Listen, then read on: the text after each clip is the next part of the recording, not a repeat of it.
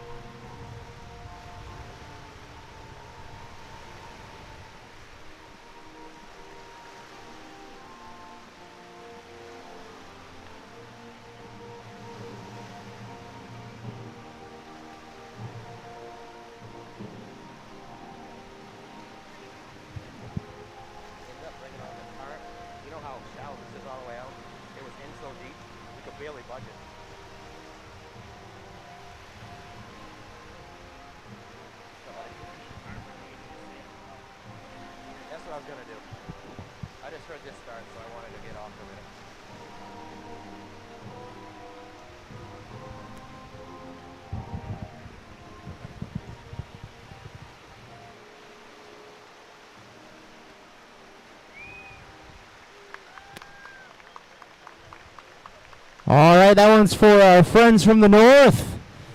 Now for the better national anthem.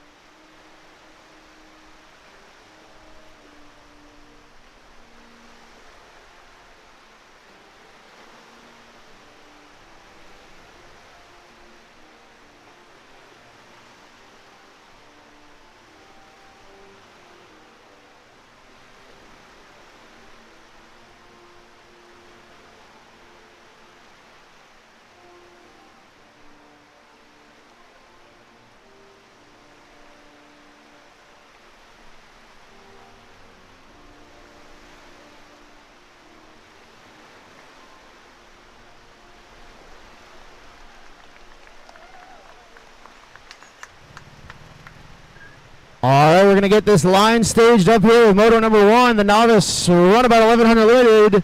We've got our live stream up and running on Pro Watercross YouTube and East Coast Watercross Facebook. I've got none other than the handsome Mr. Billy Beers Jr. down here.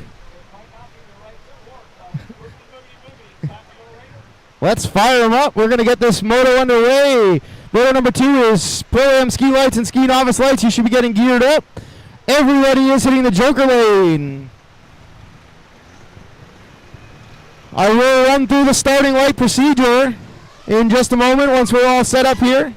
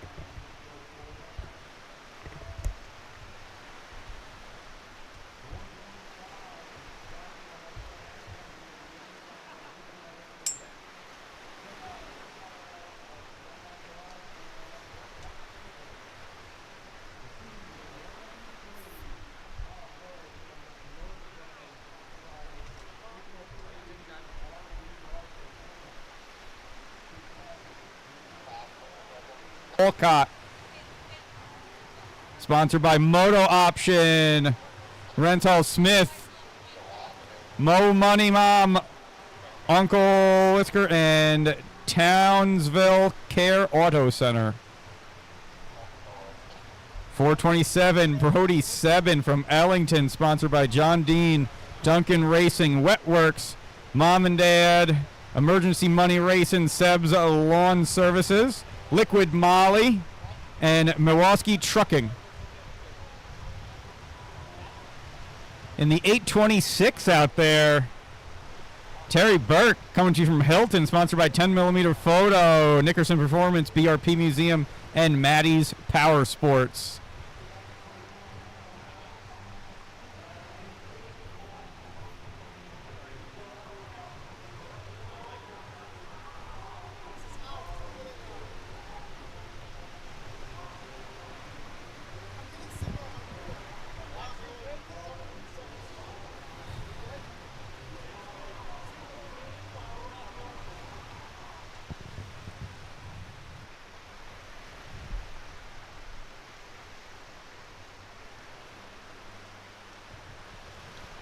Check.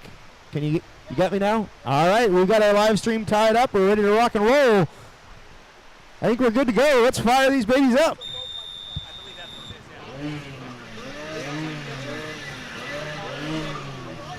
All right, Moto 1 getting ready to go racing. We're down here behind the line watching the live feed scoring.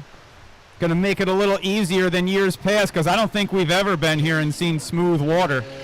Makes it next to impossible to see the numbers on these boats. Got one rider fighting to get that old Sea-Doo fired up down there on the line, going down looking for the all-clear head nod.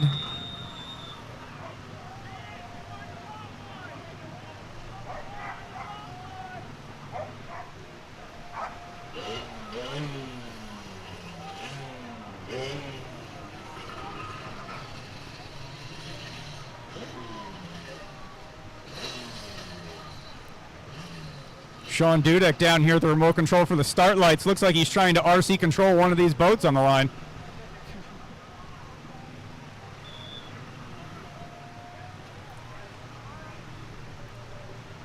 Looks like the 2-minute hold going to expire down there on the line.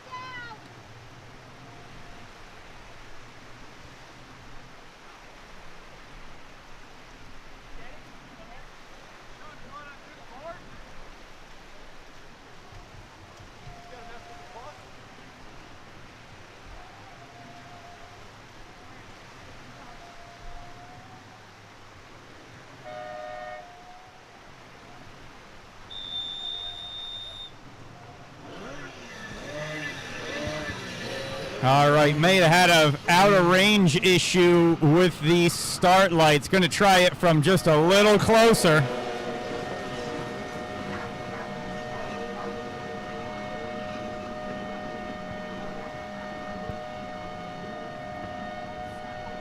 Clean start after a couple of false alarms.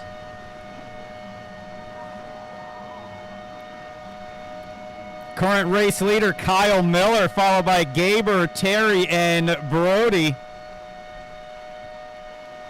We're going to give them a minute to work their way through the rough chop on the back of the course, see what their actual race order ends up being down here on the front straightaway.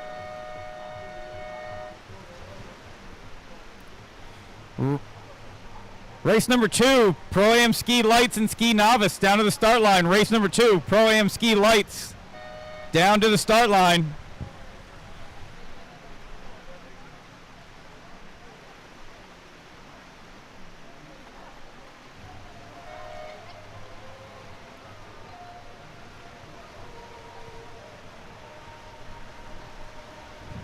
All right, ripping around the right-hand side of the course, going to work into the front stretch split.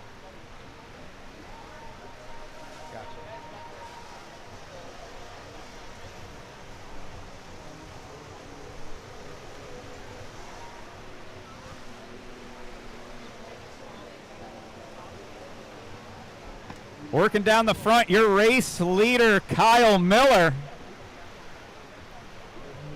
Inside-outside split battle appears to be going on between Gaber and Brody. See how they drag race out of this thing down the front.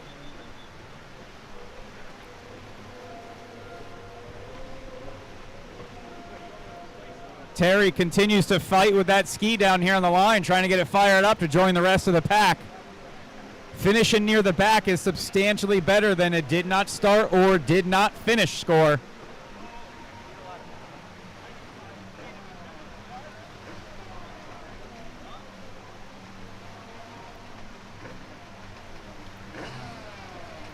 Pro-Am Ski Lights down into the start gate. Race number 2, Pro-Am Ski Lights down to the start gate.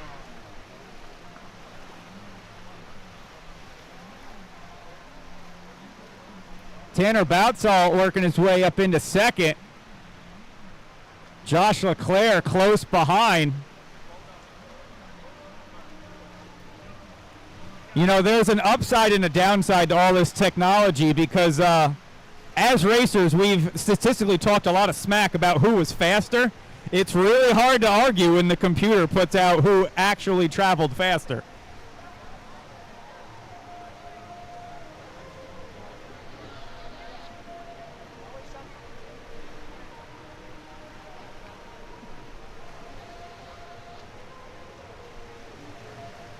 All right, first full lap complete, coming down the front stretch. Now we're going to get a feel for what kind of lap times they're putting in out there in these super mellow, peaceful conditions as he airs it out, completely clearing those SBT buoys out there on the course, which are not short buoys.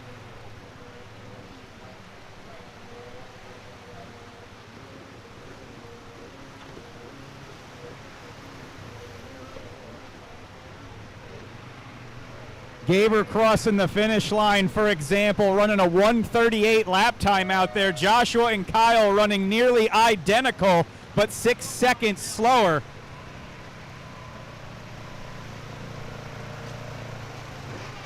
Tanner Batzall crossing the line in fourth.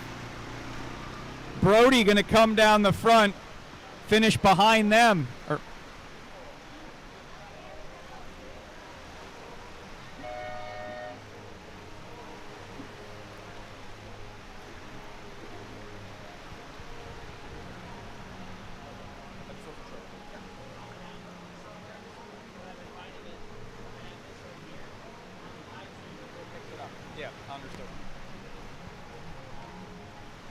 All right, Pro-Am ski lights getting out in the water, getting ready to go down to the start line. I'll tell you, it's a good thing Sean and I are both hurt, because otherwise there would be two more people to come in last and second to last in this class.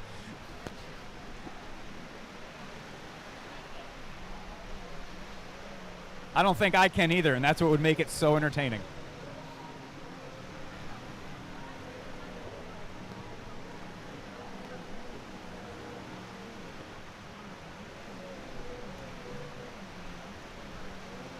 All right, 3 minutes left in this moto, plus a lap for your race leader, Joshua Leclerc, coming down the front, not slowing down even a little bit.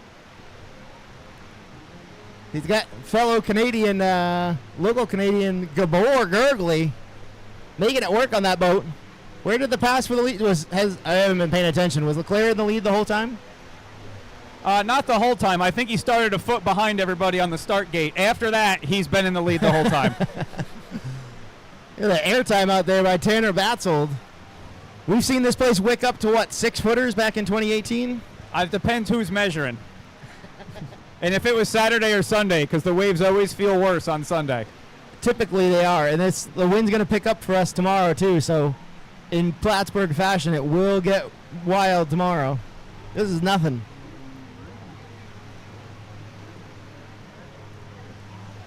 I'm wishing we had these super tall SBT buoys back in the day. It would have been a little easier to see. You'd lose them between the rollers at times. Or at least that was my excuse anytime I got lost. Yeah, we've gotten with the times and gotten some better buoys. Gotten better everything over the years now. My secondary excuse was I was following Sean. I wouldn't follow me out there. Maybe at the end of the weekend we can have a handicap race, me and you on Sea-Doo Sparks. Heck yeah. Yeah, just two buoys, one at each end. We just drive down to that end of the beach, and then we drive back to that end of the beach. I just need a trash bag to throw over my boot. I'm sure we can get someone to donate one.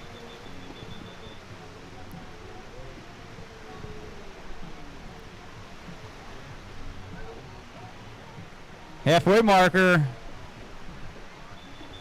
One of the second favorite flags when you're out there on the water. You know you're at least on the home stretch.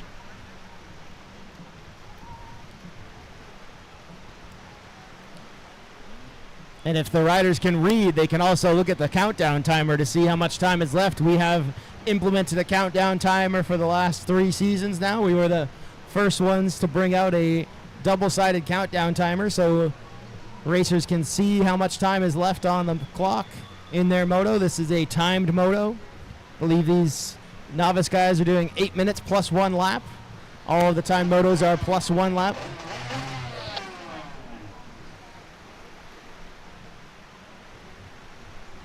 Another thing I wish we had back in the day was that countdown timer. That's that hope timer.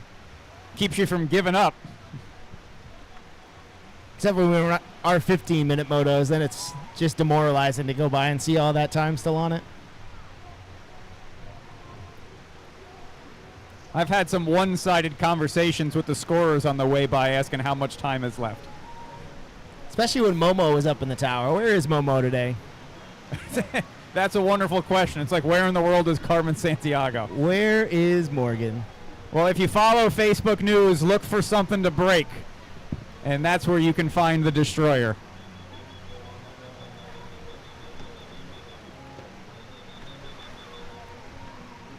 White flag for your race leader coming through this time.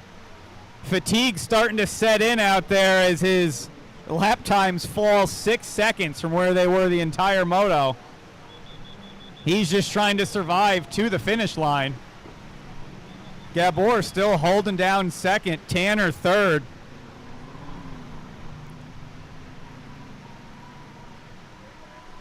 Gabor and Tanner comfortably in those two podium positions. About a 20-second gap between first, 20-second gap, then back again to third.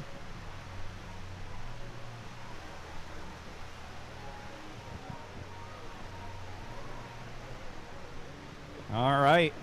I see most of our Pro-Am ski riders out there on the start line. A couple more boats on the far right warming up out there.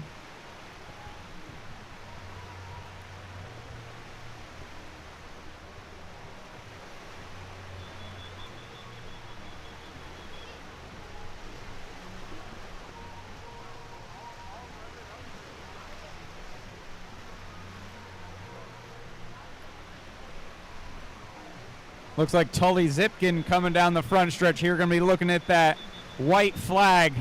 Only have to survive one more time around this treacherous course.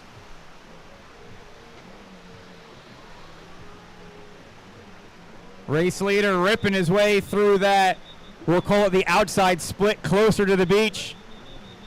Happy to see that checkered flag as he looks over his shoulder.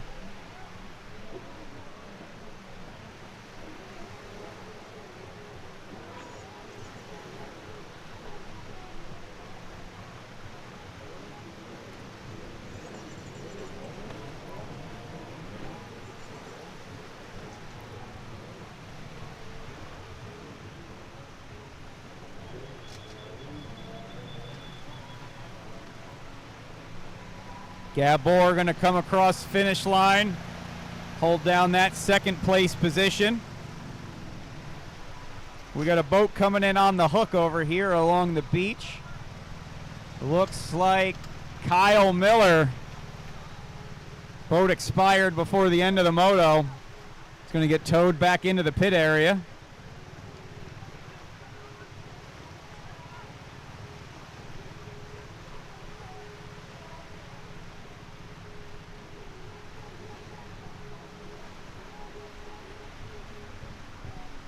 All right, before we kick off Moto 2, we'll go down the line and see who we got in this class today. In no order down there, we're going to have number 22, Michael Corsetti, sponsored by Kibbuck Cycle Sales, Kiddington, PA, and TC Freestyle.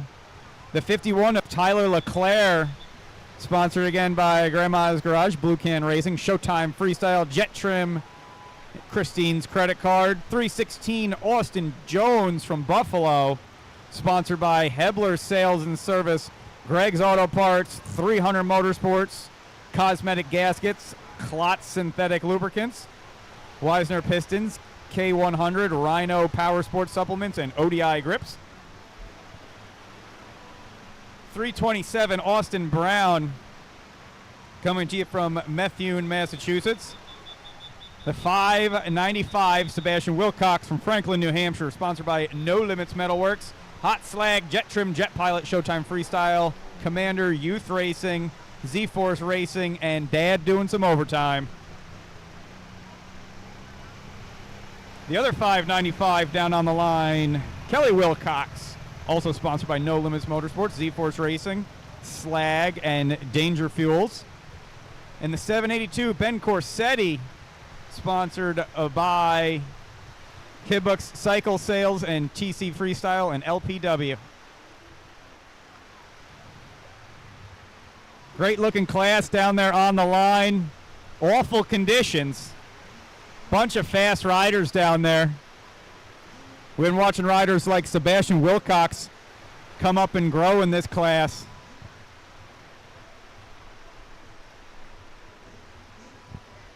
All right, race course looks clear. Switching our scoring over for the Pro-Am Ski Lights boys.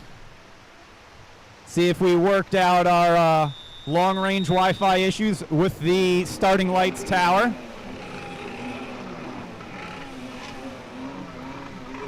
Going down the line, looking for the all-clear head nod for all riders. Tower giving Kelly a little bump, make sure he's clear, ready to go. Quick on the green light, clean start from everybody. Drag race out into the surf into this first turn. Not the conditions you want to be riding an old round nose Superjet or an SXR 800 in.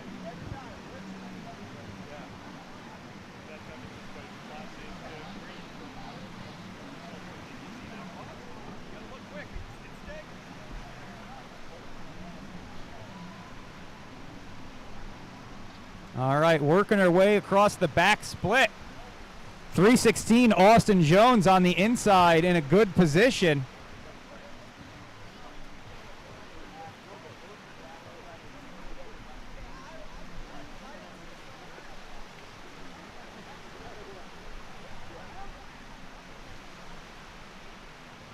Noel trying to work his way around Jones as they make their way into the first single line course out here, coming back towards the beach into the beach split.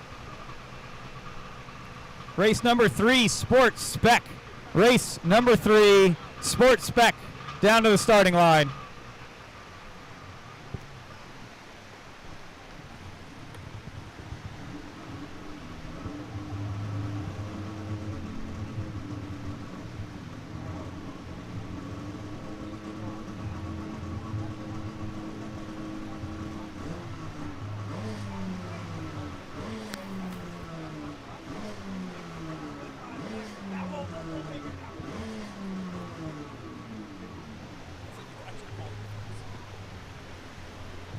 Looks like Sebastian Wilcox out there. Of course, Corsetti's not going to like that. He's always chasing Seb around the course.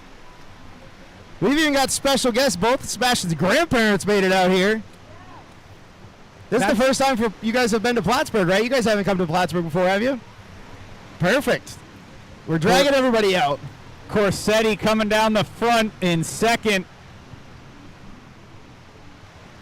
Austin Jones going to come across in third. I need it. Yeah. Noel's going to be behind him.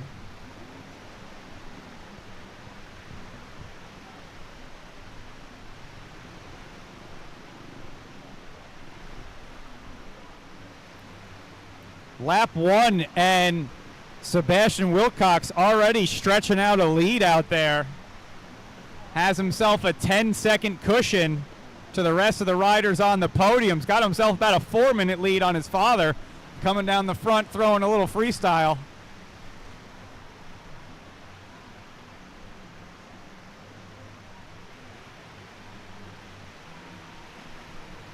Race number 3, Sport Spec riders putting their skis in the water, getting some stands down to the starting line.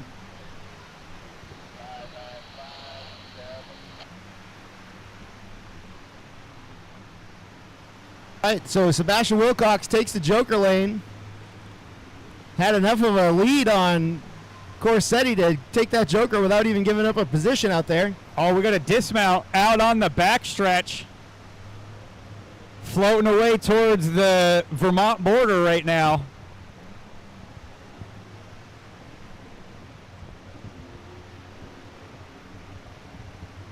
Try to figure out who that is here shortly. A lot of riders headed through that area. Can't quite make them out on timing and scoring at the moment.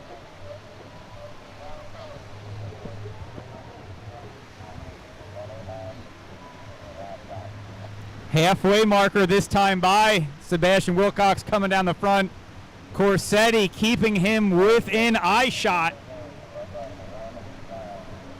He's got to try to keep a visual on him to keep motivated to ride hard out there. If he loses sight of Sebastian, he's just going to give up. Austin Jones still riding hard right behind him in third, but he's got a challenger on the outside of the split. I believe that's Noel trying to make up ground after a little first lap mishap. Yeah, that is Nolan Faela.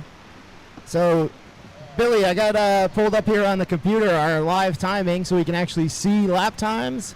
Up here on the top, we can see how much time is left in the Moto. We got all kinds of data now.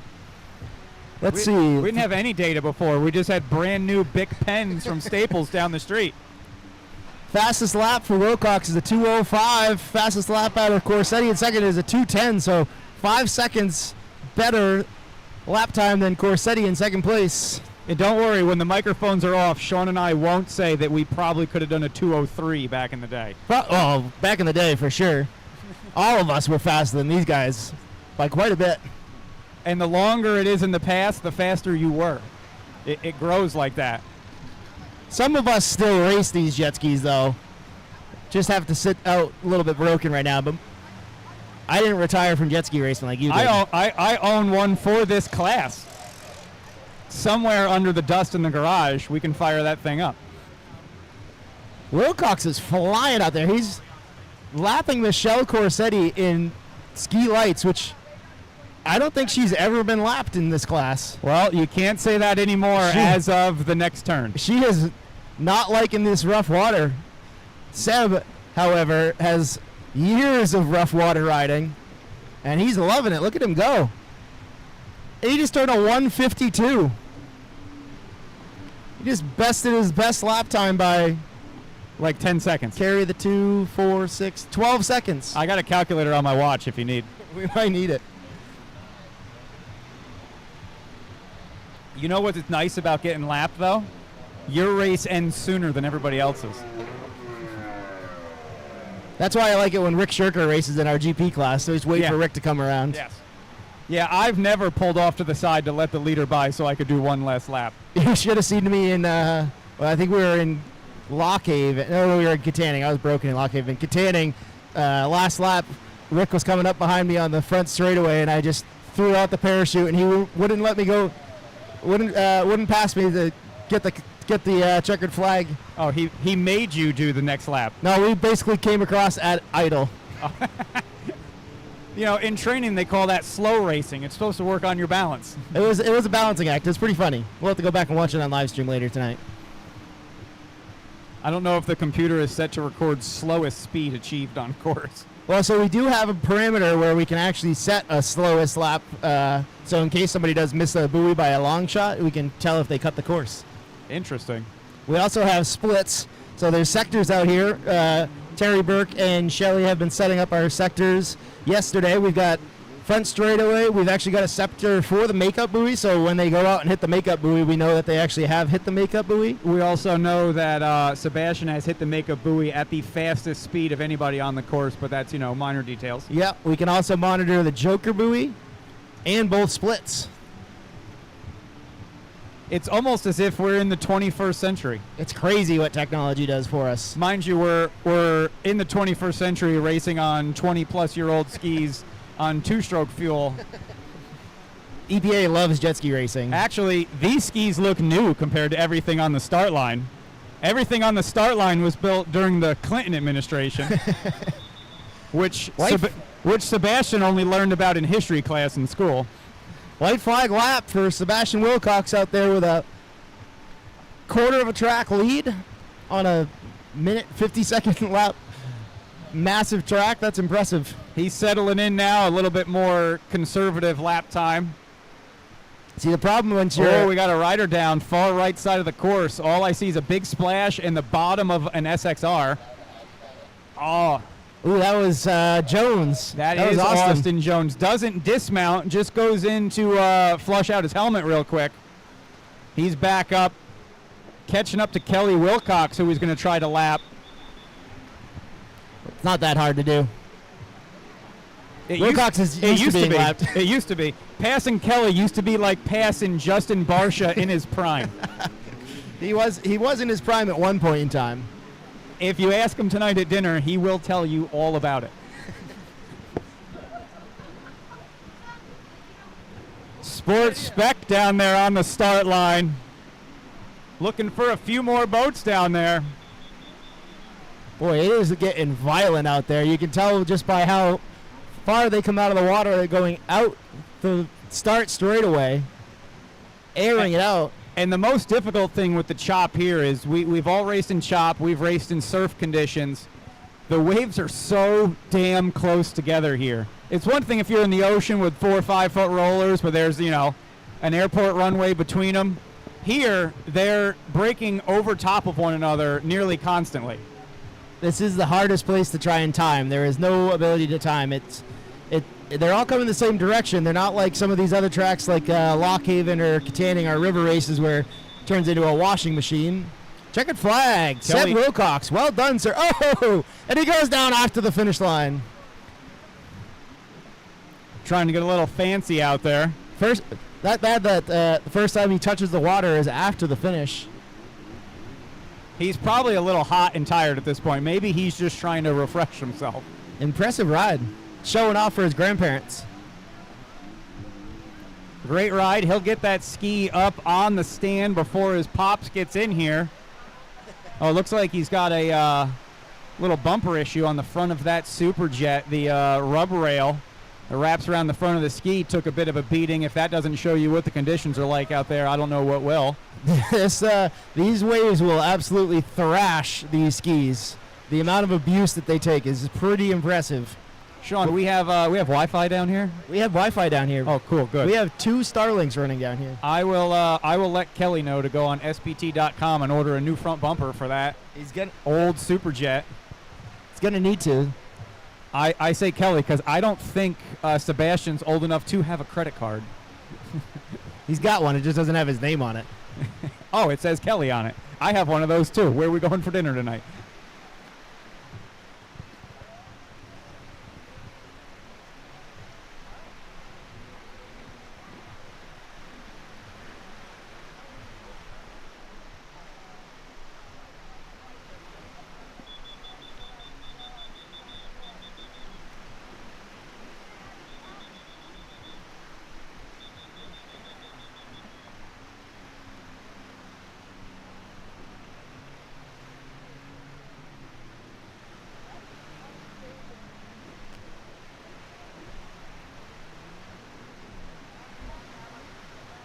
All right, rest of our class wrapping up out here. Austin Jones going to be followed by Ben Corsetti, Nola Fiella, Kelly Wilcox, Michelle Corsetti, and Austin Brown.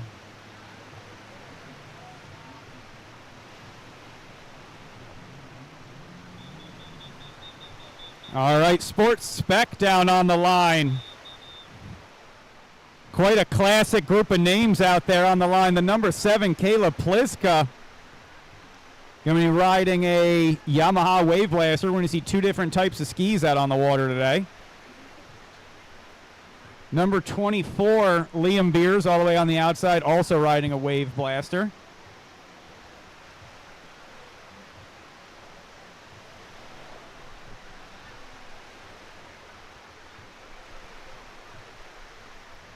Number 31, Bill Beers down on the start line. The 125, Jack Munzanski, going to be riding a Sea-Doo HX. 125X, Katie Berner.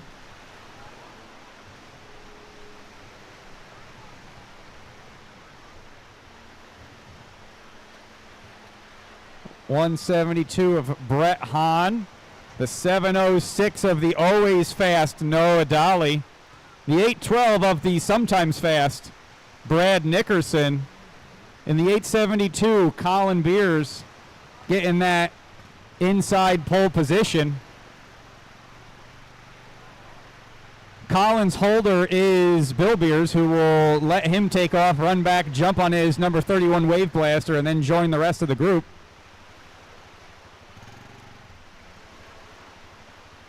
I think he had to let the kid start early, because if the kid bit him straight up, it's a long ride home to listen to him run his mouth from the backseat of the truck.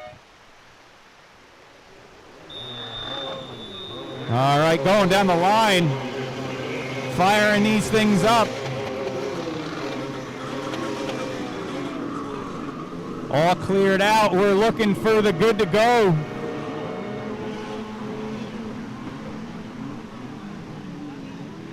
Little late off the line for a couple of our riders. Clean start from the gate.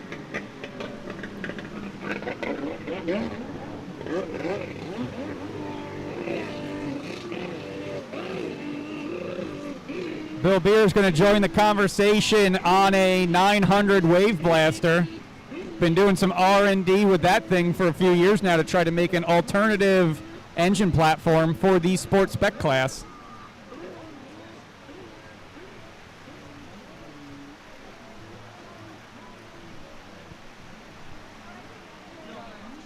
All right, we're going to see how they shake up after the split as they come down into the front portion of our race course.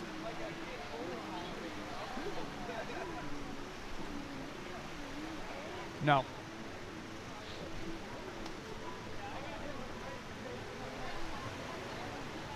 Race number 4, ski amateur 4-stroke down to the gate. Brett Hahn followed by Noah Dolly, Jack Munzowski, Katie Berner, Brad Nickerson. That'll make your top 5 coming into the first lap here.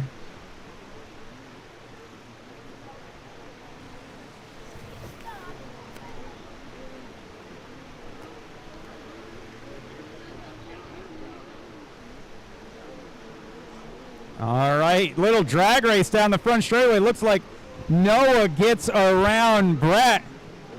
Brett opting for a Sea-Doo today, usually Yamaha Wave Blaster rider. Third place, Brad Nickerson, followed by Jack and Katie Berner.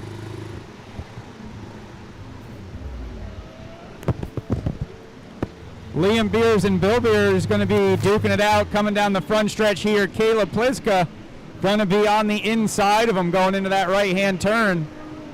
Colin Beers seems to be having a few troubles on that HX, like it doesn't want to get up to full speed here coming down the front stretch.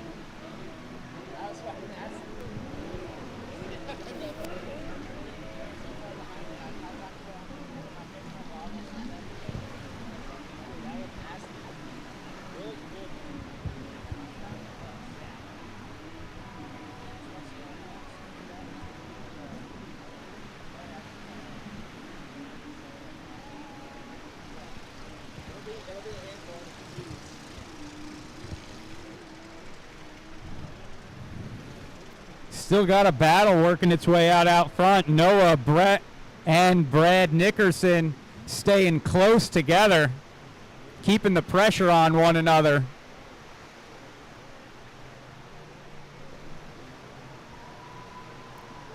These Sea-Doo HXs notorious for being very good in the chop. Deeper hole with a lot more weight cuts through. However, they do struggle to rail some of these tighter turns. That's a heavy ski to move around out there.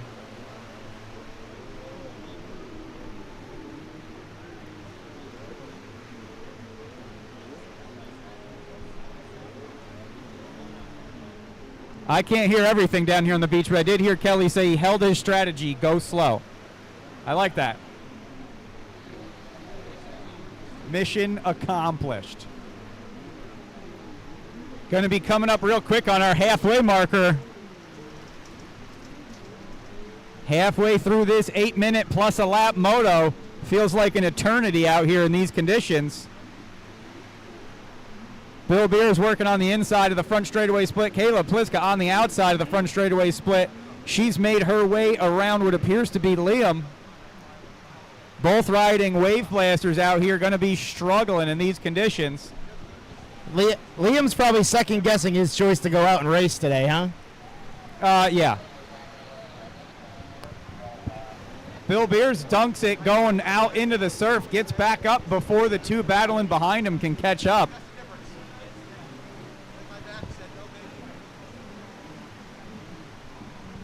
Oh, the chiropractic race is getting ready, the Super Chickens.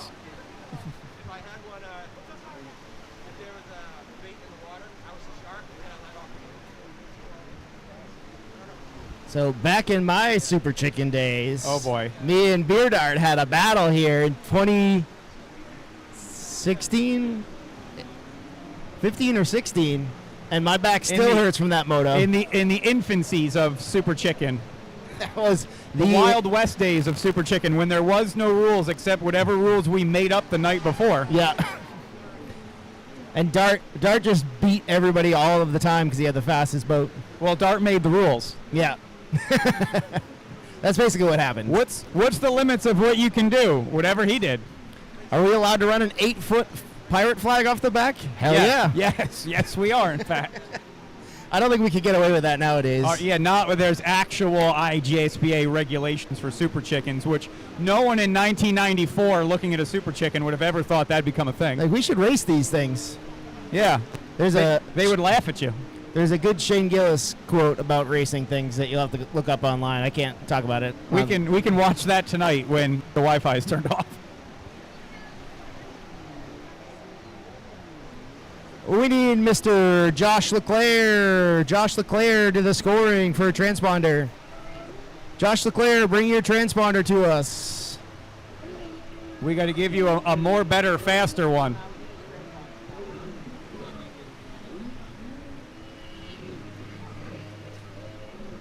Yeah, I don't know what the rules look like nowadays because, I mean, frankly, I didn't look before. Why would I look now? Yeah.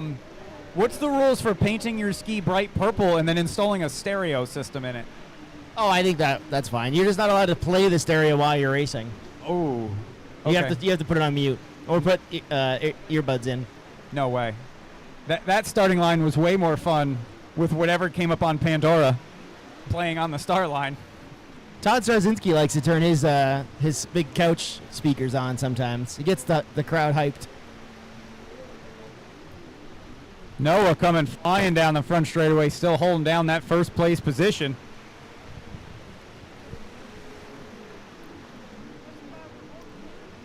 Brett still holding down second. Brad trying to reel him in on the split. Brad's got his own company as one buoy behind him, right behind him, Jack Manzowski.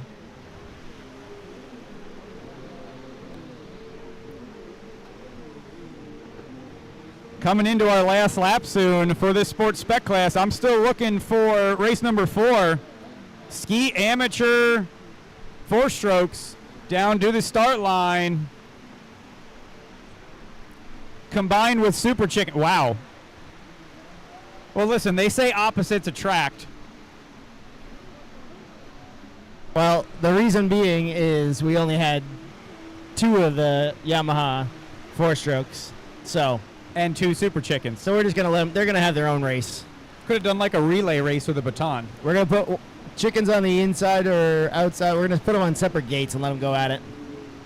We'll do a little split start. We'll send the chickens first because they cut a hole in the water the size of a bass boat. And then we'll send the stand-ups out there to run them down.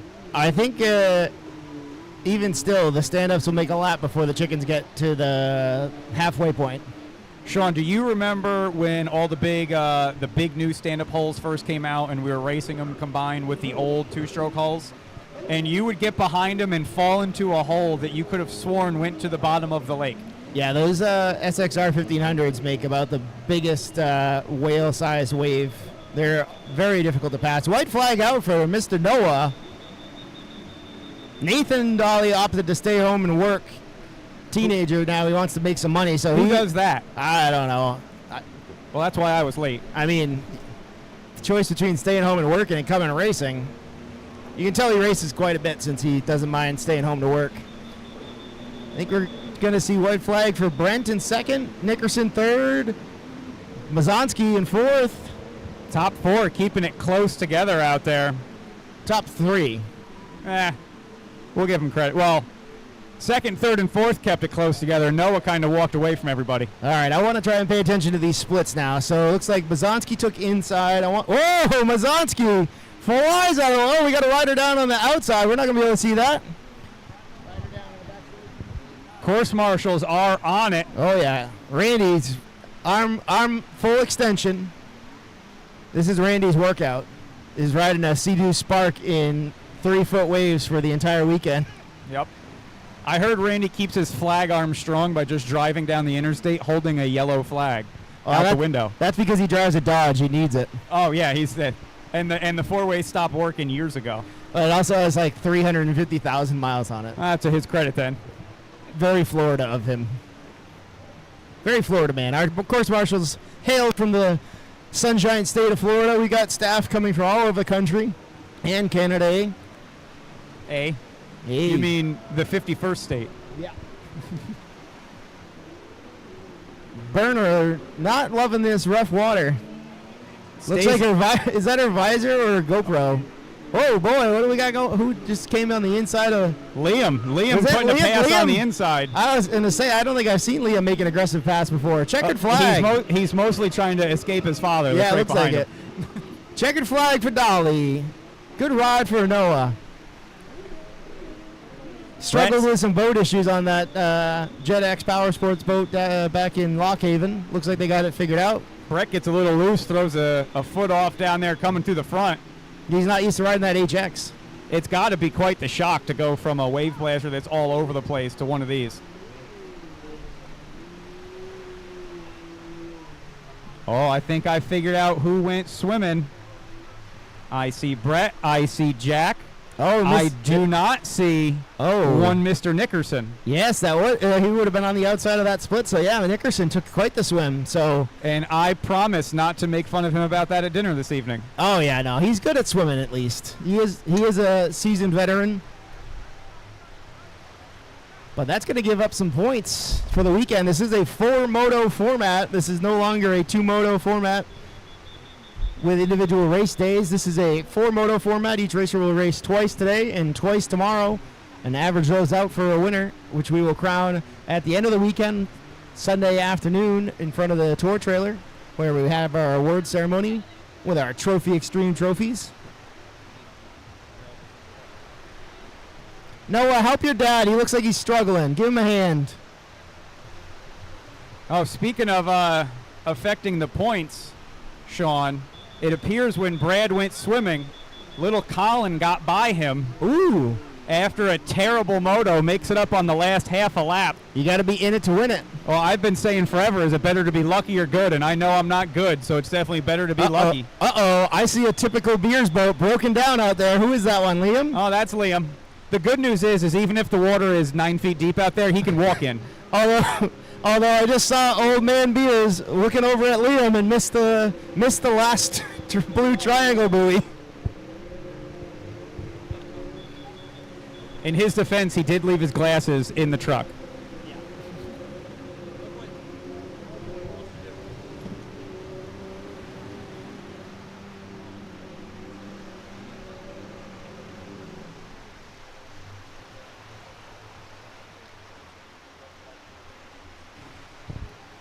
All right, looks like we got Sebastian Wilcox doing a Le Mans start.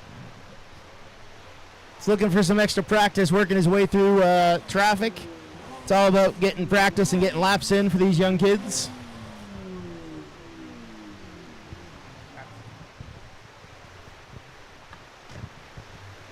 Once we get this Beers boat off the water, we're going to kick this thing off. These are two very different classes. We're only mixing them together because there is only 2 of them each. We did not get a lot of entries in this 4-stroke lights class, which usually is a big one out west.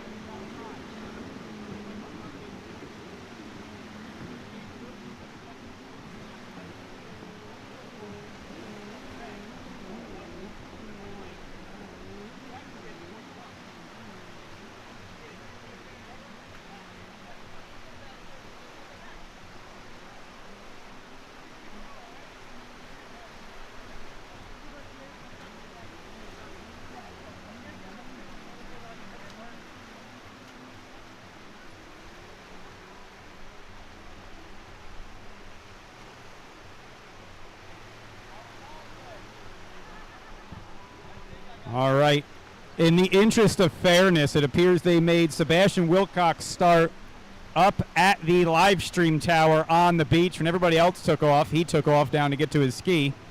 And coming down the front right side of the course here, he is already made his way up into first place. So it doesn't matter what you choose up here. Sebastian and Austin Brown, the only two stand-up riders in this combined class, and then followed by our two Super Chickens, Tully and Sue Zipkin.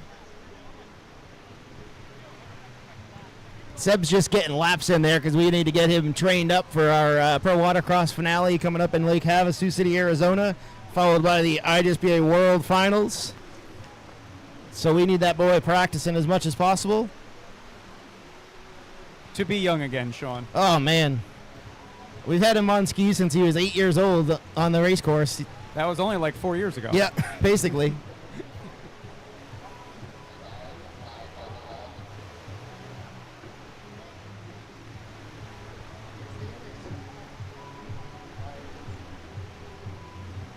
Looks like Austin Jones going down for a little water sample there. Austin Brown, I believe. Austin Brown, my Yeah, I did that all last race, so I know. Oh, good. Good, I'm not the only one. I swear I'm not a professional. I'm just here. Oh, man. If riding a modern four-stroke stand-up in these conditions is difficult, and riding a round nose is more difficult, what is it going to be for this vintage class? I don't know what's going on with Susan Her out there. goggles. Oh, we Slammed down so hard off the waves, her goggles fell off of her helmet. And also looked like she missed this last blue triangle. Nope, no. Yeah, she would have gone on the wrong side of that one. So I believe that Tully might have done the same thing. There's a lot going on out here in a four-rider race. Although somehow, yet the Super Chickens are beating the Super Jet. I wouldn't say somehow. If you or I was out there on a Super Jet, we would still be in last. I don't know what I'd rather ride right now, a Super Chicken or a Super Jet. I definitely would not want to ride that 550 that just took off from the beach. I'll tell you that. I can't wait to watch Kelly Wilcox ride his 550 out there. When's that happening? Oh, if it starts. What's that mean? You pulled the plug wires out of it so it conveniently doesn't start? What? Every time it hit the water, huh?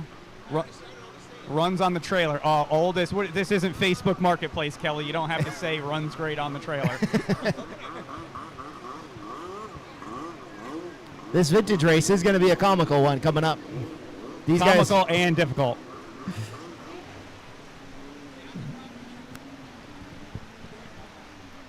Kelly's wearing his good luck left foot shoe with the big toe sticking out. well, there's a story why that big toe has to be sticking out. Hey, can we add that to the list of stories that can only be told at dinner this evening? Oh, Sebastian subs it pretty hard, but stays on it.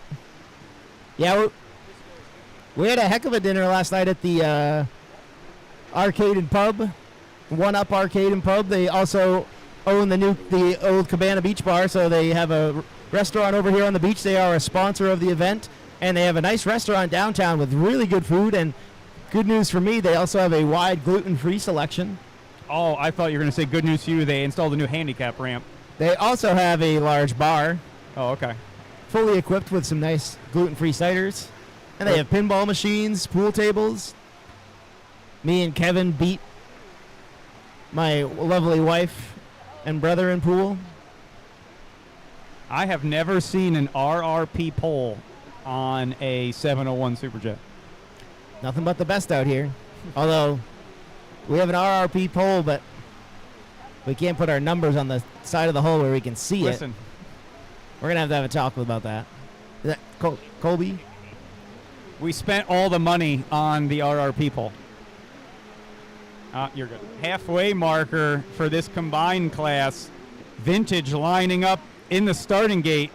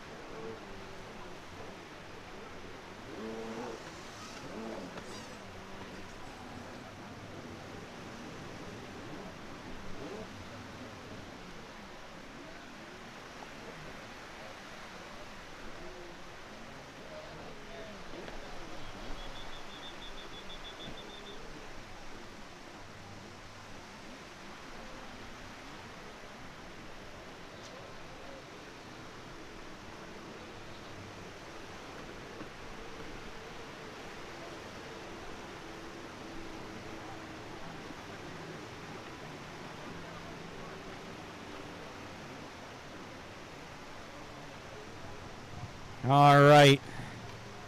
Might need a couple of holders down to the start line for this vintage class, or we can go old school like Connecticut and do no one gets a holder. Hold your own boat and keep it facing forward. Little did we know those were the good old days, Dart, the wild, wild west of jet ski racing, where there were no rules except for the ones we had to make the morning after we made a mistake.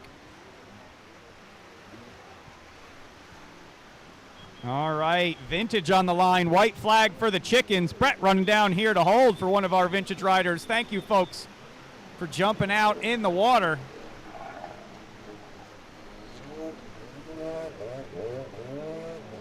White flag for the combined class. A UFO out over the race course. That would be Pete Burke getting your live overhead footage. Pete's drone does not look like a UFO. However, Pete does kind of look like an alien when he wears those goggles.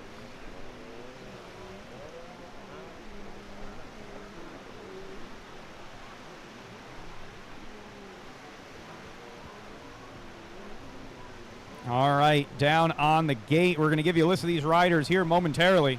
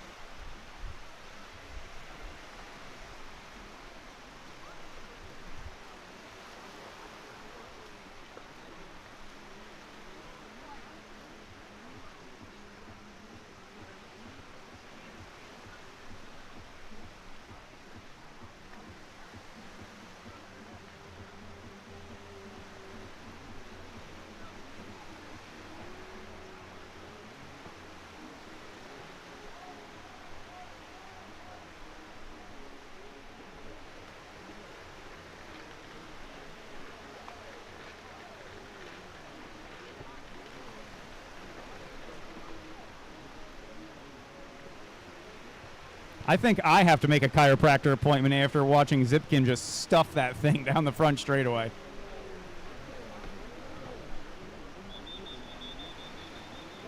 We can rebuild your crutches in the pits tonight, Sean. There's enough people with tools here. We can probably fix your crutches. All right, on the line, Ben Corsetti on the number 22. Matt Doloff on the 48.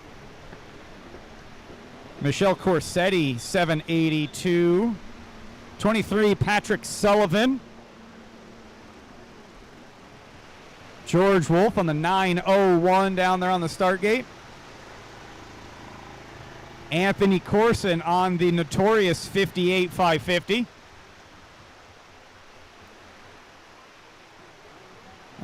Chris Van Wee Sr. on the 622. That very brightly wrapped ski on the inside half of the gate. And Kelly Wilcox on the 595.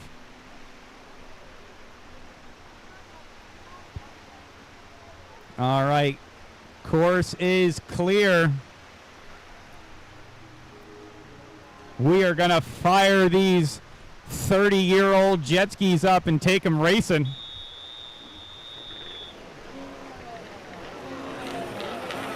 Got a handful of riders down there opting for the old no-holder style. Just going to fire it up and wait till it's time to go. All clear from the riders going down the line. Green light, horn blows. Smooth start for a few out in the front, trying to find some smooth water, bouncing all over the place. One rider down, looks like the 48. Matt Dolhoff goes down early, might have got pinched between two other guys on the gate. Race number 6, Pro-Am run about 1100 down to the line. Race number 6, Pro-Am run about 1100 down to the starting line.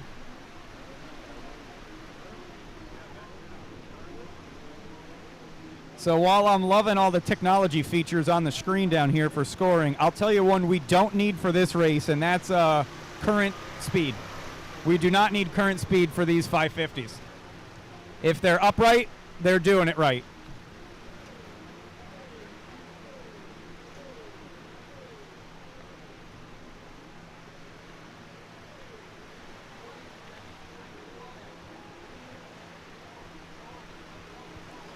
All right, we will let them shake things up as they make their way halfway around the course. Out on the far right, try to see what kind of order we got them in here.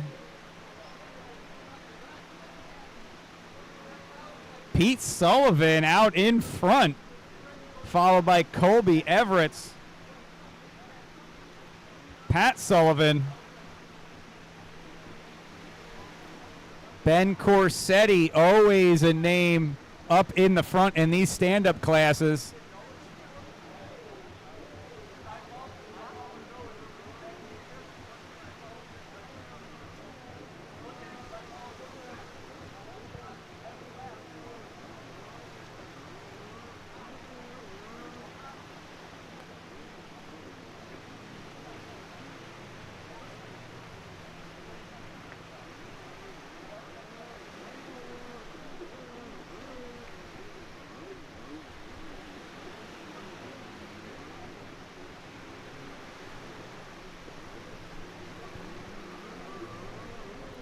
All right, while we're monitoring positions for this vintage class, we are going to bring up a replay down on the screen here for some possible missed buoys during the sports spec class that could shake up scoring for the season championship.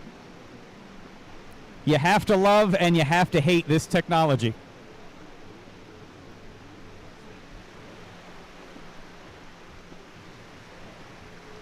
Of course, there was none of that technology, Dart, when I missed the entire finish line in Connecticut.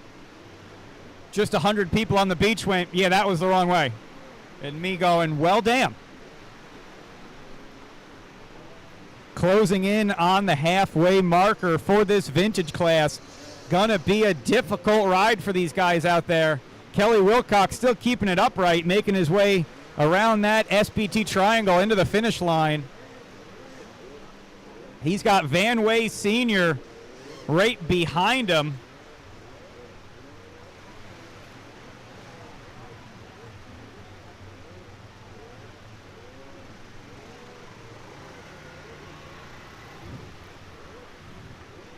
Tony Corson coming down the outside split on the front straightaway, doing his Gilligan's Island 3-hour tour pace.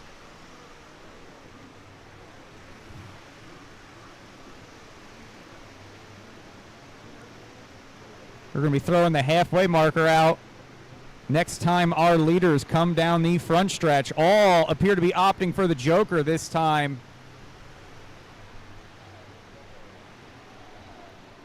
Oh, one rider skips the Joker this time, tries to get a little clean water, put a little space between them.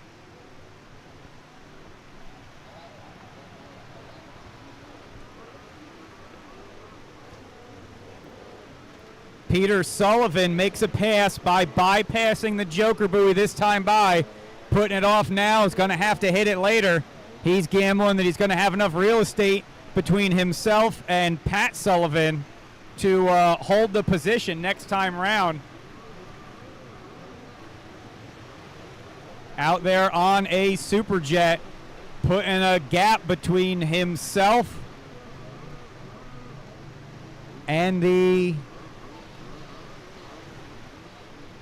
23 of Pat Sullivan. We got one rider down out by the Joker.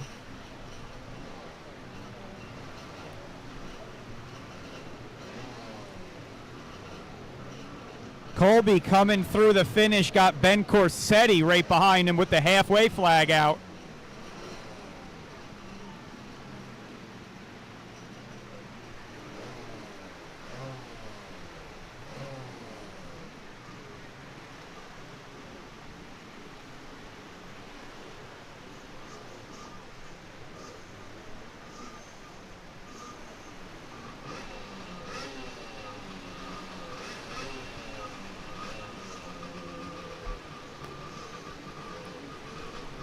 All right.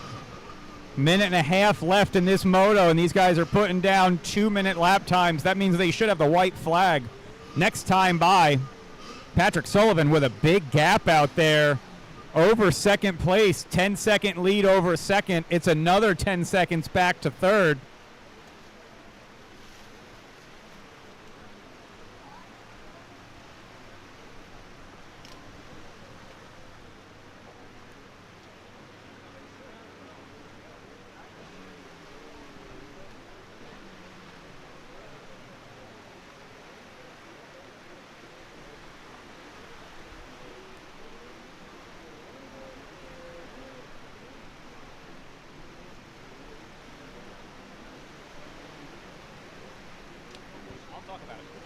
So, as if there wasn't enough computer screens down here, I can watch all the transponders on the course, see guys making passes. I can watch everyone's lap times and their speeds. And then I got Pete Burke over here showing me an updated scoreboard as if we're watching a NASCAR race, showing all the drivers, their positions with their photos taken in case folks at home forget who they are. So I can go down the line here. Anthony didn't take a picture. We'll fix that tonight, Pete. So all riders on the score sheet right now, 1st through 11th, or 1st through 10th, do have a photo up on the board for our folks watching online so they can see who it is out there, because obviously no one looks the way they do when they're wearing their gear. The only rider in scoring that does not have a picture taken is Tony Corson in 11th place. But we'll fix that this evening when we go out to dinner. Actually, I have some old ones from like 15 years ago that we can, what's your email or something? I'll send them to you in a minute. You're going to have to zoom way out to fit that mohawk in that photo, though, I'll tell you what.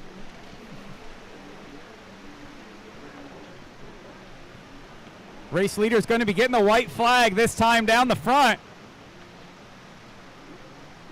Peter Sullivan continues to hold down first place. He's only got to hold it down for one more lap, making his way around a little bit of lap traffic here.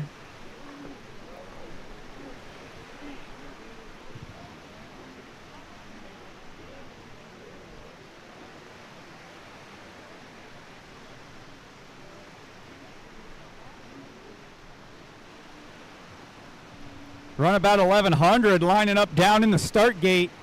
Very much looking forward to watching this class out in these conditions. These guys put on a heck of a show on a smooth day. Extremely competitive class, run about 1100 limited. Lining up right now in the starting gate. One lap left in this vintage ski race.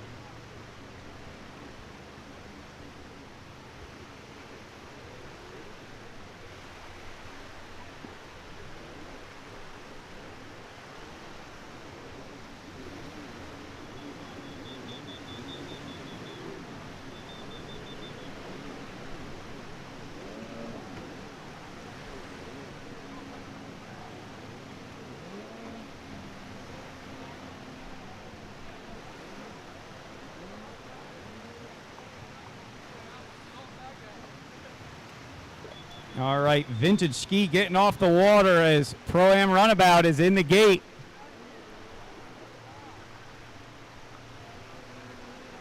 Our final competitors making their way through the finish line. Anthony Corson coming down the front split. We'll wrap up our vintage class.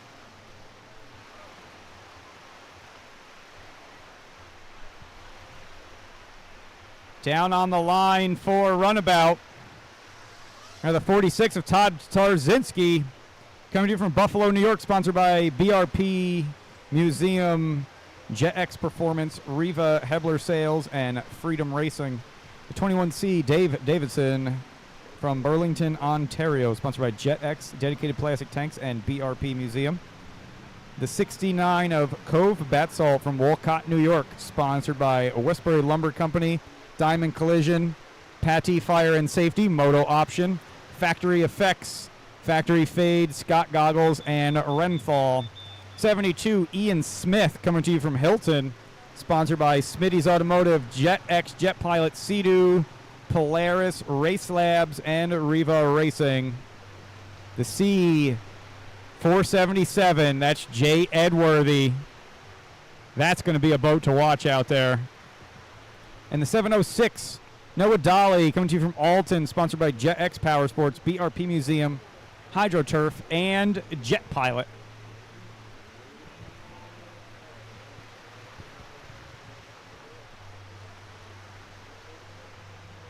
Going to be an 8-minute moto for these guys. No one's going to give an inch until the end of that last lap. Extremely competitive class. I don't see anyone out here that we haven't watched race in this class for at least a decade. Todd Tarzinski with the 360 camera on top of his helmet. Hopefully he throws some of that footage up on Facebook later this evening so some folks can see just how wild it gets on the back part of this course on these machines.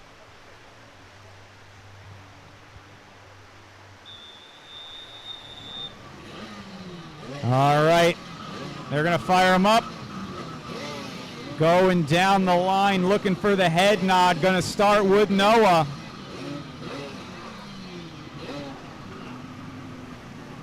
Looks like all riders all clear. Quick on the green light. Surprisingly clean start. Run about 1100 limited.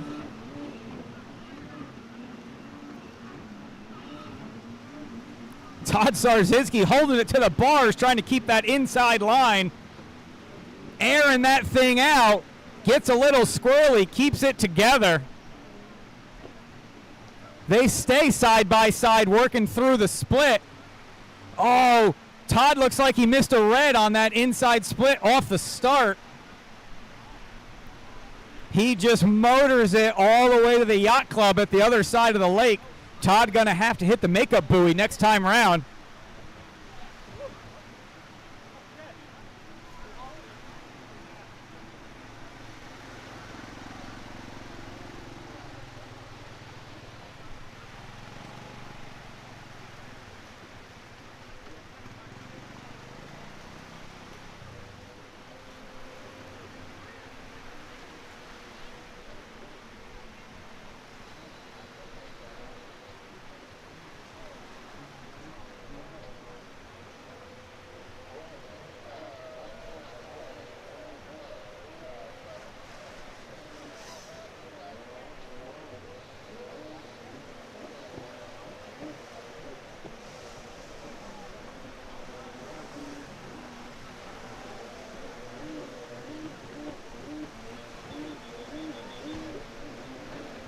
The good news is Todd's wearing a 360 GoPro. We'll be able to go back if he wants to contest if he had the correct line or not. We'll be able to go back, take a look. He can plead his case.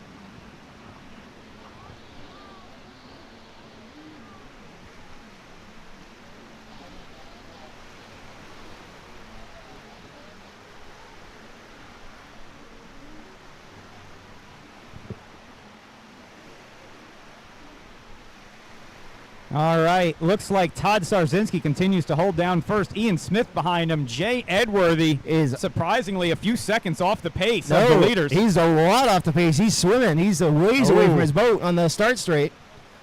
Came off and got ejected and was a ways away from his boat. Took the marshals a minute to find him out there in the water. Well, he's wearing green in a very brown and green lake.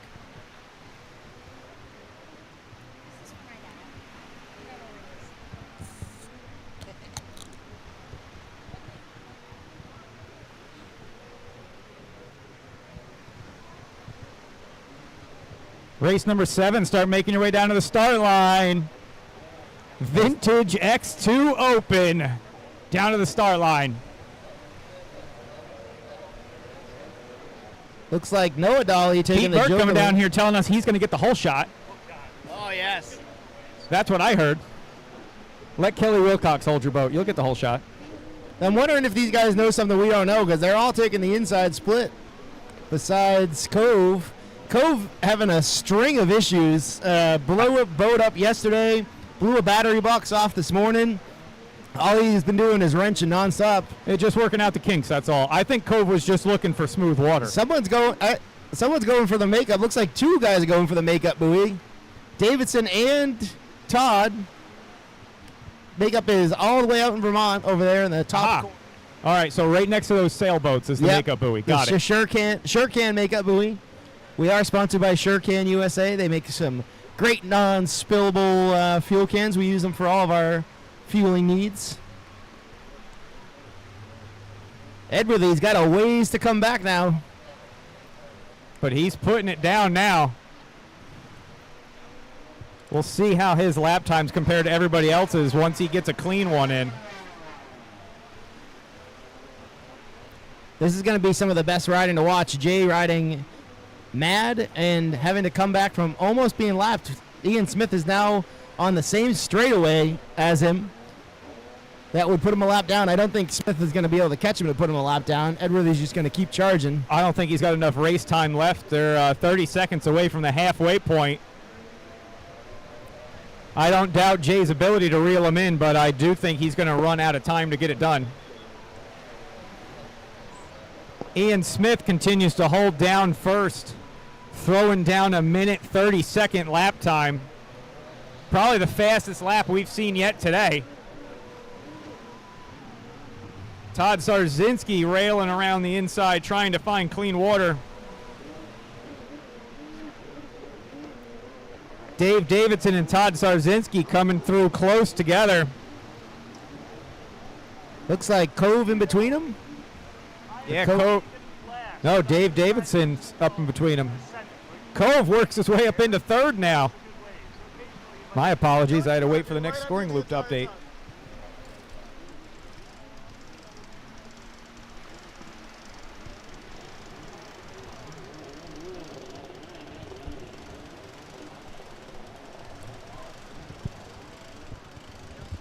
Yeah, Ian Smith out there faster in 4 of the 5 scoring loops out on the racetrack than everyone else on the course at this moment. However, Jay Edworthy finally back up and running after a first lap dismount. See what he can throw down here. Smith opted to take the Joker lane that last lap and still had enough room to stay a ways ahead of Davidson. It looks like it's about 10 seconds or so. Sean, it's a shame Jay went down because he just posted the second fastest lap of the day after going swimming, which is exhausting having to get back on the ski. It's usually what happens with Edworthy when he rides angry. He puts it to a whole nother level. Start calling him the Hulk. You wouldn't like him when he's mad. No, he's not one of those Canadians you want to get mad. I didn't Nice know chicken farmer, though. I didn't know Canadians could get mad, Sean. Uh-oh, who's out in the backstretch with the seat off? Is that Cove? Uh-oh. Oh, no. That's a high-performance modification. You just need a little more air. Oh, boy. It looks like we got another break. Is that must be Cove out there. Is that Cove? Noah getting squirrely down the front straightaway. Keeps it together and pointing in the right direction. That does look like Cove out back. Oh, what a bummer. He's been working his butt off. He blew up a boat, blew apart a battery box, swapped parts back and forth, worked on it all day, missed practice, and was running in third. It's unfortunate to see, but that's what happens when we race these 30-year-old boats in 3-foot chop. Goes about as well as a bunch of 30 or 40-year-old guys. Basically the same thing. He's quite Something's a bit guaranteed younger. to break. He's one of the younger ones in this class. Most of these guys are old bucks. Well, I guess it's an even split. We got 3 old guys and 3 young guys.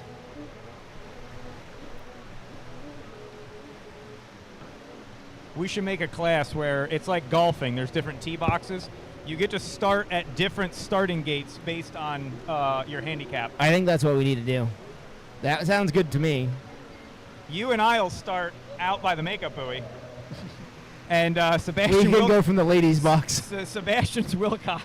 Sebastian can start up at the toter home in the parking lot Yeah, we'll leave him. with no wetsuit. He has to get dressed, run down to the beach. We were going to make him do a Le Mans start through the bouncy house obstacle course at Lockhaven. Or Katanning, rather. He didn't want to do it.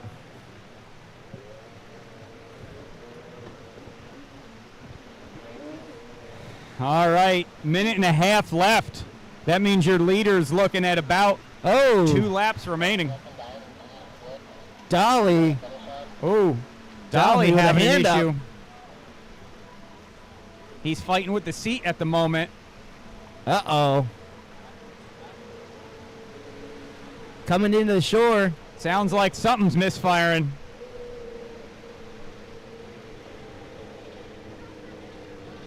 He's going to try pulling in here to his father, see if they can't do a little quick repair.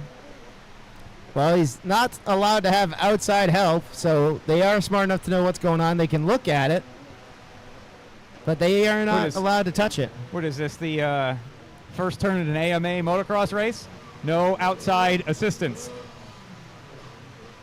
They're just giving him words of encouragement, that's all. Physical words of encouragement by clearing the boat out. Nope. It doesn't sound good. She's had the radish. Another unfortunate DNF for JetX. Typical Kelly Wilcox moment. It sounded great out of the water. It ran when it came off the trailer. Ran when Smith parked. airing it out. Smith has been on a tear on that 800. And on the runabout, too, we're going to see him go to war with Edworthy. He did win over Edworthy at the last race in Lockhaven. Well, the good news is Edworthy's already mad. Yeah, so now this is another win in his belt over Edworthy. It's a changing of the guard, it looks like. X2 warming up, heading down to the start line, the notorious number 3 of Carl Hausch. The Gator. Trademark number 3. He bought the rights to that number years ago. We're not allowed to touch it. He likes the number so much he painted his Gator ski so nice that he couldn't put numbers on it. He asked if he could get away with not putting numbers on it because his ski looks so nice. I mean, if you spend a lot of money on a paint job, why ruin it? You don't put a sticker on a Ferrari. At least that's what I've been told. I don't think that anybody has ever referenced an X2 similar to a Ferrari. If anyone was going to have it, though, it'd be that guy. Edworthy keeping it together for the final lap. Oh, man. Cove. What is it? Cove, wait, who was the mechanic that just put the battery box in that thing? No, the battery cable on the motor. I didn't know. Oh, battery cable. Another electrical issue for Cove.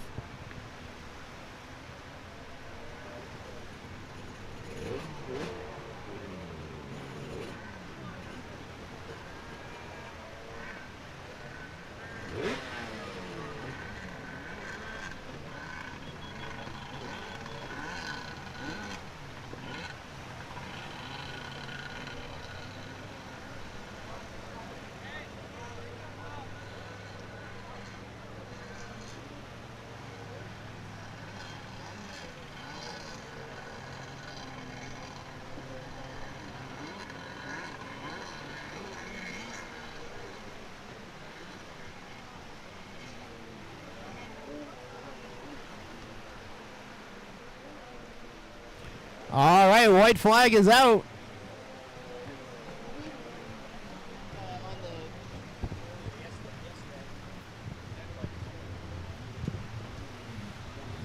It looks like Edworthy's making his way up to the back of Todd. He's going to try and at least get a couple of positions here, but I don't think it's going to happen.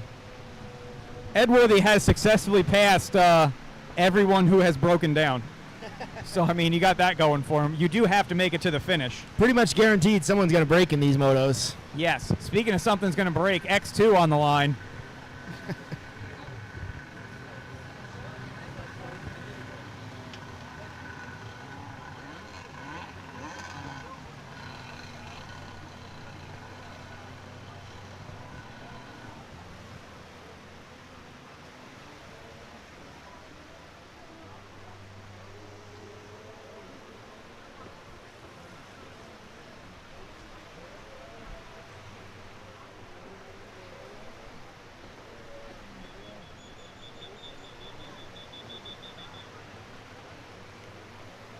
Checkered flag, Ian Smith. Good ride, sir. Well done. Takes the best of the old men out there. I mean, I don't know if anybody was going to catch him. Looking at the sheet, no, he has the second fastest lap time of the day. One very angry Jay Edworthy put in a 1:29. Whoa, a 1:29. Did he miss some buoys out there? No, I think he was just real mad. But Ian Smith consistently putting in that 1:32 range, going to put him comfortably out in front of Dave Davidson and Todd Sarzinski, who survived to the end of the race. Both hard for the machines to do in these conditions and the pilots. Liking this super clean number 51, Jack Munzanski. Good looking X2 coming down the line.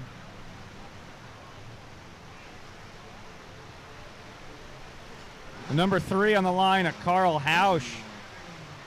Number 7, the bright pink boat, Kayla Pliska down there. The number 11 on the outside, that's Pete Burke, your drone pilot. The white 51 ski, that's Jack Munzowski. And the 808, Chris Von Way, though my scoring sheet has the words crash in parentheses. We'll see if he can hold that jinx off or not.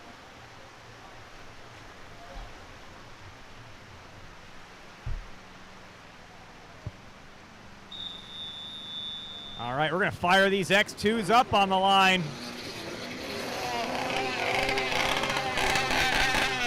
I see all 5 up and running. Van Way getting ready to rock and roll. Carl opting for the old school, starting the water next to it. Quick on the green light. Clean start. Kayla Pliska takes off great all the way on the inside. She's going to be drag racing Van Way, who's going to try to squeeze her out. Burke on the outside. Got Jack running the whole shot on the outside split. Kayla Pliska does a little line switch, tries running in the outside of Van Way. Brutal conditions. Oh, Van Way's got a problem at the first buoy. Kayla motors around the outside of him, takes the line away going into the second turn.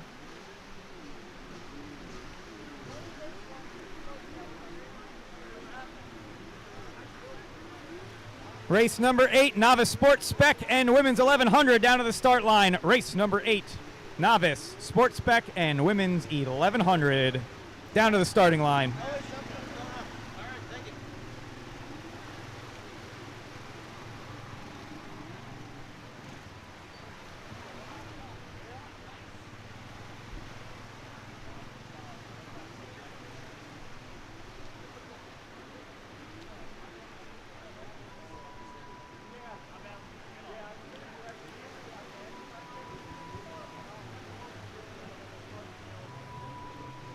Jack on that 51 appears to be holding down that first place position.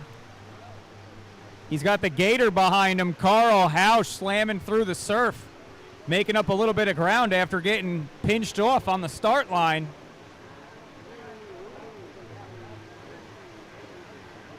Jack going to opt for the outside split down the front straightaway. Carl going to follow him. Looks like Van Way in third, Kayla right behind him in fourth. Followed by the drone pilot himself, Pete Burke. Kayla, the first rider, opting for the inside split down the front straightaway.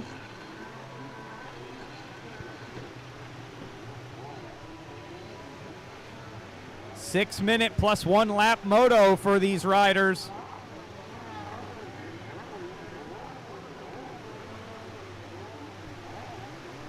Kayla comes out pretty even behind Jack as the splits come together at the finish line.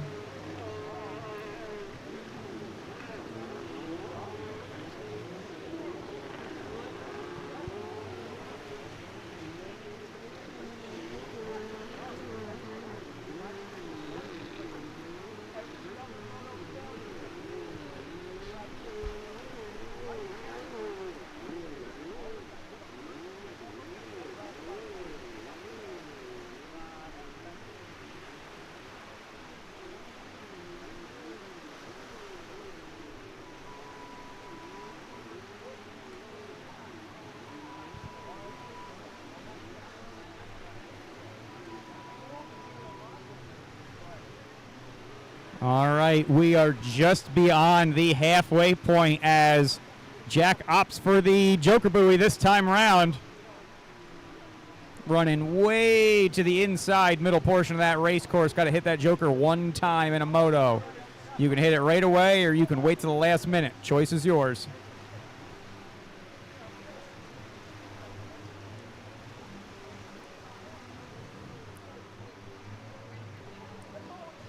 Jack currently holding down a 7.5 second lead over Carl Hausch.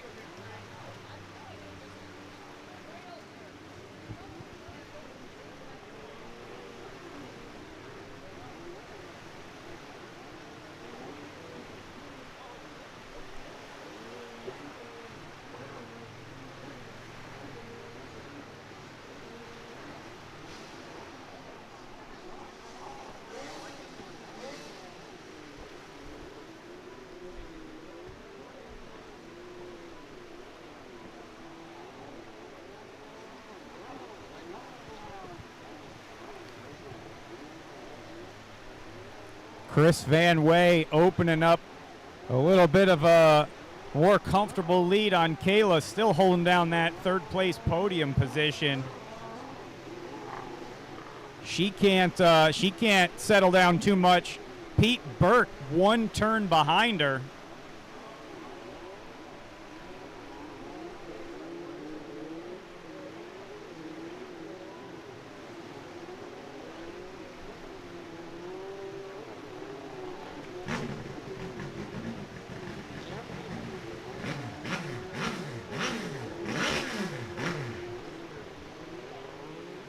Thank you very much, Kelly Wilcox. I needed that.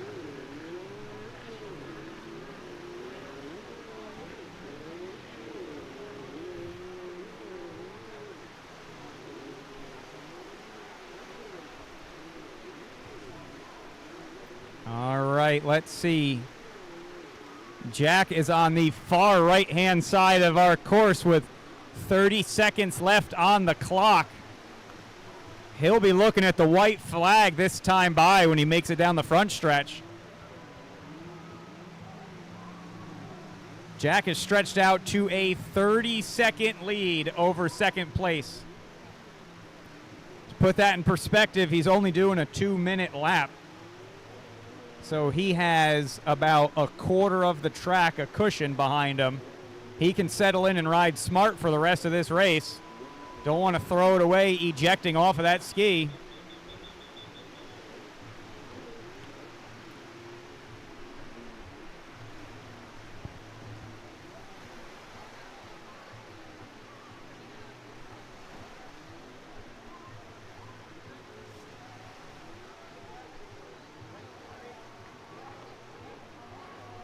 Race number 8, Novice Sports Spec and Women's 1100 Limited down to the start line.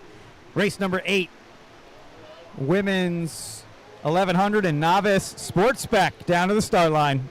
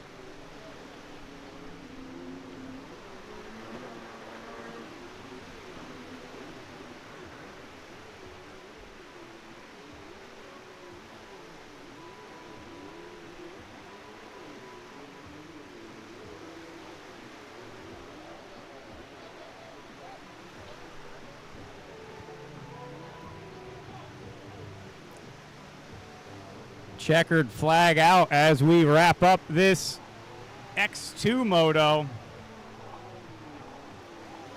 Van Way continues to try to hold off Kayla Pliska. Kayla gonna opt for the inside split down the front straightaway. Last ditch effort. Try to get that lead.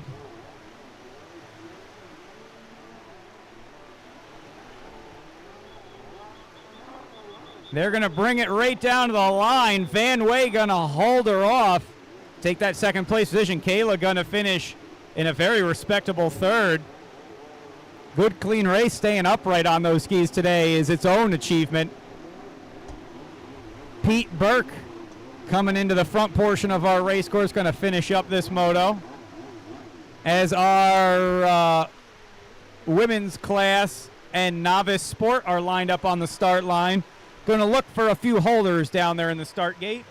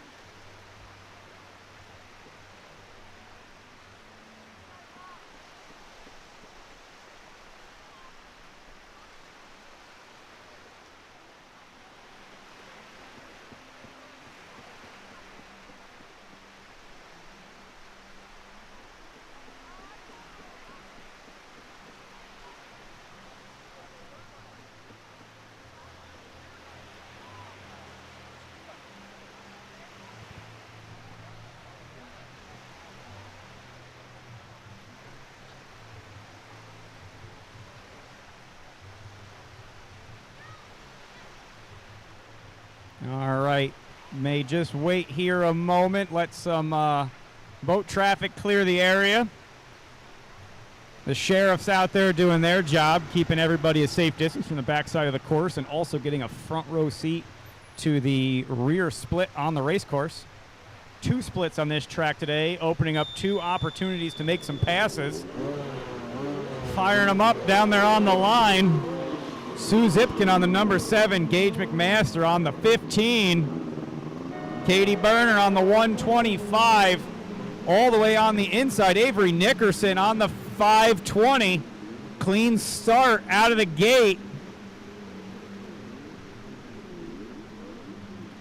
A little combined class action out there as novice sports spec and women's 1100 running together.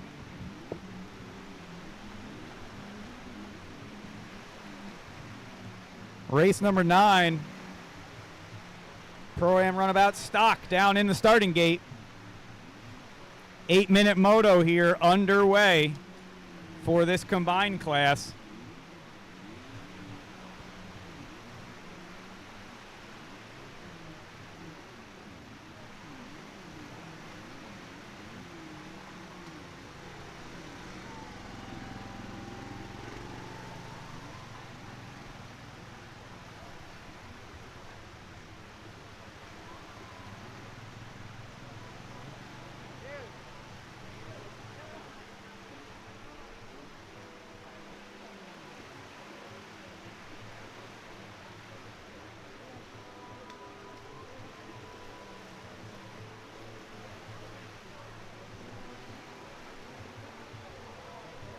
Going to get a clearer running order on them as they come down the front stretch here.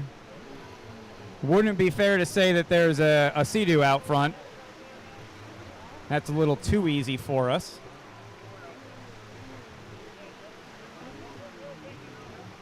I see what appears to be Gage McMaster in second, battling right behind Ryder Downing, who just makes that blue SBT triangle before the finish line. Conditions are not getting easier out here.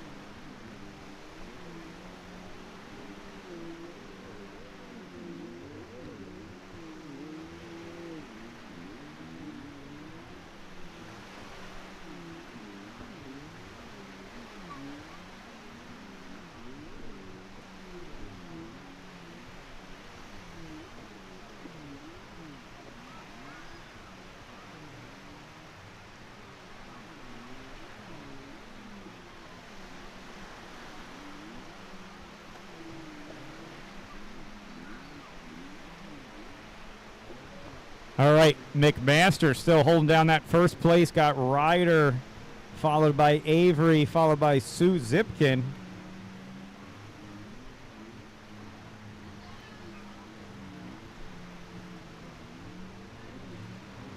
I don't have a Katie Burner here on my live update.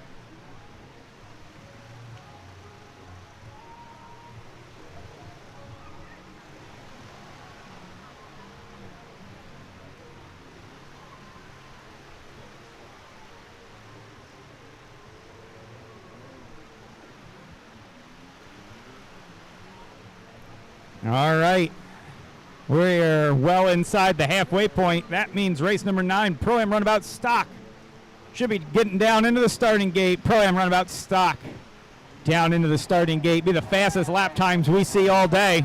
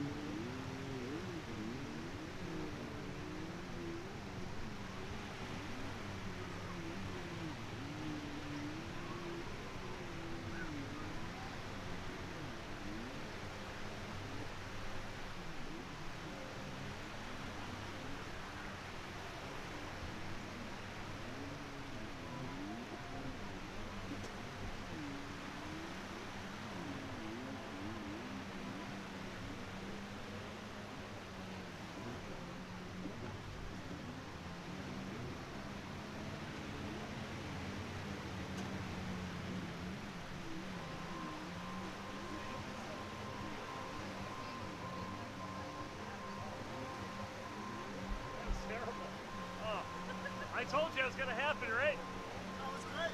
Did you get any of the air? A little bit at the end, yeah. All right, good. How do you help? What do you got? How do I see my race on this live here? Okay, so you want to see your position where you're at. Oh, I need to see the map. I got 1 minute till the white flag comes out as McMaster comes flying down the front stretch. An entire front stretch lead over Ryder.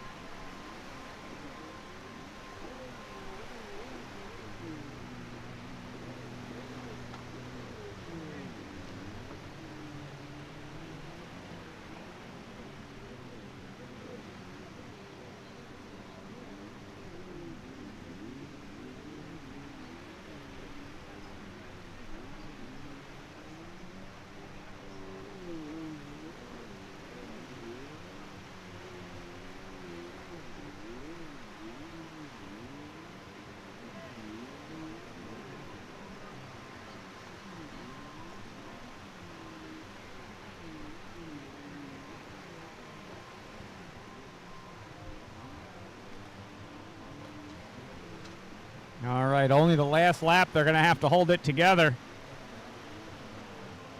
Some of the biggest skis you're going to see on the beach all day lining up in the starting gate.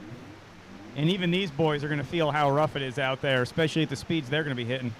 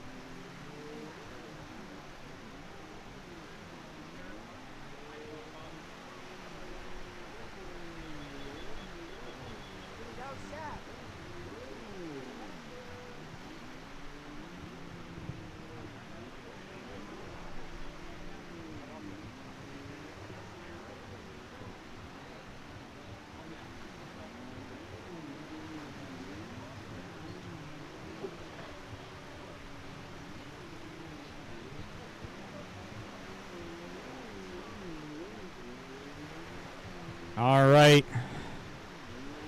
Jay Edworthy pulling down into the start gate for this pro runabout class. Todd Sarzinski out there warming up along the beach area of this race course.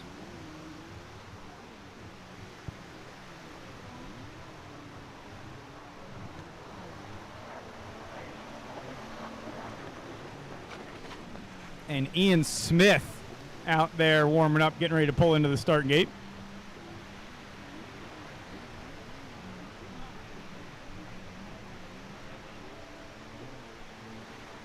Sue Zipkin going to see the white flag this time by, but McMaster going to see the checkered flag.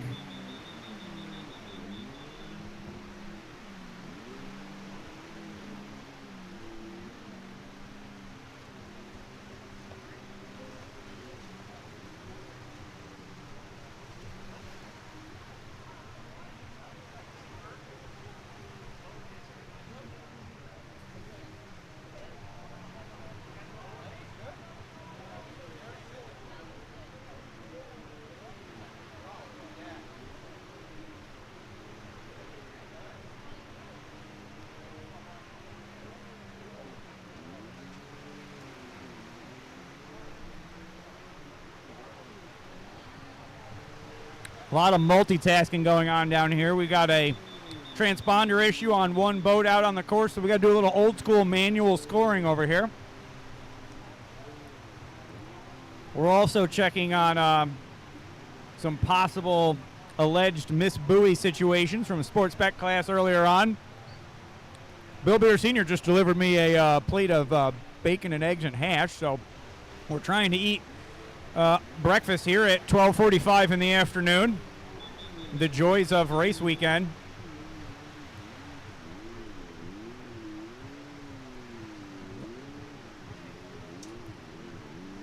Avery coming across the line, completing that moto. Looks like Sue Zipkin coming down the front stretch here one final time. And then we will get ready to kick off the big boys in Pro-Am Runabout.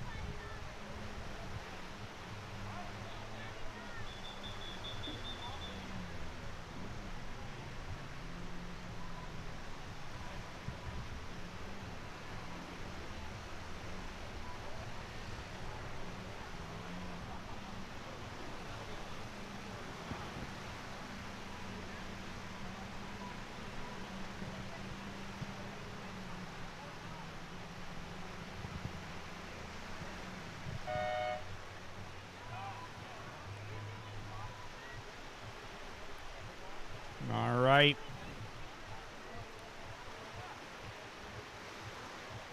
Squaring away some details with the boys on the line for Pro-Am Runabout.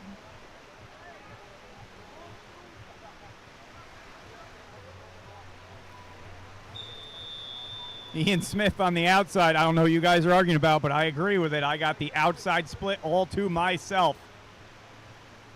Jay Edworthy and Todd Sarzinski going to be sharing the inside. Going to be a drag race of that first turn.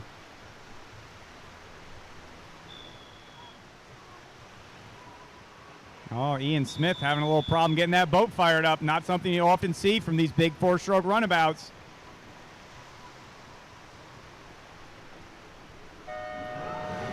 Clean start.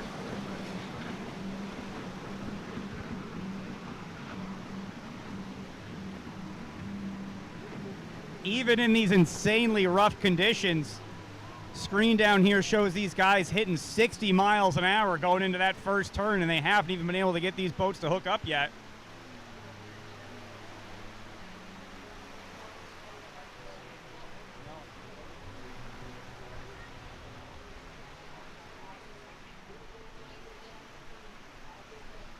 Yes.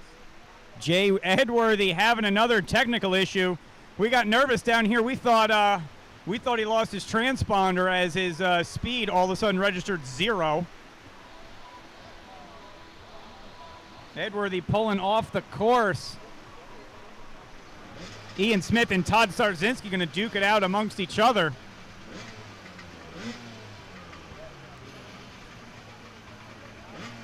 All right, Ski GP, get ready down into the start gate. Race number 10, Ski GP. Make your way down into the start gate. Oh, Jay waving here. Try to see what's wrong.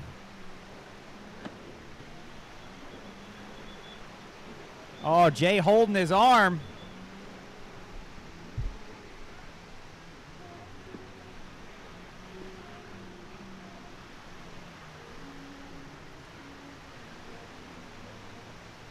Not sure if it's a boat issue or a Jay Edworthy issue. Saw him holding his right arm.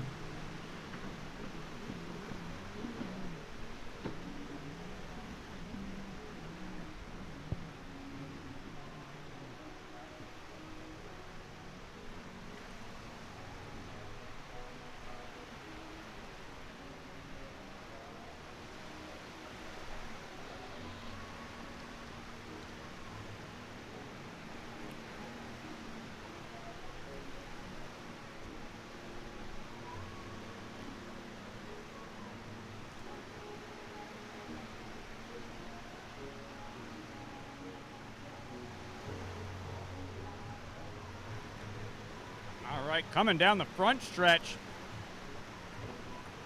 Man, Ian Smith just laying it down out there. Ian opting for the inside tighter split even on that big Sea-Doo.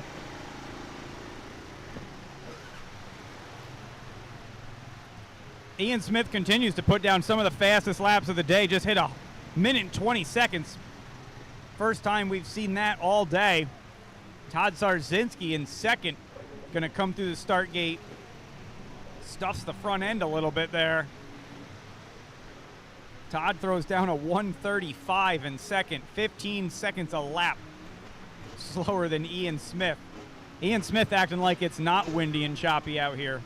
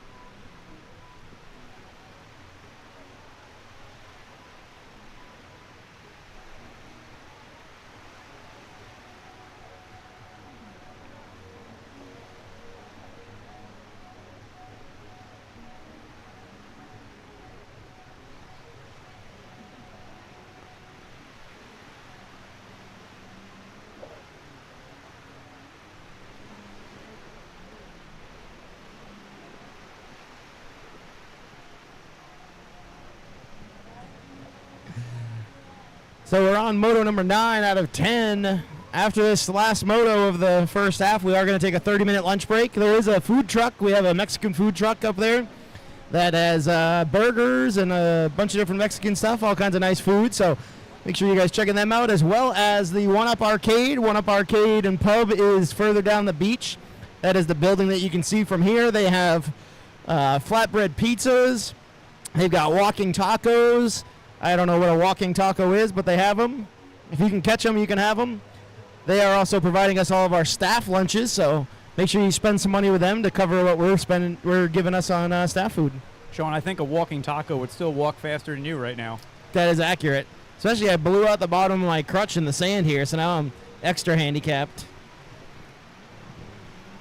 Just use that crutch on the other side. You'll be fine.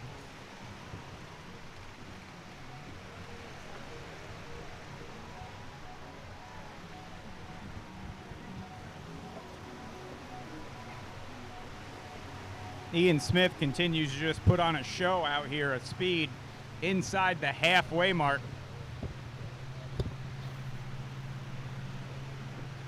Jay Edworthy hitting the makeup buoy for a mistake made out there on the race course.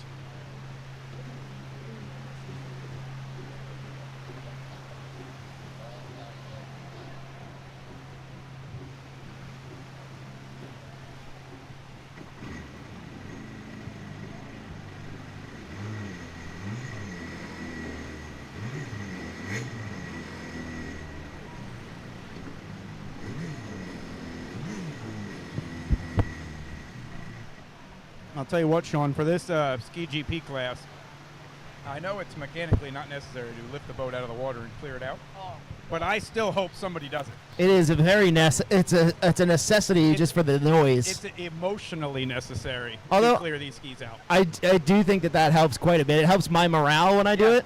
Usually I just do it for a morale booster. So it helps my morale to do that. What hurts my morale is not knowing how to use a drop nozzle. Kelly, you going out? At the Watkins Glen race and pulling it all the way after Sean said don't pull it in all the way. It and turns into a submarine. Proceeding to drive the GP1 to the bottom of the lake. It's an instant submarine when you go full lock. That was cool. Never used that before. Yeah. The hardest thing to learn coming from motocross into racing those GP skis is letting off slowly, not like a clutch where you just want to drop it. Yeah. Because it is your left hand. So this next moto is going to be a mix between Ski GP and 1500.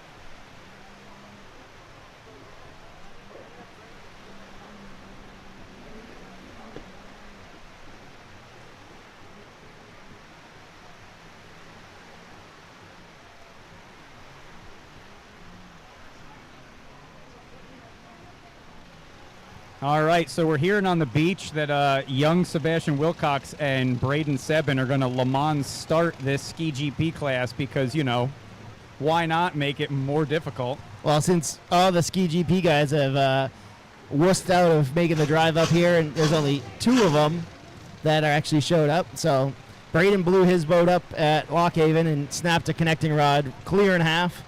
So he's going to be riding my 114 machine since it's just looking pretty in my trailer. So we might as well race that thing.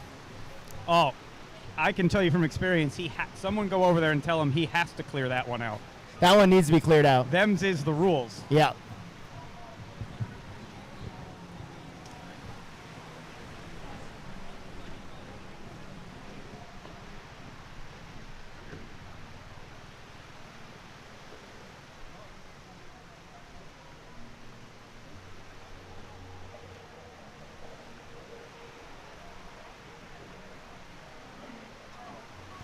Hey, Brian Sebin, make sure he clears that thing out real good on the start line. We want to hear that thing sing. Yeah. It's a little known fact that exact GP1 actually has to be lifted out of the water on the start gate and revved at least 6 times. We want it revved up in the water. We want to hear that thing sing. You got to clear it out, make sure it sounds good. So this is our 10th and final moto of the first half. What we do here at East Coast Watercross at the 2026 SPT East Coast Watercross Tour is we run a 4-moto format. These racers do battle 4 different times throughout the weekend. 2 motos today and 2 motos tomorrow. So after this 10th and final moto of the first half, we're going to take a 30-minute lunch break. Let everyone get some food in their bellies, get reset, get hydrated. Come back out. We're going to run all of these motos again this afternoon. You can hear the GP boat starting up down there. There's the 595. So Sebastian Wilcox has not raced Ski GP this year. He's technically not old enough to race it, so when we have a big class, we don't allow him to race it just because of age, but he is faster than all of us. We actually don't allow him to race it just because he is faster than all of us. Yeah, there's that. Usually he beats us on my backup 1050, my 3-cylinder 4-stroke, and he still beats us on the 4-cylinder 1500s. Well, here, I'll bring my SXR 800. He can ride that, and you and I can ride GP1s. On a rough day like today, he might actually beat us. Well, yeah. Because we'd have to pick up our tongues off the tray. We'd also have to adjust the rules that says you can kneel the entire time. Yes, this is a rule that stand-up classes cannot kneel for more than 2 buoys. That is a rule for Kelly Wilcox. It doesn't say you can't drag in the water violently behind the boat for more than 2 buoys. You have to be careful when you drag behind the GP boats, though. You will lose a shoe. I think you'd lose a whole leg behind these. I mean, yeah. This is a lot more anything. power than back then. You need to watch out where that jet pump comes out, because it does hurt you. Edworthy's still hanging on out there. We haven't really talked much about this race because it is a bit of a snoozer. Edworthy's making it happen with his arm. It must be decent enough. Came back in, shook it off, realized it wasn't broken, and he's back out there. Yeah, we'll have to ask him how he's feeling when he comes in because he's got to be pretty banged up to pull off the course and just give way to these guys. Yeah, for Edworthy to come in and get checked out real quick is a rarity. We don't see that very often, but these boats are violent. They are very heavy and extraordinarily fast. Ian Smith checkered flag this time by. Todd Sarzinski going to bring in the 2nd place position. Good ride for Todd, though. He's really not that far off of Ian's pace. That's quite impressive for Todd. Ian has been on rails this season. What do they have for fast lap times? No, he's not. They were only 7 seconds off each other on the last lap. Nice. 9 seconds between them on fastest lap of the day. Good ride, Todd. Todd actually put in the same fastest lap of the day as Jay, albeit Jay is riding slightly handicapped at the moment. We'll take a win. Checkered flag girl is Ian Smith's sister. Look at her go up there. Taylor coming out of retirement this season to help us out. I'm coming down to the start line for this one because this is something you have to experience up close.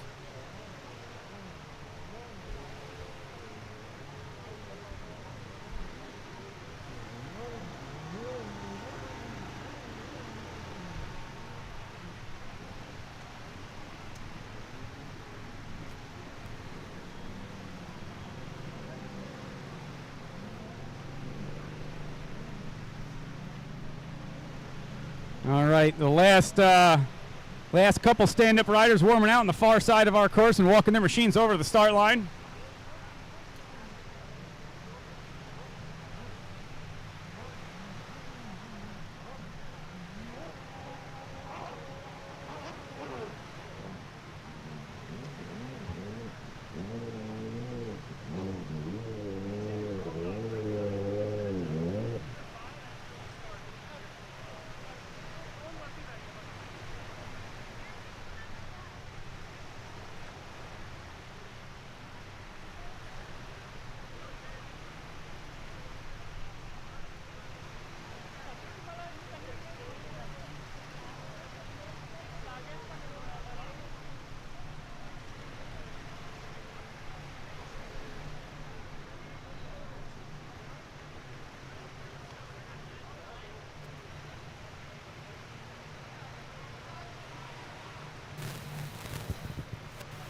All right, so up next we are mixing a couple of these ski GP boats. These are 1500cc four-stroke fire breathers mixed in with the ski stock. These are on the left-hand side. They are also 1500cc four-strokes.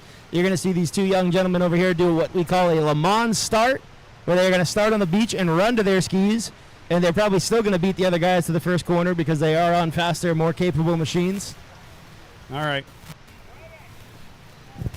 First person to show up with $20, I will trip the rider of your choice when the horn blows.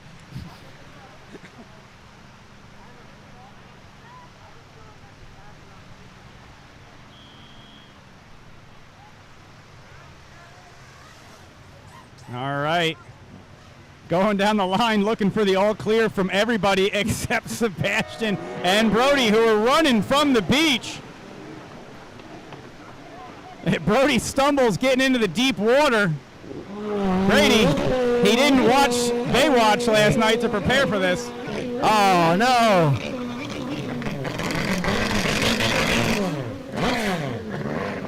Oh, That one actually did have to be cleared out. oh, that never happens to my ski. I don't know what's going on there. We've all heard you say that a million times, Sean. I swear that never happens. All right. Braden's got some work to do to catch back up to 7, and they're going to work their way through that traffic. Final moto of our first batch of motos, like you said before, 30-minute lunch. Refuel some skis, refuel some staff, and get back out on the water and do this whole show all over again. Looks like Davidson, the old man from Canada, out front on my old boat. That was my old 1500 there, Billy. Was it? That was. It was much prettier. I don't know. It looked real good with that wrap It does on look it. pretty good. Dave's stuff always looks really good. When you had it, I'm assuming it was some really bright, flashy, metallic thing. It was very pretty. I go for pretty. I go for style points. Yes. Look pro, go slow. Look pro, go slow. You said it before I could. Good ride for David. He's been practicing on that thing for the first time. He actually never really practiced on it much last year, but his practice is paying off. We're going to see Sebastian mop up John Gould here real quick. I'm surprised it's taken him this long, actually. But those GP skis are a handful in this chop. Braden coming back up to his other boat. So Braden's family actually owns that boat that he's passing currently. Got a little 7-on-7 action going on over here. Okay. Oh, yeah, sharp. My bad. So, good. I don't have a sheet in front of me in my defense. I'm just freestyling this. All right. Braden's getting a handful of throttle over here. He wants to get to the back of Sebastian. He's got some work to do.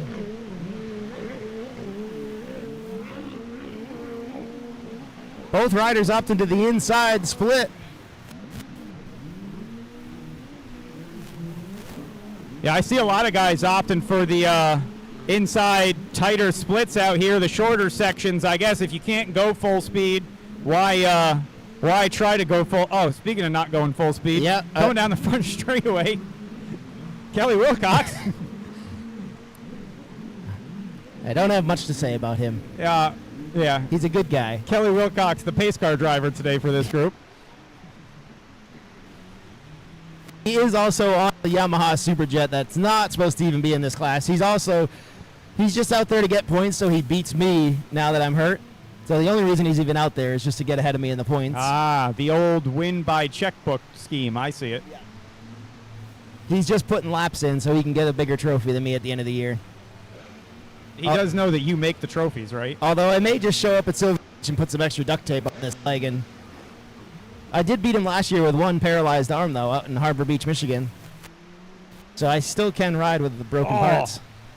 Oh, no. Oh, it looks like your old ski doing a full sub. I didn't know those GP1s could submarine. Oh, those things love taking on water. So if that thing's got water in it, you'll hear it spit and sputter until it gets all thrown out of the back of it. Those GP boats actually have zero flotation in them, so when they do get full of water...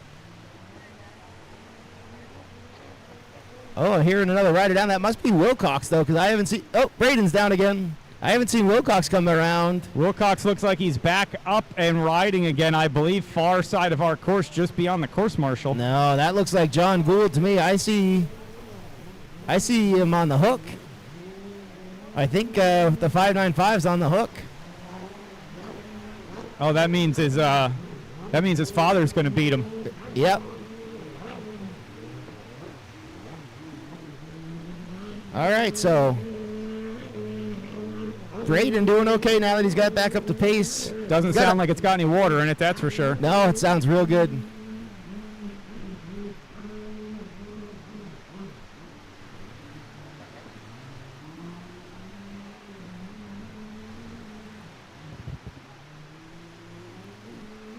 We're getting the halfway marker here next time around.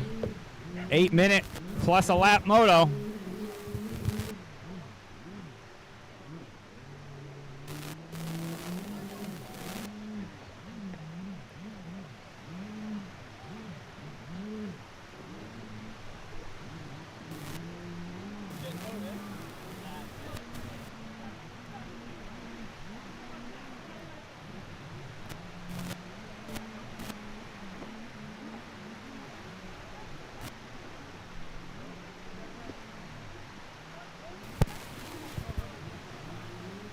Going to be kind of hard for Sebastian to get that ski fixed and back out on the water, seeing as his mechanic is currently coming through the finish line. Although, if I were Sebastian, I would fire that mechanic. I don't think he has much of a choice until, he turns 18. John Gould out there, though, putting in laps. The old slow and steady wins the race mentality. Gould just puts laps in every weekend, and he's... Is that same SXR 1500 he's been running since they came out? Yeah. I think it's the same one. He just puts laps in. He's always here. Good to see him come out, battle these waves. He does not like these long motos in the rough. I do know that. I'm surprised that Braden's not able to catch up to Davidson. Davidson walking away with it. But these GP boats are an absolute handful to hang on to in this kind of conditions. A lot of times, GP class riders will switch to their stock 1500 holes just because they are a little bit easier to manage in this rough condition. But then we make fun of them for leaving their $40,000 ski in the trailer. Well, if you can't use it all and it's just going to bite you, just put it away. But it does sound good. Yes, it does sound... Well, we could always convince him to start it in the trailer back in the pits. Look at Dave Davidson, though. Look at him go out there. Very good ride for the 21C. I'm impressed. That SXR 1500 going to be a handful in these conditions. Looking over at the tower, asking Taylor, why the heck is there still time on the board? He's getting tired. Yeah, he's real upset that it's got at least 2 minutes left before he sees the white flag. Sebastian back here in the pits getting his ski up on the stand. Try to sort out what's going on with that GP boat. Yeah, so it's been taking on a lot of water lately. We did find a couple of hoses that were an issue. It had some small slices in them, so it was actually taking on quite a bit of water for the last few rounds. They were tucked away, so hood's coming off on it now to see what's going on.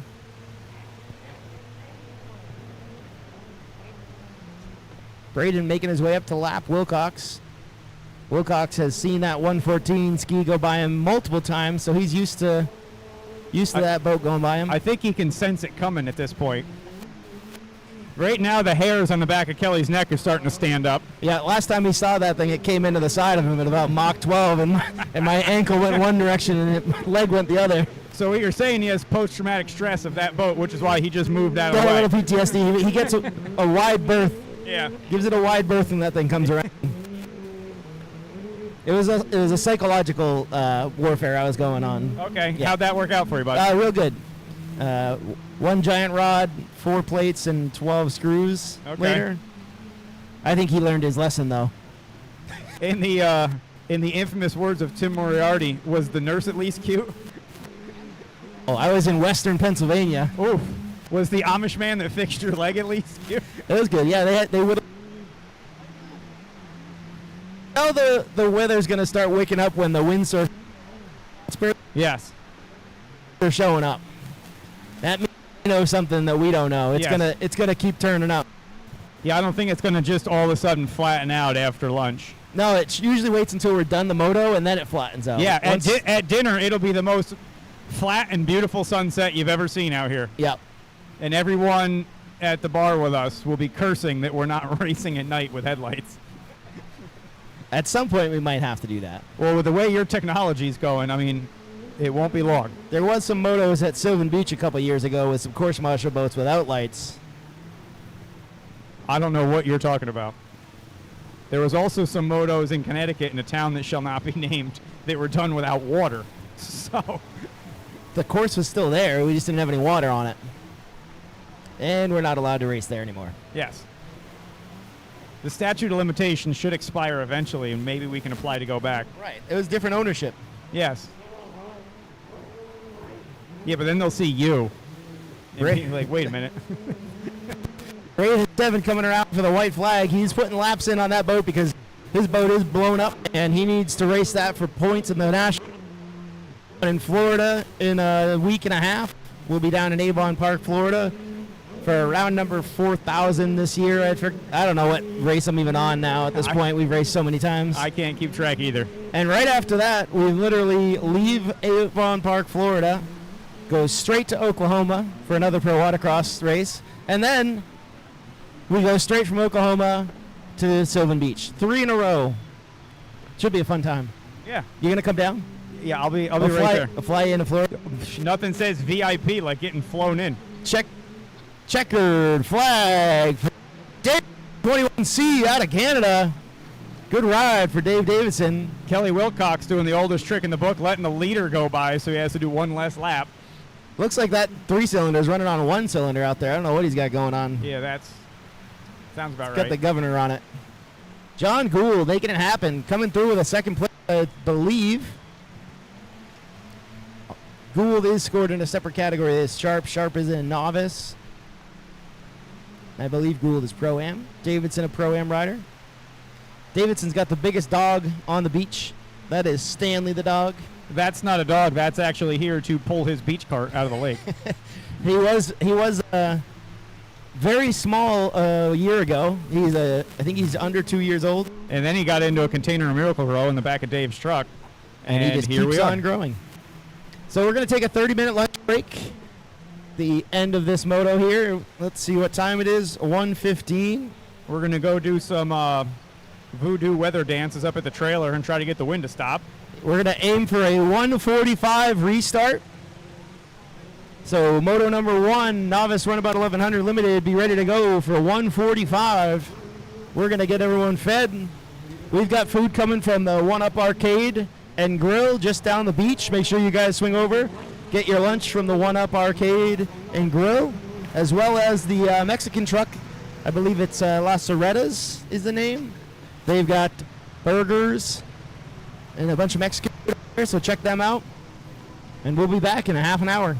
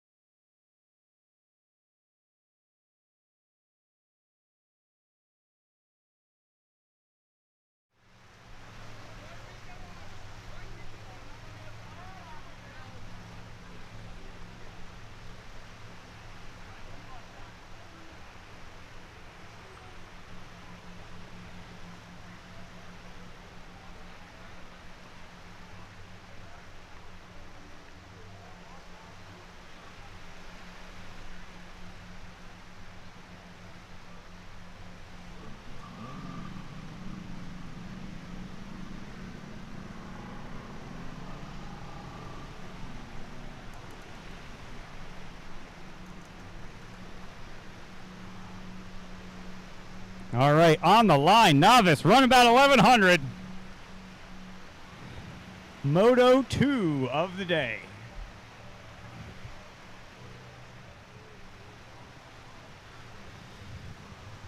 Down there in the gate, you're going to be looking at the 47.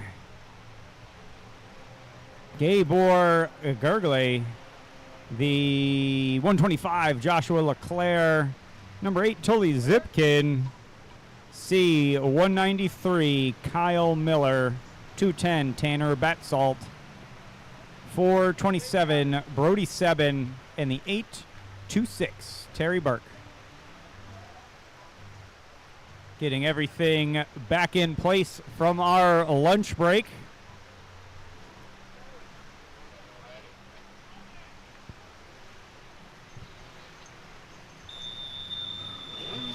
All right, firing them up and going down the line.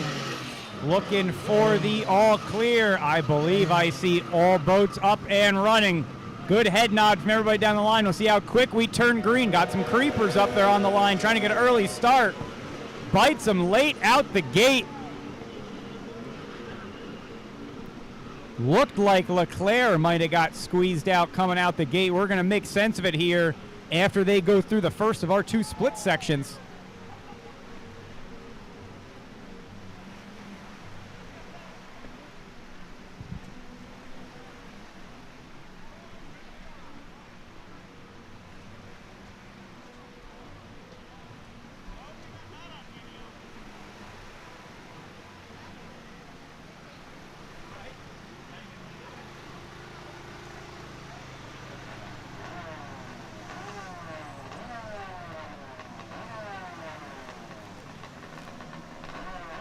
All right, as they complete the first few scoring loops here, we'll start to get an idea of how things are shaking up. Want to remind Pro-Am Ski Lights and Ski Novice start making their way down to the starting gate. Pro-Am Ski Lights and Ski Novice start making your way down to the starting gate. Is that Terry Burke out front I see on the Smith boat? I saw her air out. She went, she got like 6 feet out of the water out in the back straight on the start. So it's Burke and then Gabor. And then Tanner Batsold. We've seen some breakout rides from Terry Burke in the rough, that's for sure. Glad to see they got some. Wow, That was a tight battle up front. Usually Terry doesn't lift. You know, which is funny because she's like the most soft-spoken person on the beach, and she just cut the nose off of that thing coming out of the split. She is a vicious competitor, and I don't think she's ever even ridden that boat yet. It's not hers, right? No. Even more reason to ride it that way. Yeah. Fastest car in the world's a rental car because you don't own it. And you ain't drive nothing like you drive a rental car. Oh, yeah. This will be an interesting battle here. Gabor usually has no quit in him either. So, Terry stuffs it in the back section. You can see her come to a quick stop. These things are like slot cars out there. Gabor and Terry put in a nearly identical first lap time. Less than a half a second between the two of them. So let's see what Joker strategy comes into play here. Gabor is probably going to take it. He is. Gabor is going to take it early. So he has to go all the way out to left field here to hit that hammerhead makeup buoy. Tanner Batsolt's going to skip it and get by him. It changes lead positions quite a bit. Looks like Leclerc is going to hit it.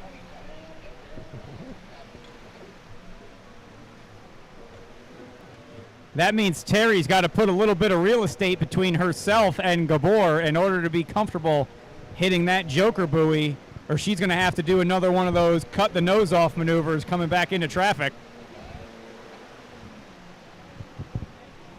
I think the best ride that we ever saw out of Terry was last year, final round, Sylvan Beach. Remember how rough that was? We saw some pretty impressive airtime out of Terry at that race. The drone footage of the water splashing up to the parking lot will let everybody know just how rough that was.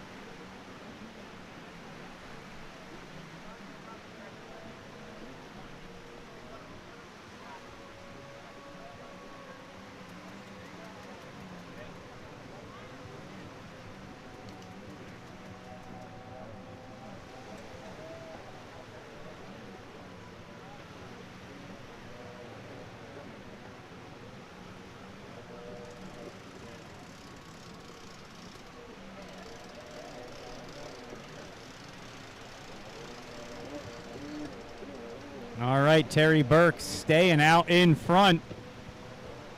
Tanner Batsalt not far behind. Tanner's had a pretty good season this year. Last year was another breakout year for him. He rode better than we ever saw him ride last year. It was quite impressive, the speed that he gained throughout the season. And he's holding on pretty good in the points. I forget what the points are. I'll have to print off the points so we can talk about what the points battle is in this 8-ball cup. These guys are competing for money, cash prize at the end of the season. I'll go to Walmart tonight and buy us a calculator, Sean, so we Yeah, I'm can gonna do, need we a can do point calculator. stuff tomorrow.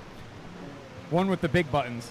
It's nice to have Kyle Miller back out here. Kyle coming through the finish line here. Kyle took a season off, had a little bout with cancer and kicked cancer's ass, and he's back out here banging bars with the boys and girls. Brody sebbing on that old Dean's boat. That was one of the John Dean's boats. Very capable boat. Brody's been picking up the pace quite a bit. He's the brother to Braden Sebin, who's running our tower. We did find a fuel leak in my ski, so that was part of the problem. Braden yeah, on it. that'll do it. She was leaking fuel again out of a fuel injector. That's an old trick for getting all the grease out. She's definitely not greasy. It's very clean. And Yeah, super clean and rainbowy. race fuel cleans everything. So big thank you to SBT, Short Block Technologies. They are our title sponsor. You see all these beautiful SBT buoys out there. They provide us with not only buoys, but they are our parts supplier. They do all kinds of stuff. We need a blue flag in the tower. There we go. Braden knows about blue flag. So blue flag comes out for Tully Zipkin. He needs to give way to the leaders. You're going to see Terry make her way around. Gabor pulled right up to the back of Terry. Did Terry take the Joker lane and I missed that? She may have taken the Joker. I was not paying attention, but they are caught right back up, and now it's Leclerc on Vatsold. It's a battle to watch for 3 and 4.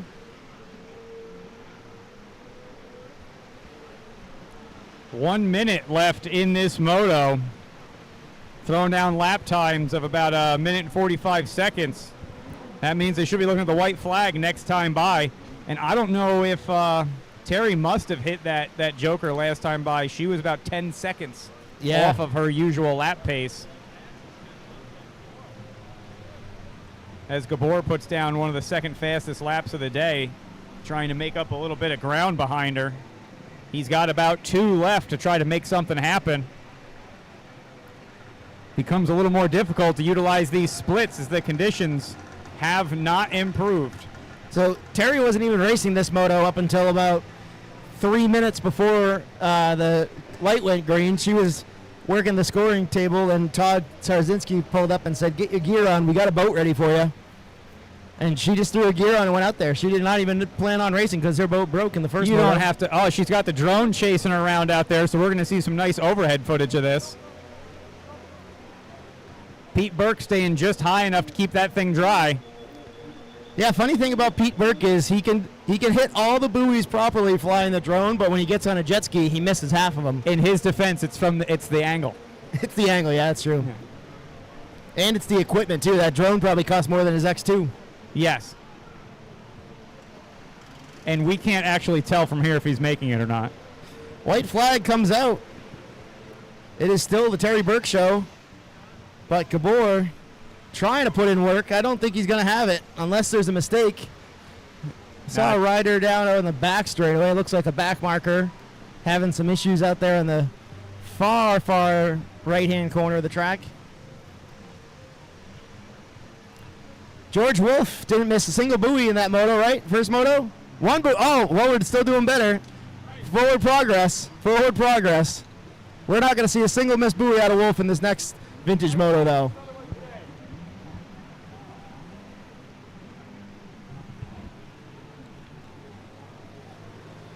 I see our Ski Lights competitors warming up, getting ready to head down to the start line. They only got about a lap left out here. Yeah, I don't think anybody's going to have anything for Terry. She's continuing to put down the fastest lap times, though Joshua Leclerc just set one of the fastest laps of the moto at a minute and 32. Leclerc's coming right up to the back of Gabor here. I don't think he's got enough track to make it happen, especially if he follows him through Yeah, the split. I wouldn't have followed in that one, but what a race. Good ride, Terry Burke, followed by Gabor, followed by Leclerc, and then Tanner. Good racing. Yeah, I know you wouldn't have followed him, Sean. You would have. I would not have followed. You would have skipped a buoy to make the pass and hope nobody noticed. Well, nowadays with transponders, we can just rewind it, so there's no Yeah, more sneaky things. That's no fun. Not that any of us have ever done that before. We've never did sneaky things. It was No. all on the up and up. And for years, we always had very professional course marshals Very. that never contributed to any of that sort of thing.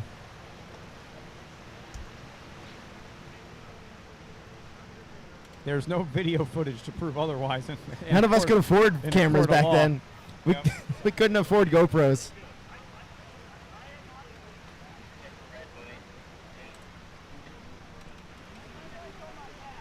Tully Zipkin closing up the back of the pack here on that XBL. A little confused on the track, but he's out here having fun.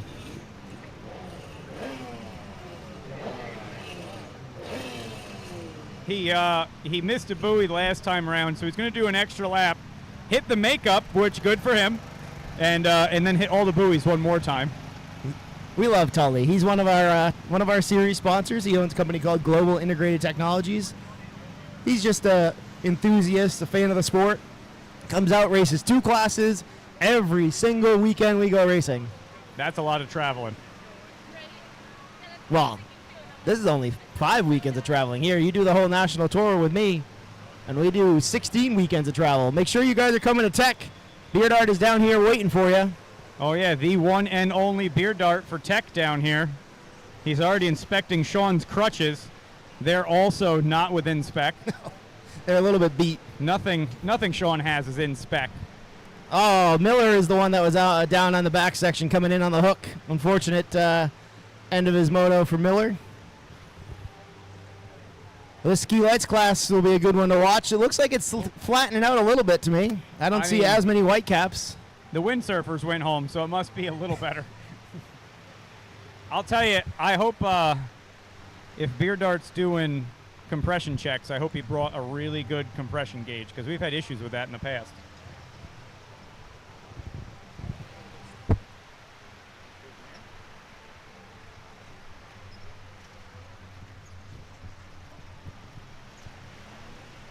All right, lined up on the gate, Pro-Am Ski Lights. The 22, Michelle Corsetti. 51, Tyler Leclerc. The 316 on that white SXR, Austin Jones. 327, Austin Brown. 595, Sebastian Wilcox. This time riding a more stock class boat. The other 595 at Kelly Wilcox in the 782. That white round nose Superjet. Ben Corsetti going down the line. Clean start for these riders. Good jump by your Moto 1 winner, Sebastian Wilcox. Austin right outside him. They're going to drag race to that first turn, 2 different holes. Sebastian looking over at him, trying to see if he's got some room. He's going to try to run that inside line. They're really getting into some chop on the backside of the course here.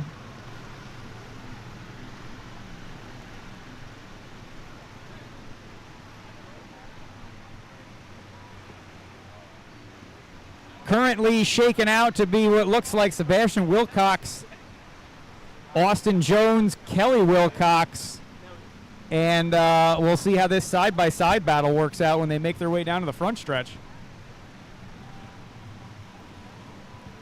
Race number 3, Sports Spec, down to the start line. Race number 3, Sports Spec, down to the starting line.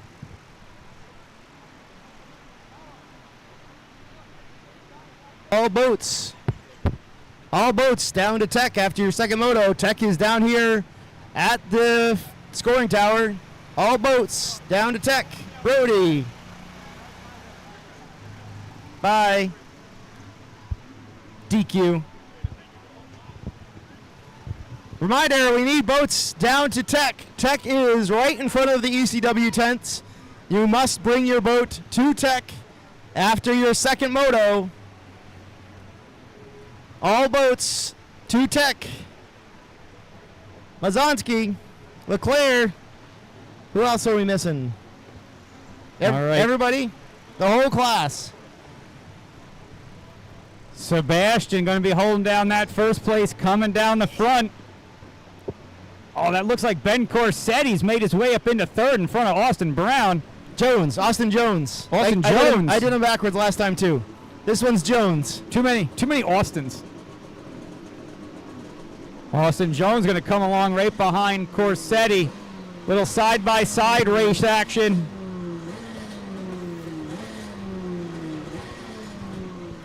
For Nola. Nolan up. Kelly Wilcox coming through the front ahead of Michelle Corsetti. Oh yeah, I wonder what's going on with Michelle. Usually she is right at the front of this pack.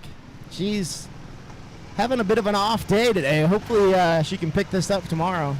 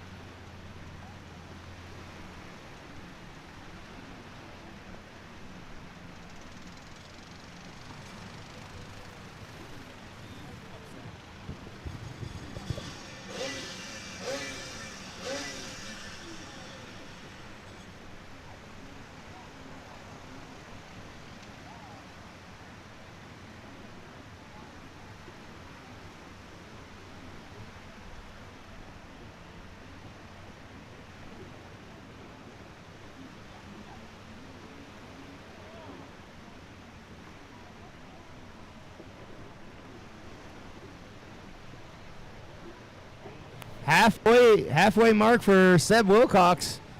Corsetti doing everything he can. Corsetti and Wilcox battled it out all season last year in this class, and it came down to, I think, just a couple of points at the end of the season in the series points. And right now there are a handful of points between them. They are 1 and 2 in the series at the moment. Corsetti battling a thumb problem last year. He's pretty much solved the thumb problem. He tore a bunch of ligaments and tendons in his thumb. Basically taped it onto the handlebar all last season. So that was his excuse for getting beat by Sebastian last year. I don't know what his excuse is this year. We'll help him come up with something. If anybody can help him come up with an excuse, it's you and I. Yep. Speaking of excuses, Kelly Wilcox coming through the shore side. Did get around Fela Nolan. So he's making moves. He's making forward progress. We like to see it. Make sure you guys are bringing your boats to tech after your motos. We don't want to have any DQs for not listening to coming to tech. We need to tech everybody, and we need to take transponders. We will know that you did not come because we won't have your transponder, and it will be dead come tomorrow morning.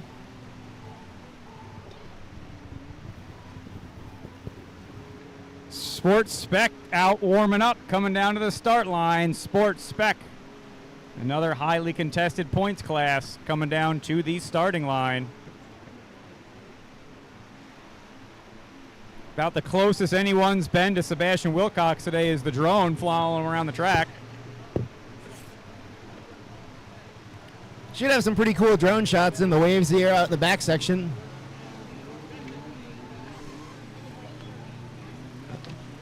All right, so Corsetti did take the joker and gives up position.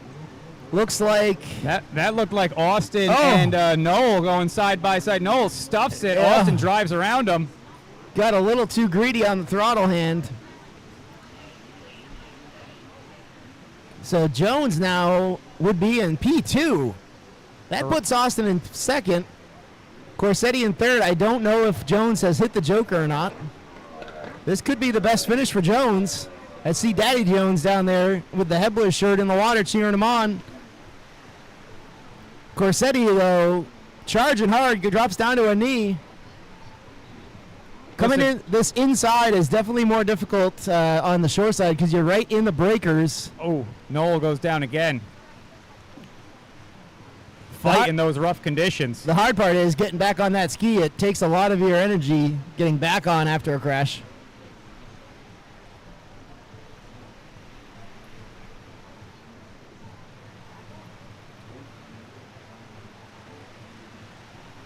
Looks like his Oh, visor's boy, knocked. he's struggling taking a again. few facefuls of Boy, water. we His got- visor's knocked up. That's going to take a lot of energy out of him. I wonder if that boat's getting filled up with water or something. He looks like he is It's going to struggling. start. Yeah, it's going to start riding different in the water. It's going to stuff the nose more often as it gets heavy. Oh, he's back up. He doesn't want to give the... Oh, he's off again! Yeah, nobody wants to get passed by Kelly. He's hanging on to that thing.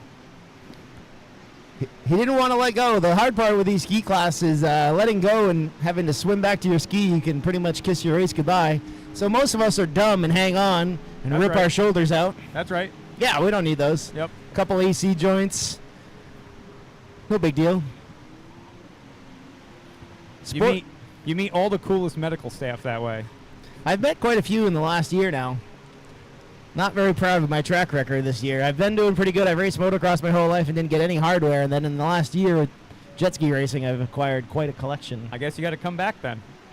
I probably do. Back to the dirt. I probably should make a comeback to motocross. I will again. I still have a few bikes hiding around. No brand new ones, though. Maybe this year. They don't have to be Probably brand new. not. Neither of us are fast enough to have anything brand new. I just like having pretty stuff. That's what they So- make soap for. Jones still holding off Corsetti, but can't quite see what the time is left on the clock up there. They're at one lap left. Are we white flag? I don't see a white flag in Braden's hand. He's giving him one extra lap. Yeah, he's making him pay for it. We So just hit the 0 mark a moment ago. I All actually right. I believe Sebastian came through the gate before time expired, but seeing as he has a, we'll verify this, a 59-second lead over second place. almost a full track. The second place just came through the finish line.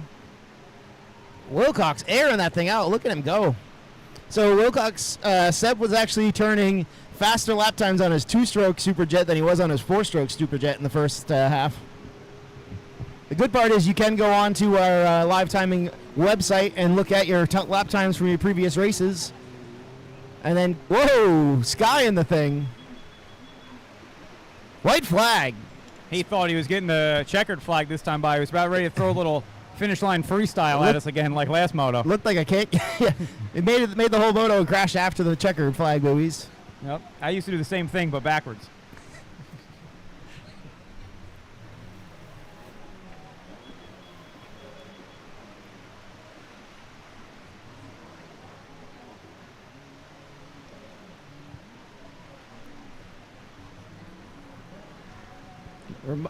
Mechanics on the beach, remind your riders they need to go to tech down here at the registration.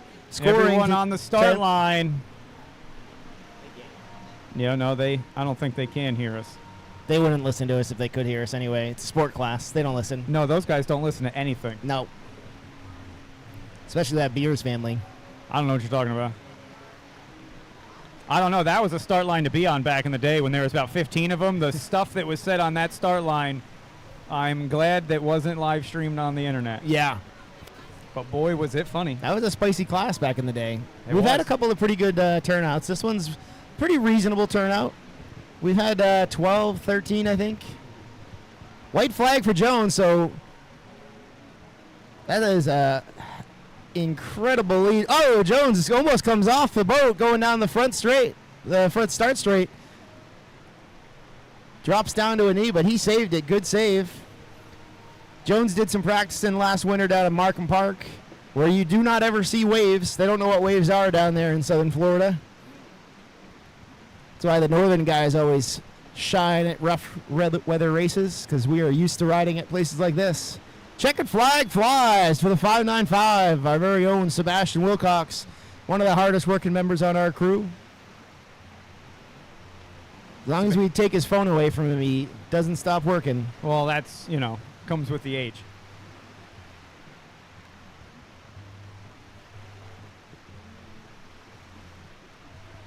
So that looks like, let's keep our eye on Austin Jones here. I believe that he needs to hit the Joker, but it looks like he's got a massive gap between him and third, which I believe is Corsetti. Yeah, it should still be Corsetti holding down third. Got a Superjet on the front straight here that looks like he's just coming back on his knees trying to catch his breath for a second. This is not easy to do. It takes a lot of stamina. That's Leclerc coming down the That is front Leclerc, on the okay, yeah. 51.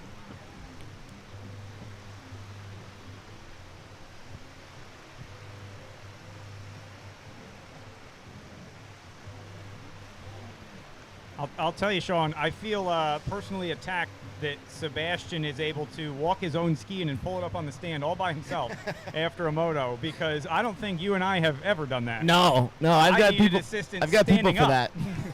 I needed help standing back up after a moto. Yeah, we got a couple years on him, I think. You said decades wrong. Decades, yeah, decades. All right, Kelly Wilcox coming through the Speaking of finish line. decades. He's got a decade on us too. Yep. Jones holding it together, almost goes down in the last lap. Looks like a second place for Austin Jones. Good ride, Austin. Very good. Corsetti coming in with a third, so unofficial, barring any penalties. Looks like it's Seb, Jones, Corsetti.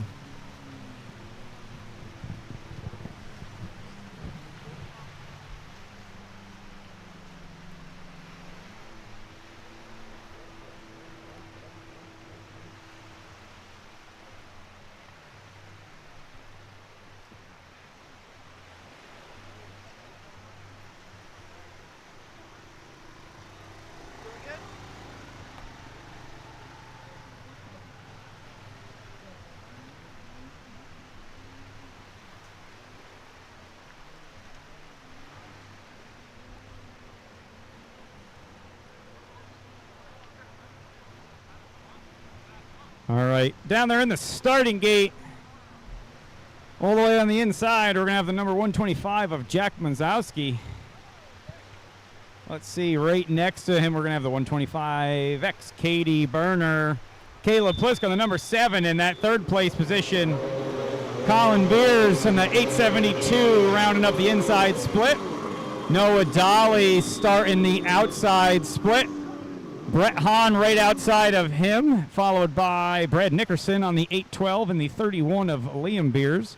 Having a slight issue getting that wave blaster fired up. Now we're ready to rock and roll. Starting up on the beach is going to be Bill Beers Sr. He's going to jump on that 31 wave blaster and take off after the start.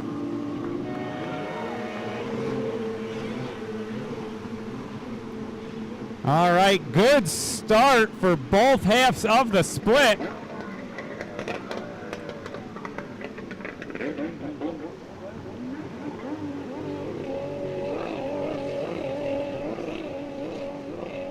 We'll see how these guys shake up after they come together from the split section. Extremely competitive class. I believe they had to replace a throttle cable in Liam's boat after the first race, and we had to give a pep talk to Colin Beers to make some mental adjustments for this race. I can't say on the internet what that pep talk was. Well, you were his age once.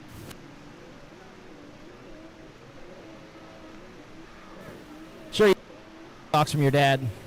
Oh, yeah, no, he was super supportive. Very supportive dad. Yes. Go out there, don't suck.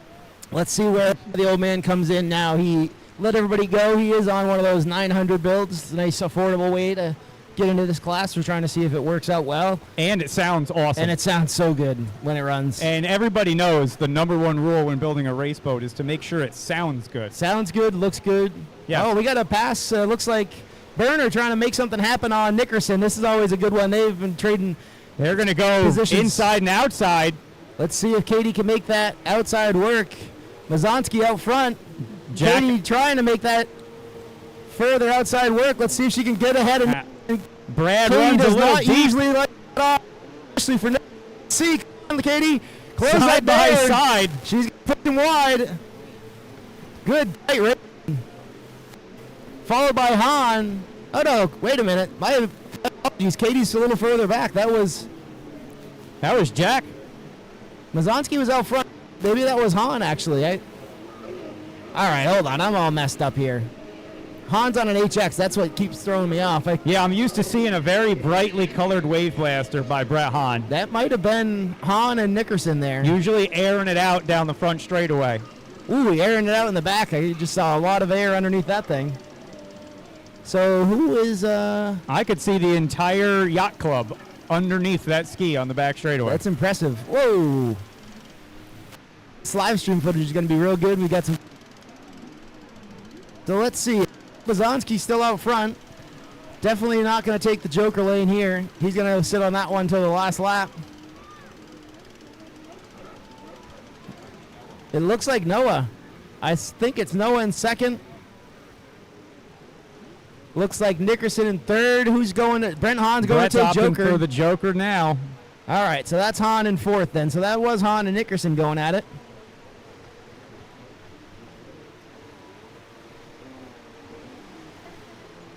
Here we go. We got a battle for top three right here. Mazonsky. Noah going to play follow the leader this time. They're all going to run inside. I don't know. That seemed like it worked pretty well for Hahn going to that further out option, but everyone seems to like the blue option. So there's Hahn and there's Byrne. Going to be followed by Colin Beers, then Liam Beers. No, that's Bill Beers. Liam Beers is in the water out where you come back from the Joker buoy.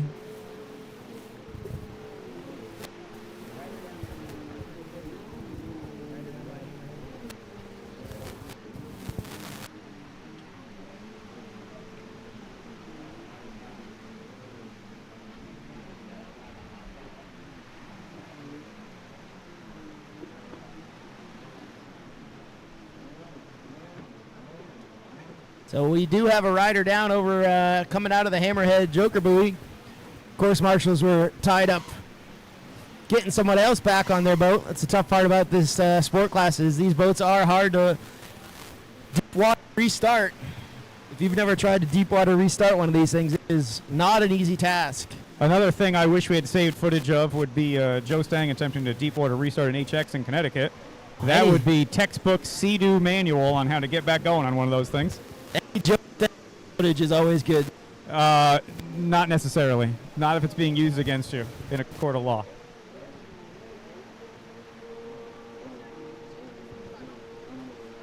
Mazonsky, but Noah is everything he can to latch moves away for Nickerson. Kind of gentlemanly move. He's looking down at that ski too, like it's not running right.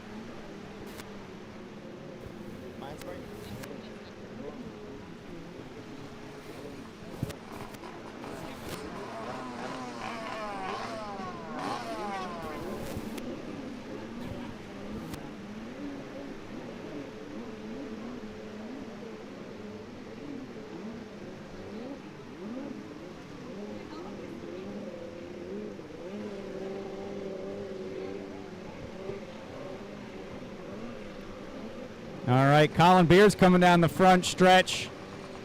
Katie Berner behind him.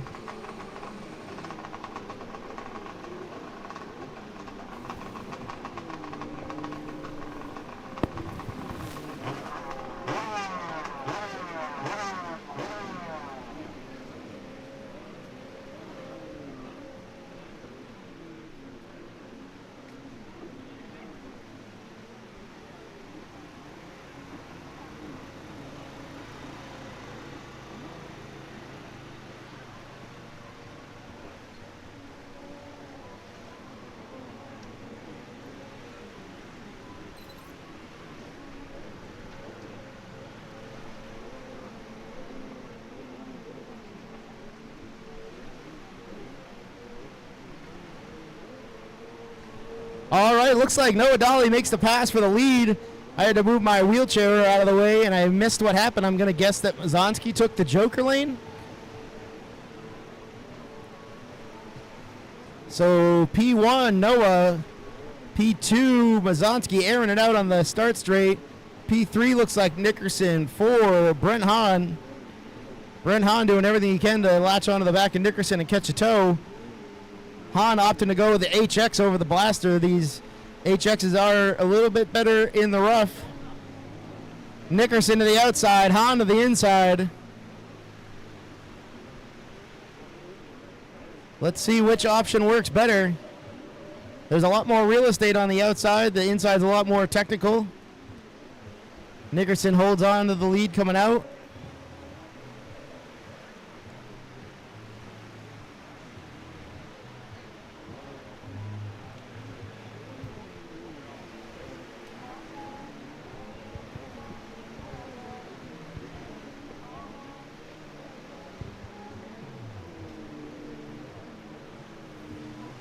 Beer Senior, one hand on the bar. He must be having some issue with that boat. Usually it's Morgan Beers that breaks all the Beers boats. Bill Senior moving out of the way, letting Dolly get by him. Opens it up, lets him have the inside for the white flag.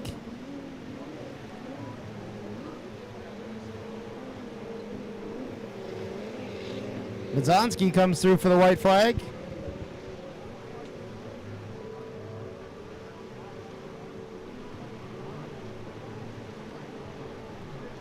Nickerson and Hahn opting for different splits. Can Hahn make that inside work? It's the outside a little bit tighter. Loses some ground to Nickerson. May need to make some adjustments in that for tomorrow. Looks like the blue section may be favored a little bit.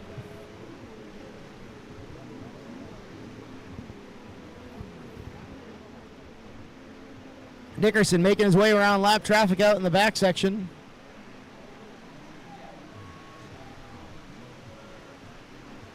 Looks like Hahn opted to stay away from the lap traffic and go to the inside. Nickerson had to make his way around the lap traffic on the outside. Dolly goes for the Joker lane. Let's see if Mazonsky's going to make this work. There may be a battle for first place coming right up here. Mazonsky takes it back. That puts Mazonsky P1, Dolly P2.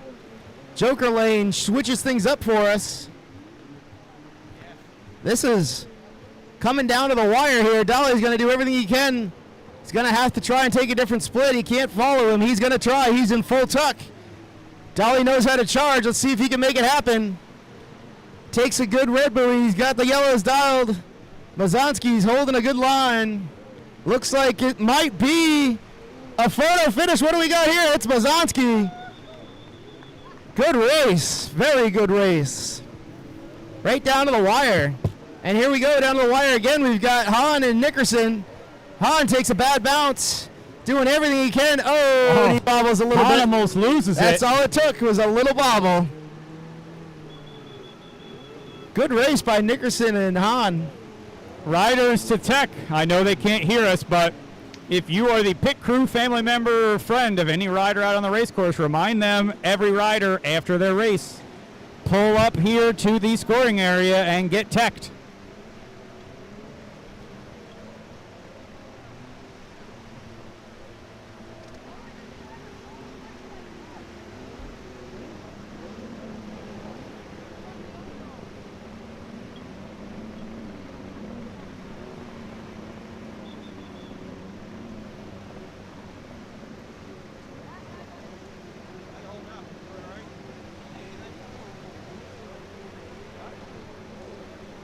Yeah, he was out there when we grabbed a quick bite. He was grabbing it out and whatnot. Like, dude, you're still there.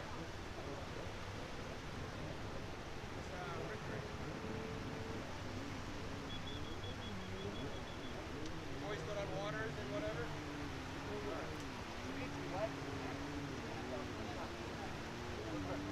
Yeah, also did. Yeah, my parents said, I thought you said those guys are your friends. Yeah. Oh, yeah. I gotta hold on, I gotta see. That good, huh? That bad.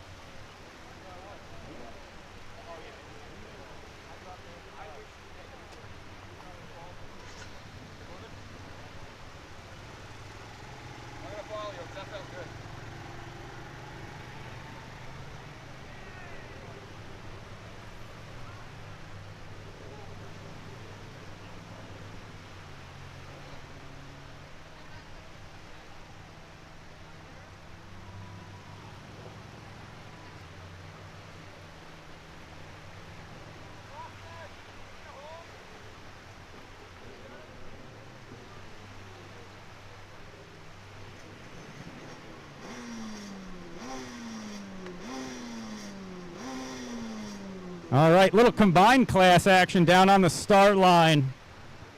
4-stroke ski lights and super chickens.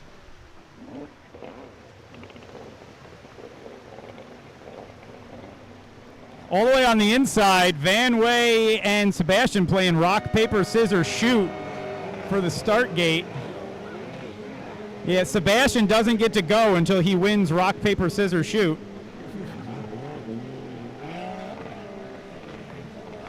Austin Brown on the Yamaha taking off from the inside. Both super chickens, Tully and Sue Zipkin, on the outside.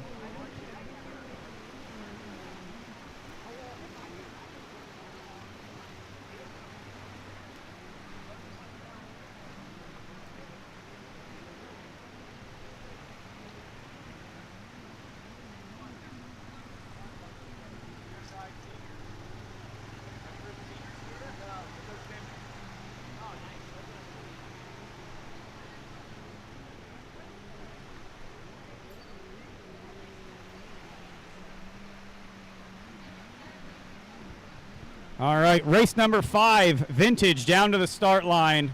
Race number 5, Vintage, down into the starting line as our combined class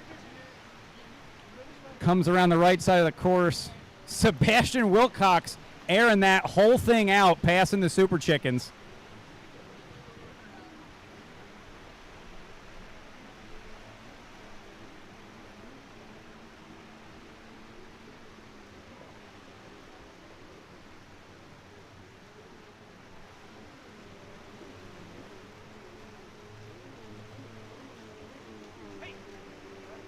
Walk my ass all the way out there to get score sheets.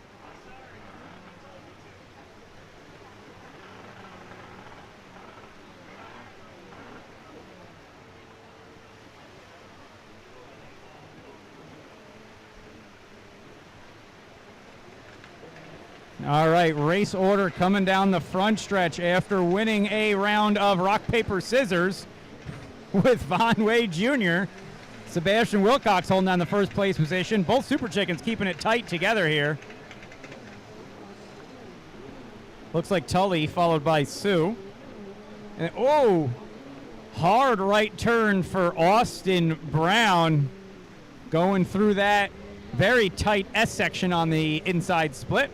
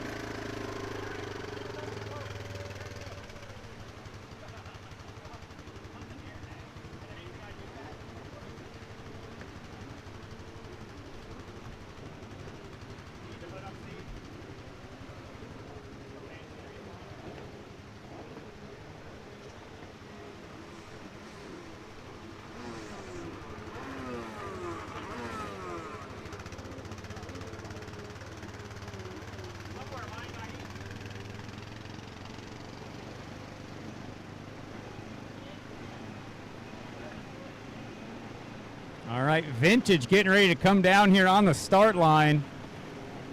They're happy to see these conditions softening up a little bit, as if riding an old 701 Superjet wasn't difficult enough. I learned how to ride on one of those with a zip tie in the tether on the Hudson River. Husband and wife doing battle again out there on the Super Chickens.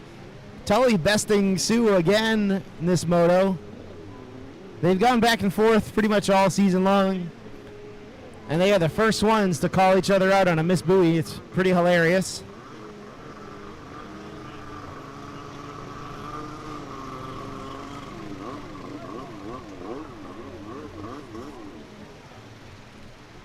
All right, Sports Spec making their way through Tech. All Sports Spec riders currently making their way through Tech. Reminder, all riders get through Tech at the completion of your moto. If you have any issue getting into Tech, or maybe you don't have a means of transporting the boat, talk to Beer Dart. We might be able to flag down a ride for you.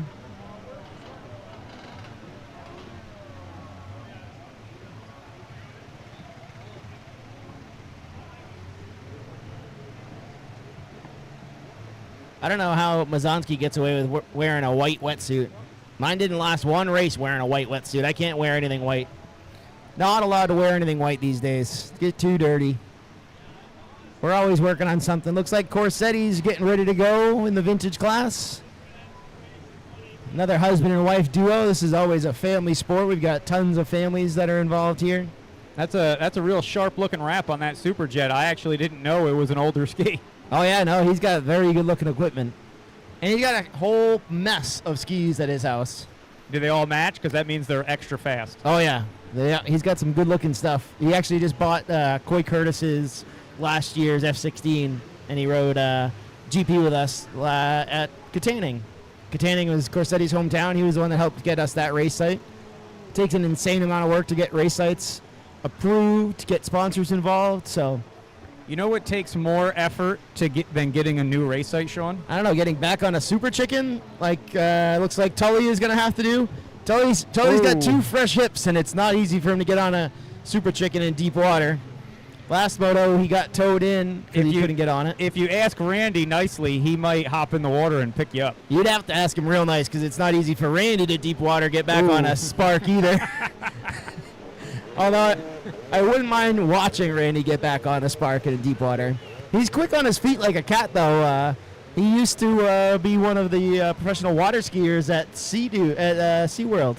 Fun fact. Really? Fun fact. You could find some old pictures of Uncle Randy. I would have lost that in trivia. Yes, and trivia. Here's a trivia question that no one will get.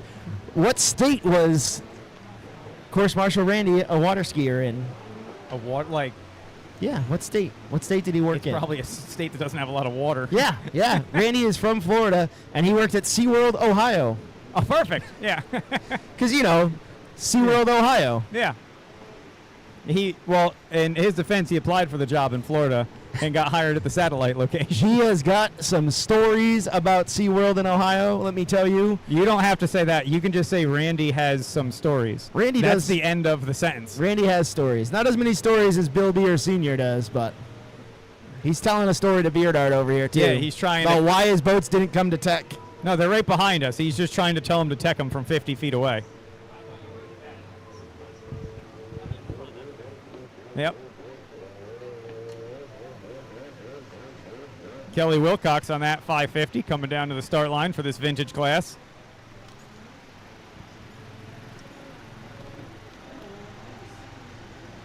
Wrapping up this combined moto, white flag out this time by.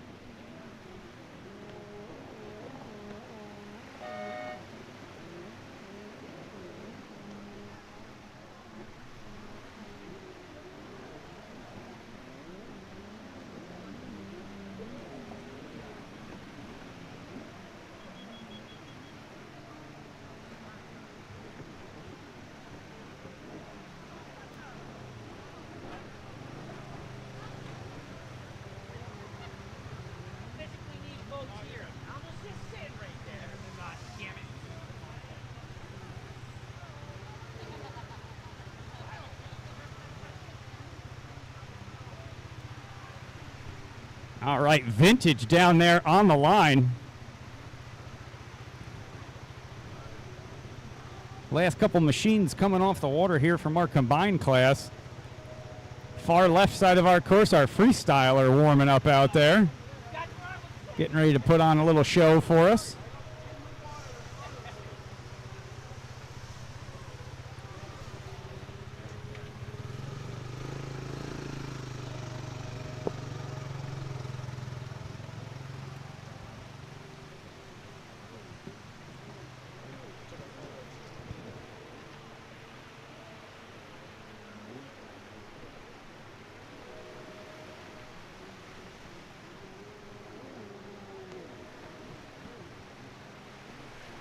All right, Super Chicken's clearing the water. And then Austin going to come along the front, going to take second in that ski class. Down on the line for Vintage, we're going to have the 22, Ben Corsetti, 23, Pat Sullivan, 48, Matt Dahlhoff, the 58 on the outside, that's Anthony Corson, 595, Kelly Wilcox, 622, Chris Von Way Sr., the 782, Michelle Corsetti, and the 901, George Wolf. Sean Dudek's ringtone currently playing over the loudspeakers. Actually, it was a ringtone I had at one point in time back with flip phones. You paid for that ringtone. And we were paying for you them, paid too. for that ringtone. That makes it even better. That means you were committed to the cause. Oh, I'm fully committed. I'm very comfortable, too. You talking about in general or right now on the four-wheeler? I'm not actually very comfortable currently right now. My boot is very sweaty and gross. I would like to remove it. I did get 10 minutes of ice at lunchtime on my broken leg, so I feel pretty good. I think we're ready to fire this bad boy off. They're just squaring away a few scoring things, getting this thing switched over, ready to rock and roll. This is a nightmare class to score. It used to be. It used to be a nightmare class to score.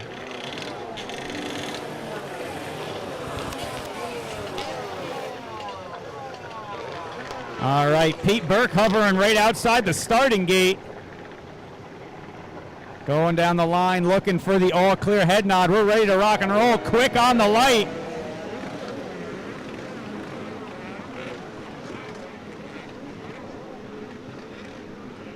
Oh, Ryder down on the front stretch. Whoa. Gonna drift right. Almost gets taken out. George Wolf, quick in his old age to bob around that guy. I don't know who it was that bobbled. Every old guy will tell you they got one left in them. One left.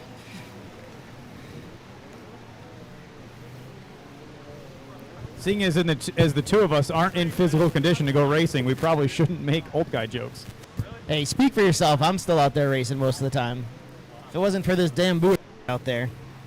We'll be out there. Not doing a whole lot of good, but I'd be out there. Race number 6, Pro-Am run about 1100 down to the starting gate. Race number 6, Pro-Am run about 1100 down to the starting line. Feels like it takes this class a long time to get around for this first lap. Well, you got to wind these things up, you know. Especially those 550s in the back. Those are wound up. Can't quite see who we've got out front here just yet. I'm going to go watch the live feed timing and scoring because there is no way I can read these numbers on the way by. I think that's Colby Everett. This might be his first hole shot. Followed by Wolf. Looks like Wolf to me. Pete Burke promised us a whole shot that he still owes us this weekend.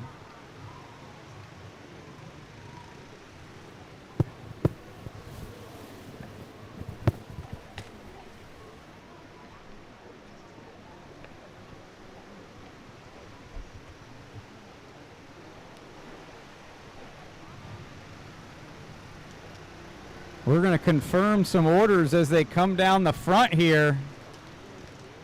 2 turns left till they hit the SBT finish line.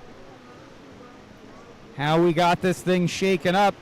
Colby Everett's in first. Second place is going to be George Wolf. Corsetti going to come around in third. Sullivan, and then another Corsetti, and then another Sullivan. There you go. So this is a very tight-knit class. This vintage class has always been one of our tightest-knit classes. It's all buddies.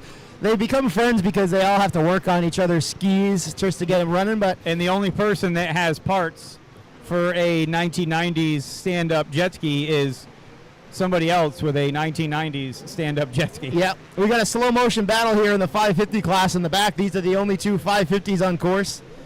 Wilcox and Van Wee Sr. No, don't get carried away. We got Tony Corson coming here from the far right. Oh, yeah, there was one. Yeah, Little freestyle bunny hop action going on out here. Sorry, he was a forgettable in the back there. Though he has the best dollar-for-dollar return on investment when it comes to skis out there right now. Is this is the one that you guys had to shake the ants out of? You had to sink it to get the ants That's out? the free one. Yep. Yep. Yeah. We borrowed a big long rope from somebody and went over there on another free jet ski. I'll point out the one we used to tow this out of the woods, and then we towed it to his house, and then all the ants came out of it. So we pushed it back in the lake and sunk it, and now here it is. That's basically how you wash a 550. Corson's out there jumping waves, having a good time. So it looks like our leader opted to take the Joker lane. Hitting First the lap. Joker early. Oh, we got a rider down. Looks like Sullivan went down. One of the Sullivan brothers, that was Patrick, I believe. So anyway, I was getting to a story before you interrupted me with your story that I segued into. I get distracted like a squirrel, but this is a very tight-knit class, and these guys police themselves. Peter Sullivan actually came up to me at lunchtime and said, I missed the buoy, and it did not get caught on the scoring, so you need to dock me a lap for my missed buoy. So what a gentleman. Is he Canadian? It is a very Canadian thing of him to That's do. a very Canadian thing to do. So George Wolf out front. Now George Wolf has yellow and red painted on his gloves because he's missed so many buoys this season that he needed a reminder of which side of the buoys to go on. So he painted yellow and red on his hands. I'm not one to talk about how to navigate a race course, but if you're looking down at your gloves to figure out which way to go, it's already too late. It may not help the cause, but he's trying anything because he did throw away a win. I believe we were in, where were we when that happened? That was Katanning. He had an unbelievable weekend and threw away a win on a silly little miss buoy. I mean, we've all thrown away something on one miss buoy. Yep. I threw away a whole year. Yeah, what year was that anyway? It's a long 19. time. Yeah, a long time ago. Yeah, it was 19 was your best year. I just think the that other was your day. fastest year. Yeah. That was a breakout year for you. I will say that we had some good battles that year. We had a career like a shooting star. It's just, woo, and then it was over. Yeah. Coming off the sport boat, jumping in the lights class with all the rest of us, and then he spanked us. Yep. And then Foster had to come along. I thought you guys were like gentlemen, and then Sean would come up alongside of you and hit you like it was bumper cars at the fair. No, that was an aggressive class back in the day. Yeah. And then Glenn Foster came out and brought the Sharky boat, and then whooped all of us for a couple of years. Oh yeah. I tried to get Foster to come out this weekend. Foster does have a house just around the way. Usually we see him and his dad. That was a good group of guys racing back then. I think Sean Sweeney stopped coming to races once he got old enough to legally drink. Which was weird if you ever met him at the races. That is an accurate statement. I did see online the social medias that he was out on jet skis doing some wreck riding. So Everyone does a little recreational riding. Tony's doing it right now, and he paid good money to do it. he's having a good time. He's laughing. George Wolf still out front. Oh, George, I shouldn't have talked about him because he just dropped down, gives up the lead to Everts.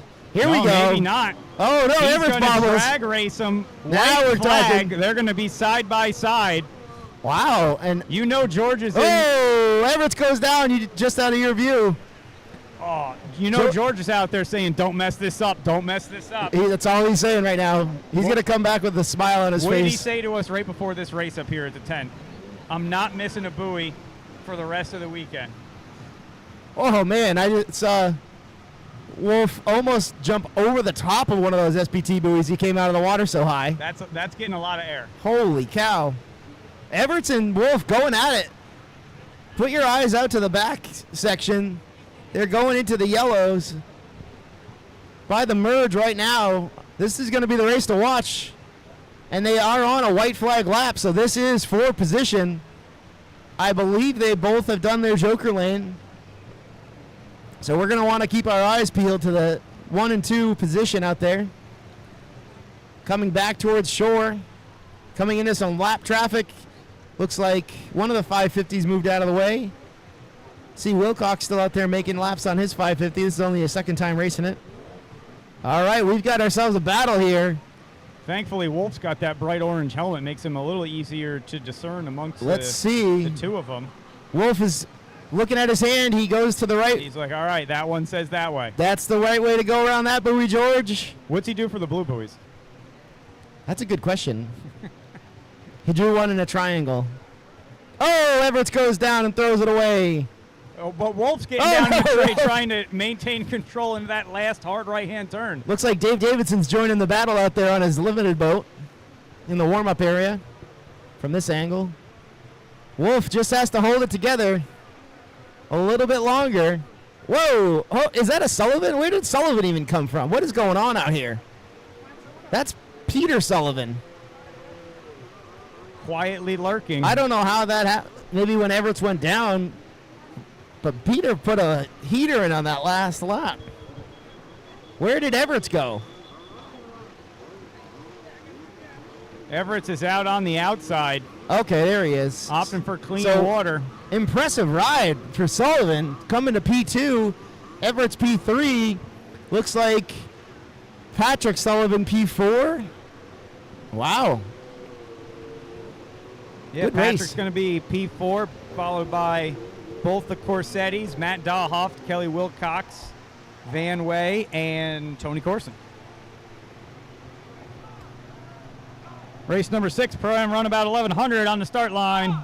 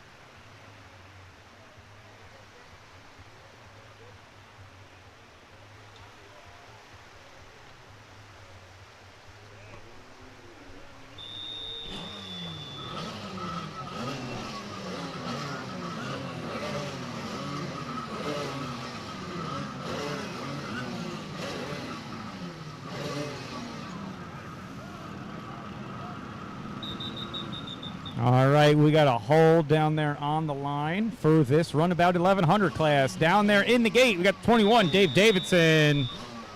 46, Todd Sarzinski. 69, Cove Betzalt. 72, Ian Smith. The C477 of Jay Edworthy and the 706, Noah Dolly. Going down the line, all clear, green light, clean start. Very good start. We are 3 wide on the inside, 3 wide on the outside. Nobody wants to lift.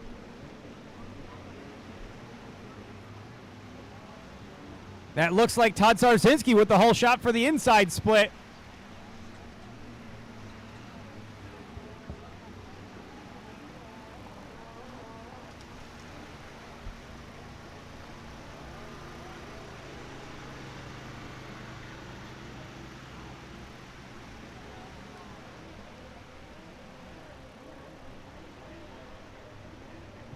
Race number 7, Vintage X2 Open, down to the start line. Race number 7, Vintage X2 Open, down to the start line. Stanley over here can barely fit his head in that bucket. His head's almost as big as this Home Depot bucket. If you haven't met Stanley, he's our Canadian mascot over here.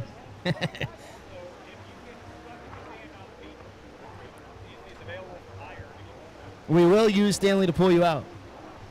So here we go. Looks like Todd with the Holy, followed by Edworthy. Ian Smith was, I saw on the start, Ian Smith was aiming towards the checkered flag buoy instead of the white buoy. He caught himself off guard a little bit. So let's see where the whole shot goes to. Todd Sarzinski, let's go, Todd! Followed by Edworthy, Ian Smith, Cove on the backup boat, Dave Davidson, and Noah with a rare bad start. Noah's usually a great starter. I don't know what we had going on out there, but Todd is holding it down. Old guys rule out there, showing the young kids where to go around the track. Let's see. Todd takes the outside, holds off Edworthy again. Well done, Todd. Hold it together. Let's put the wood to Edworthy out there. Coming back towards shore, Edworthy, who builds all these boats with Todd, doesn't quite have the speed on Todd. Todd's orange boat is doing good. Todd's got a whole bunch of boats out here. That orange one is crispy. Let's see who opts for a joker. They're all in a train. Whoever's in the back is going to go. That's Davidson. He's smart. He's going to get fresh water. Going to get out of the wash.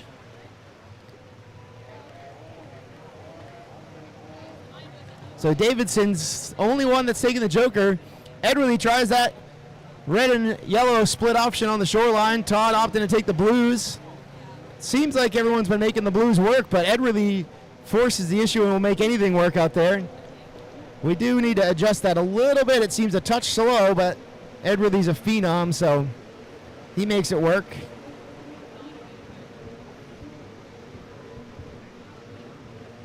Davidson coming through, close out the back of the pack. He's going to put in some charging laps right now. You'll watch his lap times. He'll put in some heaters to try and catch up to the back of the pack. They all still need to take that joker lane, which is quite a big deficit when you do hit that joker lane, which does slow you down. Let's see if Todd Sarzinski can hold off Edworthy. Edworthy may be feeling it a little bit. He did take a pretty good hit in the runabout class and hurt his arm a little bit. He's used to wrangling chickens with that arm anyway, so he's pretty strong. He bounces back from anything. What kind of chickens do you have, Sean? I don't have chickens. Edworthy has tens of thousands of chickens. No, He's a chicken farmer. You're saying it's difficult to wrangle chickens. Yes, well, if you don't know your way around a chicken, but if you need advice, Edworthy will help you out. That's right, he will. Look at Sarzinski holding off the champ, Edworthy. Edworthy won everything in this class last year, and the payout. There is a over $8,500 payout for this class at the end of the season. Yeah, but Todd is no slouch on one of these hulls. Todd's probably got the most time on one of these boats out of everybody. Maybe Edworthy might be close. Edworthy making that option work pretty decent, but that last turn, the red to the yellow, is a very sharp turn, and it does eat up your speed. I think we may be adjusting that tonight. Seems to me like we need to make that a little bit more even. Sean, it doesn't help that Todd is consistently putting down a 2-second a lap faster lap time than 2 seconds. everybody else, including Jay. Although, I don't know. Jay's making that option work. Let's see where they come together out here. Todd still holds it down. This is an epic ride for Sarzinski. Good thing he's recording the whole thing in 360-degree video. Yeah, do we have that on the live stream? Are we running the GoPro live stream? Are we running a GoPro today? No. Not this time. Womp Not womp. at this moment. However, there will be plenty of time to load that up later.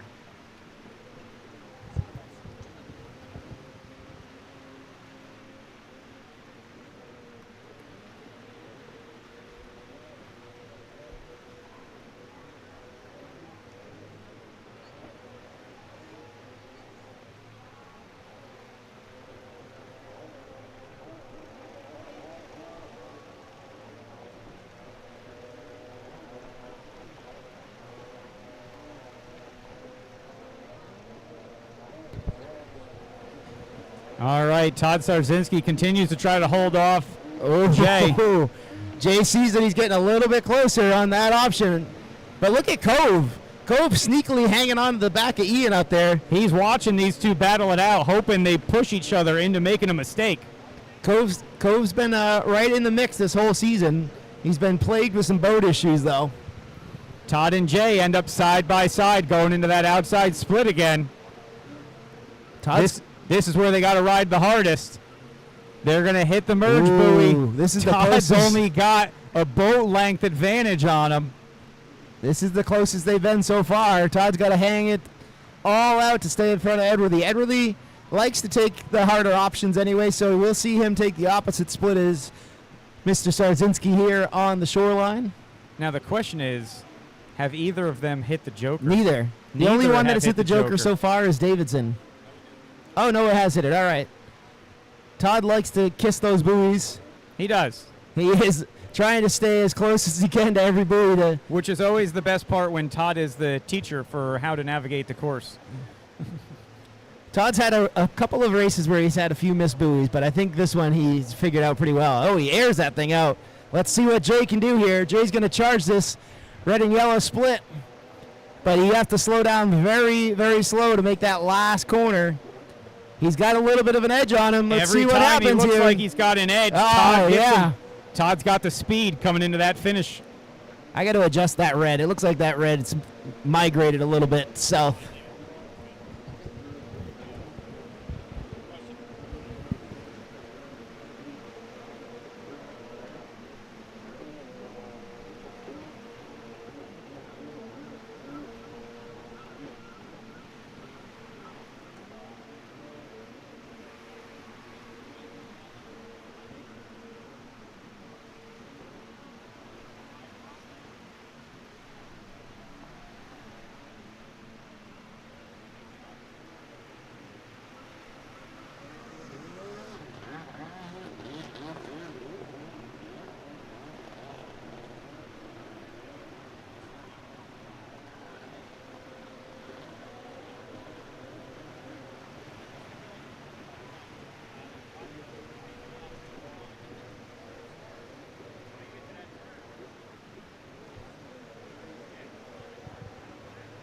Only a minute and 30 seconds left until that white flag flies. We're looking at 2 laps left this time by Jay Edworthy has made the pass on Todd Sarzinski because I believe Todd hit the makeup, hit the Hammerhead Joker buoy. However, that means Jay still has to hit it. Oh, I don't know. That seems like he's still pretty close if he did hit it. Did anybody see Todd? I was busy in a conversation. I missed it. Did Todd hit the Joker? No. Jay just made his way around him. That's what happens when you take your eyes off the race for 2 seconds. Something changes. Well, okay, all right. So Todd now goes and hit the makeup.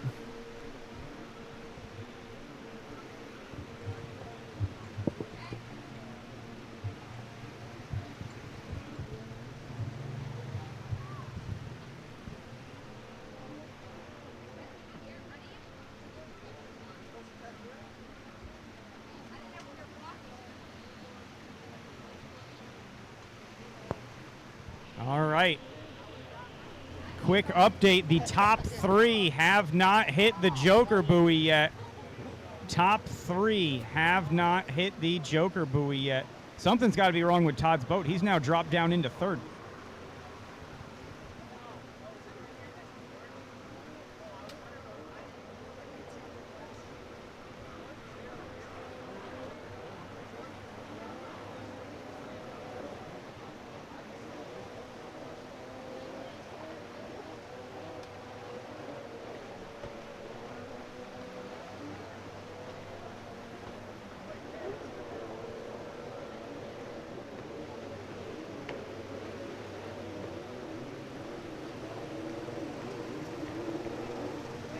All right, white flag is out.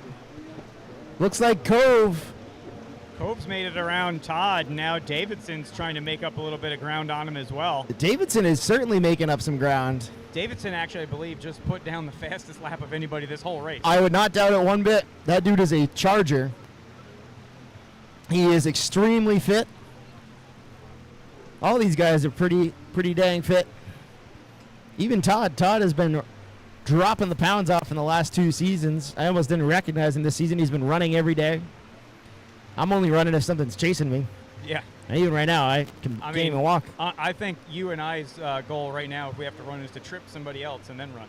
All right, Edworthy takes the Joker. Let's see if Smith can make it happen. Oh, boy, Smith is going to make it work, but Smith still needs to take that Joker. These two have been going at it all season long in this class. It's going to be a little difficult with that checkered flag out this time by. Oh, wait a minute. Yeah, so it's Smith. So Smith must have hit it earlier. Well, we do have a checker, so. And Edworthy's going to run the alternative split. Oh, boy, I think Ian Smith may not have hit the Joker. Oh, boy. All right, so Smith is the unofficial winner, followed by Edworthy, followed by Todd, it looks like, but looks like Smith thought he had an extra lap. Smith's going to hit the Joker buoy this time. Good ride for Cove. Cove's still going too. What is happening here, boys? Are you not looking up at the tower?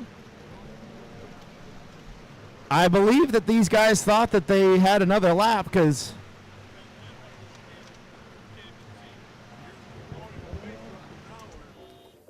Got a cab, I just landed in LA. Sent you a text, I know it's a little late. Across the world, but you're just a flight away.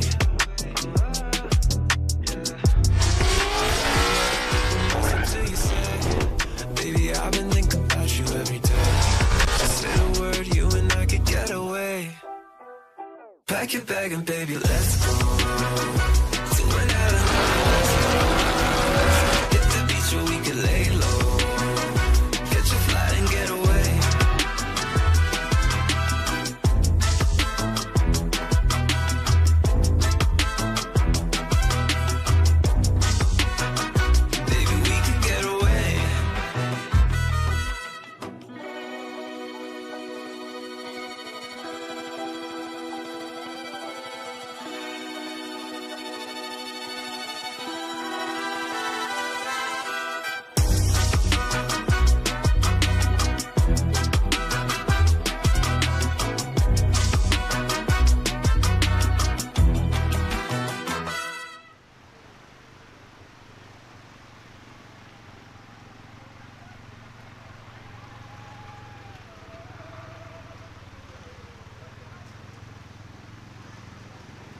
All right, X2 down in the starting gate.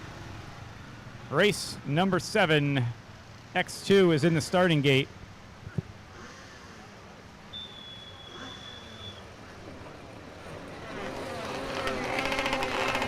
Coming on the line, we got number 51, Jack Manzowski. And the number 7 of Caleb Pliska, the 808 of Chris Von Way. Out on the outside, we got Carl Hausch opting for a backup boat. Right outside him, the 11 of Pete Burke.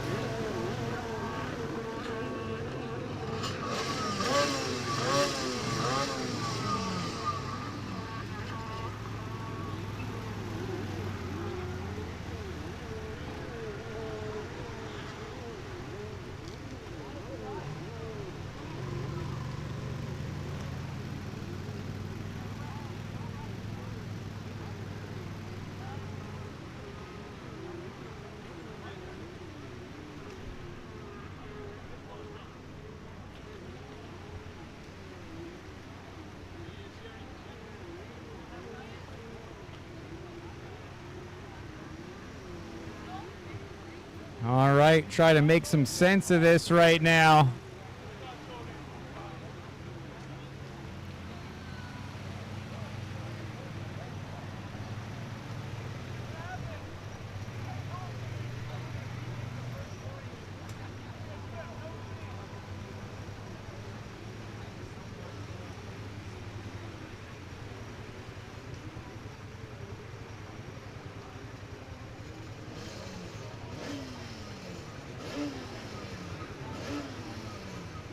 Caleb Pliska holding down first place. What are you flinching for, Wicked? Caleb Pliska holding down first. She's got two fast boats right behind her. The number 51, Jack Mazowski, and the number 3, Carl Hausch. One's going to opt to follow her through the inside split. One's going to run the outside. This has been a fun class all season, too. Mazowski's really stepped it up. Carl rolls it on its side on that inside split. Oh, boy. Gets passed by Von Way. There's a gator in the water over there. Yeah, watch That's out, a log folks. jump. Watch out, folks. There's a gator in these lakes. So now that you're retired and don't do all the fun jet ski stuff, you're missing out on some fun things. We've done some swamp rides down in Louisiana with Charles Ginchard, my good buddy from Louisiana, the mullet from down south. Dude, we've been riding with alligators on these swamp trails, and it's gnarly. Literally as fast as those GP skis can go through like trails in the woods. Nothing says don't fall down. That's a dinosaur. There's dinosaurs in the water there. We'll probably we're gonna work on a Morgan City, Louisiana race, I think, for next year. And if we do that, we'll also arrange a swamp trail ride. So basically, we'll get a whole group of guys on race skis, go out on the swamp trails. I noticed that you only said guys. None of the girls want to go. They're way smarter than us. Say they want to go ride stand-up jet skis around alligators. None of the girls go with us. They are all smarter. Seb, you went on that swamp ride with us last year. You want to go on another swamp ride? Remember down in those alligators are bigger than Sebastian. In Morgan City when we did that swamp ride? That was so sick. That race site's cool. Actually, I just sent a couple emails to the city about that. We may end up at Morgan City, Louisiana, in the national tour.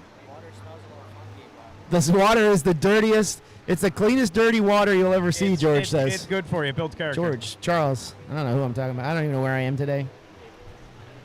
If you ever feel under the weather, just jump head first into that water. Yeah, cleans you right out. Whatever ails you will go away. That race site, though, had actually the craziest chop. Remember that chop? It was like a washing machine because it was basically you're in a rectangle, nowhere for the waves to go, and it was super shallow. So it just built and built and built throughout the moto, and it was the weirdest chop that I've ever raced in.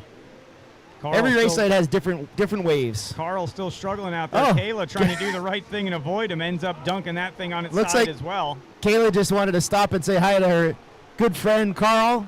They go way back. They're buddies from way back in the day. Oh, yeah. Oh, yeah. Good friends. Kayla remounts. Carl cannot remount. Carl has some trouble remounting that thing, especially if it's not running. I was going to say, I think the problem is it's got no go-go. As some would say, his pony ran out of quarters. All right, he's back up and running. Not sure why he opted to switch boats this race. Oh. This one seems to be giving him some fits. I do know that he didn't switch transponders. And I don't know why Pete Burke and Carl just missed the last blue buoy. Told you, Pete Burke can hit all the buoys with the drone, can't hit all the buoys on a jet ski. It looks a little different from ground level. Yeah, that must be it. Moto number 8 down to the line. Moto number 8 down to the line. Boy, I'll tell you what, back when we used to play Motley Crue on the start line before a race, I never thought I would hear this song over the stereo. I'm not complaining. I'm just saying I never thought I would hear this. My wife and teenage daughters are in charge of the radio station. Well, then I'll just be happy it's not Taylor Swift. Tay-Tay.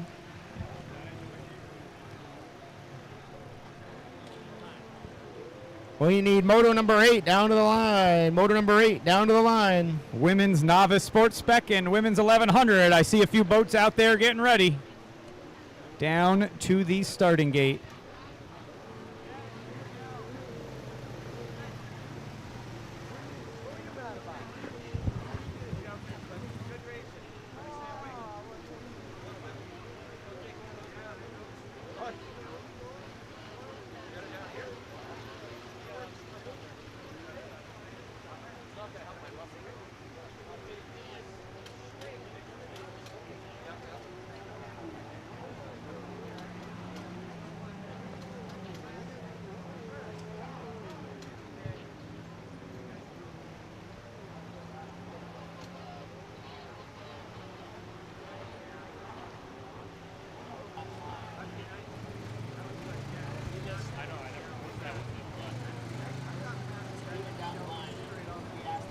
All right. Comfortable lap or comfortable lead for our race leader, Jack Manzowski.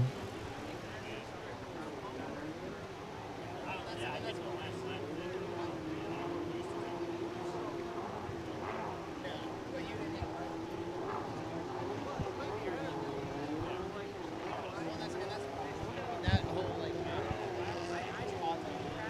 so I mean that's why I said unless you guys like come to me and say we are fucking unless somebody comes to me and says look all of us are green and that's the shit.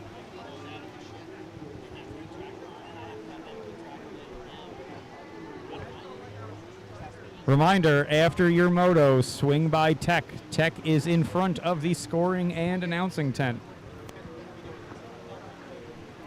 That is by design, so we can keep track of who has been through Tech. And if anything wild happens, well, we can talk about it. Checkered flag, number 51, Jack Mazonsky. I told him to go down the line, but then I told him to go back over here.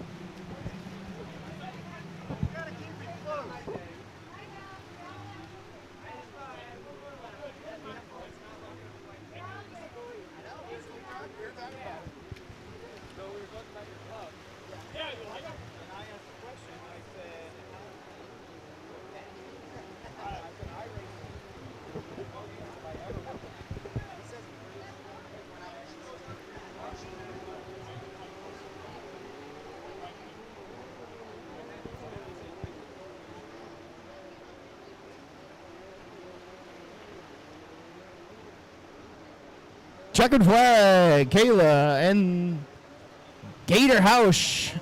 All right, we're going to get this 8th moto fired off. Run through these last couple and call it a day. And we have riders meeting at 8:30 tomorrow morning. Mandatory riders meeting 8:30 tomorrow morning. And we re-rack and run through all of these one more time tomorrow. No one's worried about what time riders meeting is, but what are we doing after the races?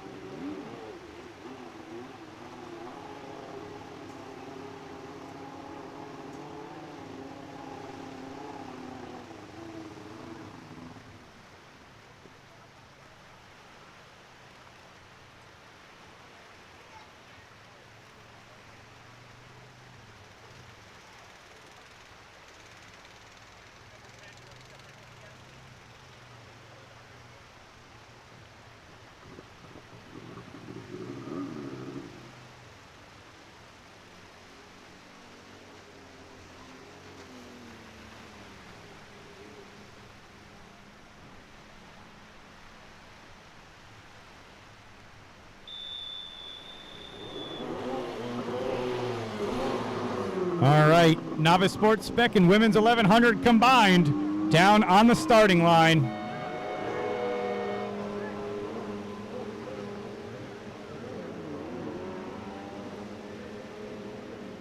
McMaster having an issue on the start line, but I'm sure he's going to make that ground up very quickly.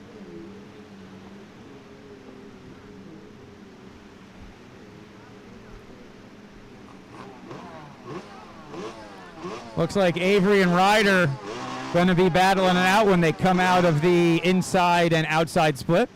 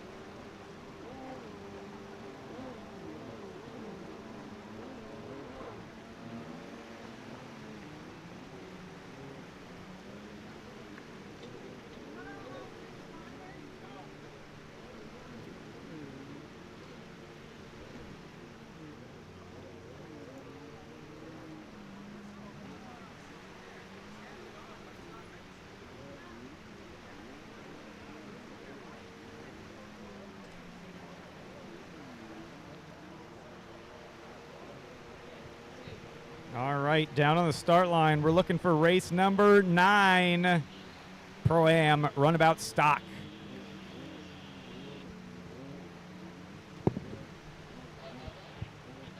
Out on the course, we got Gage McMaster, Avery Nickerson, Ryder Downey, and Sue Zipkin.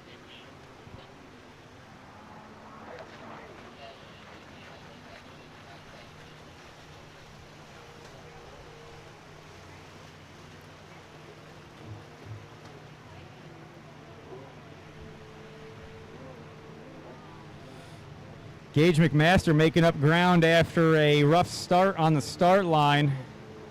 Gonna have Avery Nickerson right behind him.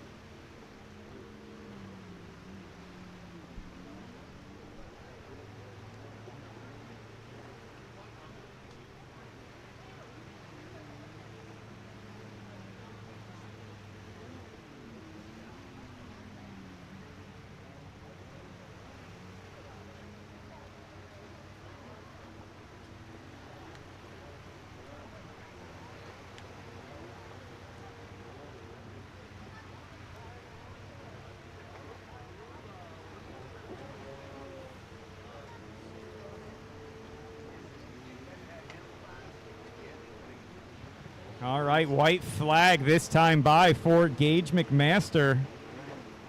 Avery Nickerson keeping the pressure on him, staying close. A little ways back, just coming into the split now. We'll have Ryder Downing.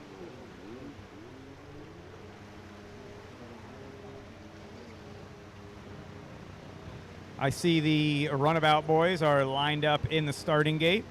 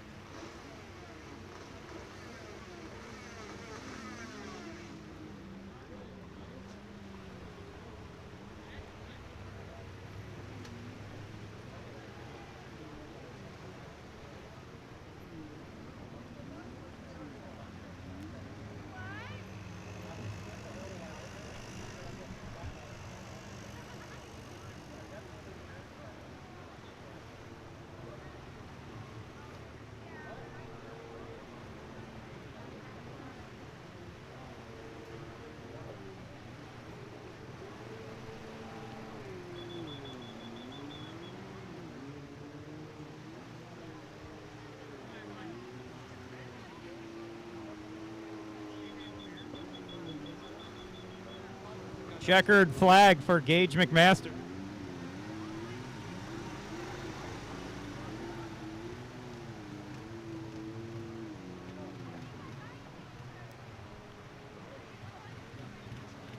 Nickerson coming across the line in second, and we're going to have Ryder and Zipkin.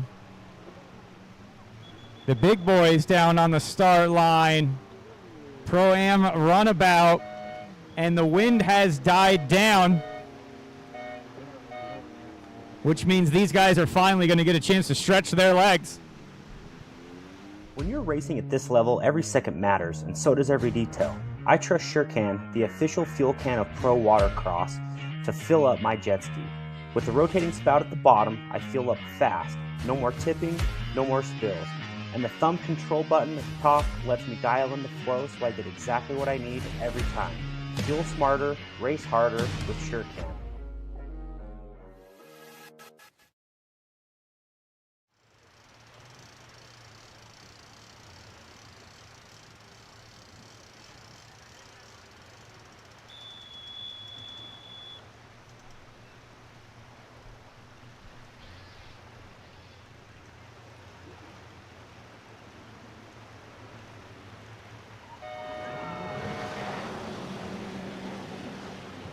Great start.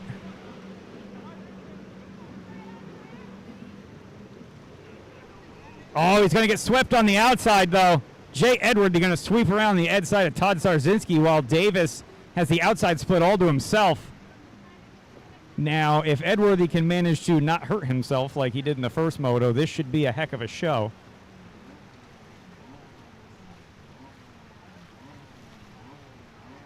Pro Ski down to the starting gate, our final race of the day. Pro Ski down to the starting gate.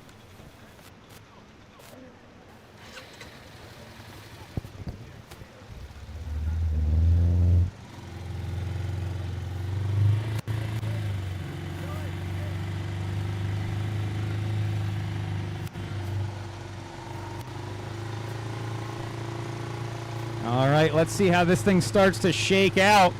Jay Edwardy running the inside, making turns you didn't think were possible on that thing. He's going to be followed by Ian Smith on the 126 and then Todd Sarzinski.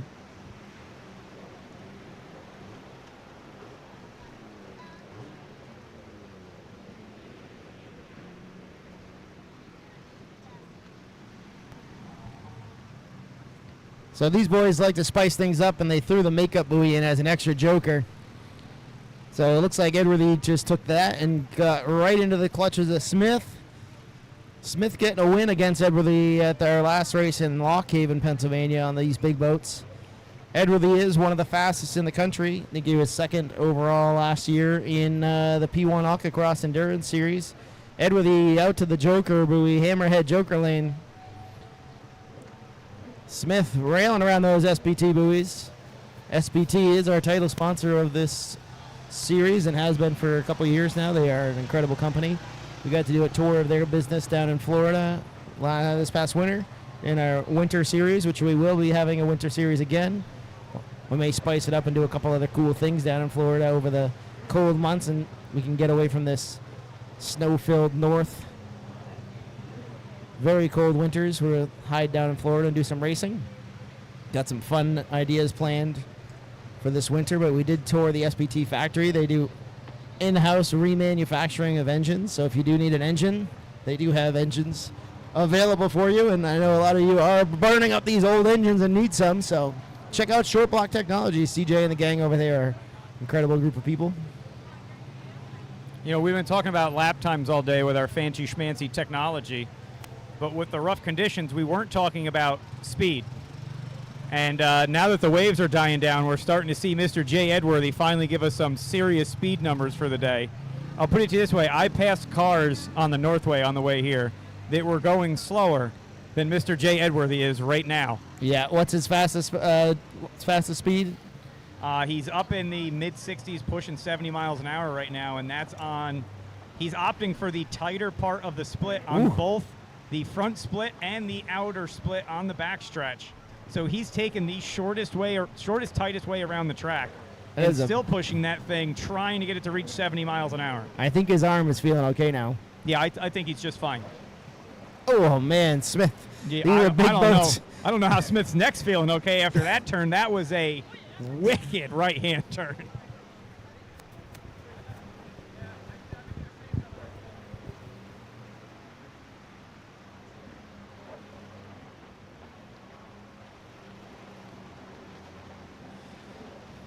All right, final race of the day, getting ready to come down to the start line. Pro Ski GP.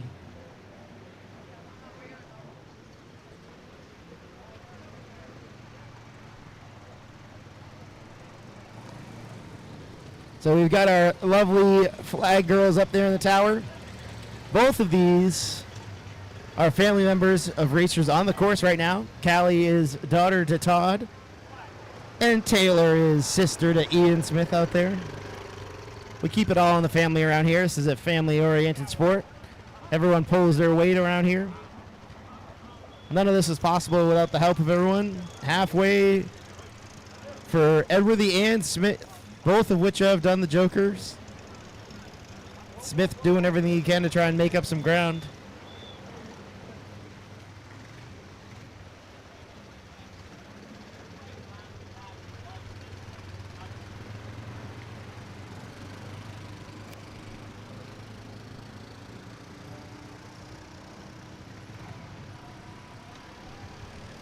If you're out in the beach hanging around, we are going to be doing this all over again tomorrow. We have 2 more motos tomorrow to get through for every one of these classes.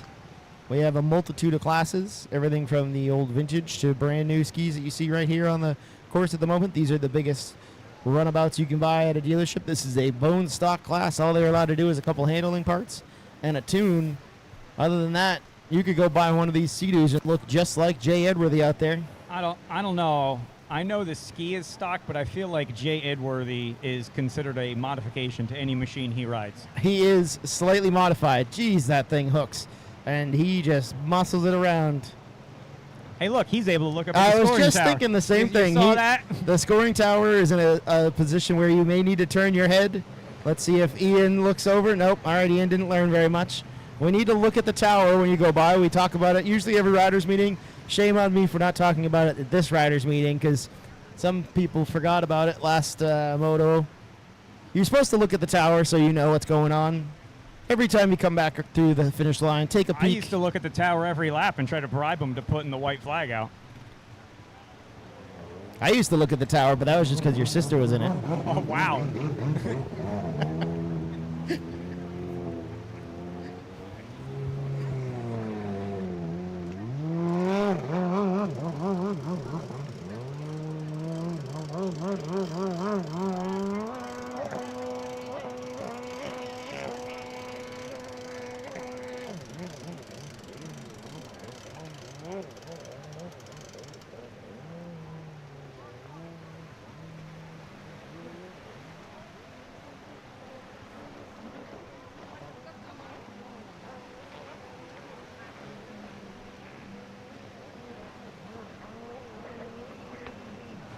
All right, we hear the noisy, loud GP skis warming up on the right-hand side of the course. These are your fastest stand-ups of the weekend. 1,500cc 4-strokes in these stand-up machines. I would have loved to have been in that meeting when they built, 700 and 800cc stand-ups for however many years. A lot. And somebody looked at each other and went, hey, what if we just put the biggest engine we have in there? I think we can fit it. Let's do that. Yeah. And I'm glad they did. I'd like to buy that guy a beer because I own a couple of them, and I think they are super fun. They are cool, but they are not cheap. They are not cheap. Although the market is coming down for them because it is very flooded with them. Fast Power Sports has been hammering out an insane amount of boats. Same with Commander. So the market's pretty heavy at the moment. You can buy used ones for about 20 grand now. I'll sell you mine for 20. I own too much of Sean's old stuff. I can't swing that. But to buy yourself a brand new one, turnkey, just write a check, you will be looking at $45,000 roughly. But who will be cooler than you? You could have one. At your local boat launch. Yeah. I don't know if I'd want to wreck ride that thing.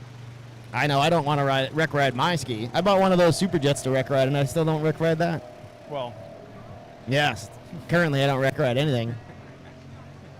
Just the bench. And this Suzuki King Quad 4-wheeler. Did we give these guys a 30-minute moto? I'm not sure. Looks like a minute left on the lap. We're under a minute. I see the white flag in Taylor's hand. That's 60 seconds left. Oh boy, they're in gonna this moto. 2 laps to go then. Todd putting in the work.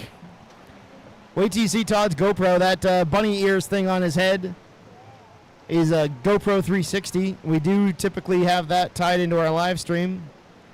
We'll aim to maybe do that tomorrow. Yes. We do have the capabilities. For those of you that thought Todd was just dressing up as a furry and those were his ears, no, that is a way to get a front row seat to what it looks like out on the racetrack. And even with all that wind resistance, he still could look at the tower on his way by. Well, it does act as a rudder. It actually helps you turn your head. That makes sense.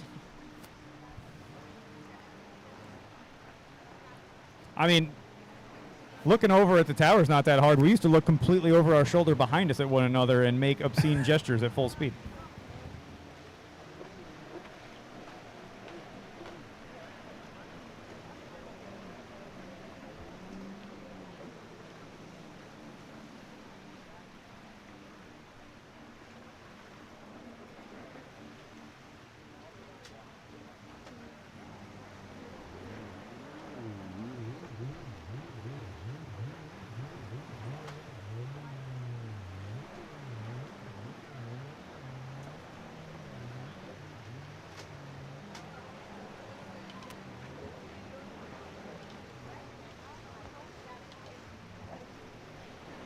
Attention in the pits, attention in the pits. As a reminder, our four-wheeler access is only on the pathway to get into the race site. And that is it. You are not to be taking your quads or your bikes or anything up by the bathhouse. Please keep them away from the bathhouse.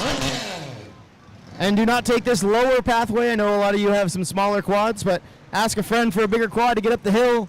We cannot take this lower pathway.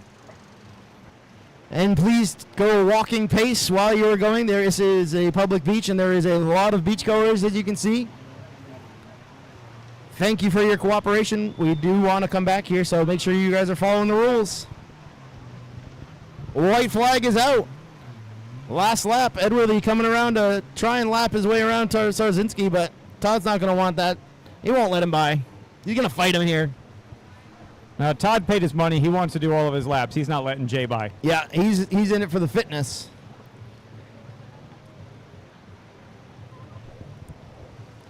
Although Edworthy is still charging. He may just force a pass here. Oh, boy. Todd's going to hold him Todd's off. getting an extra lap. He looks over. Oh. I guess Todd's getting checkered anyway. Third place for him either way.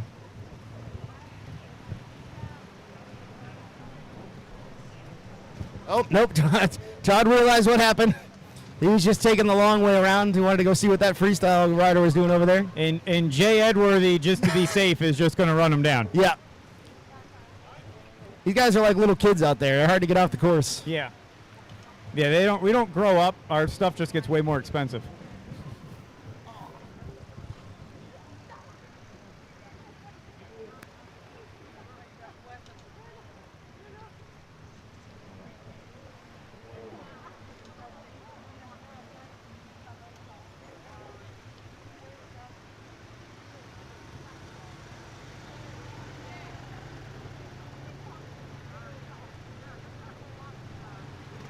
All right, Ski GP lined up in the gate.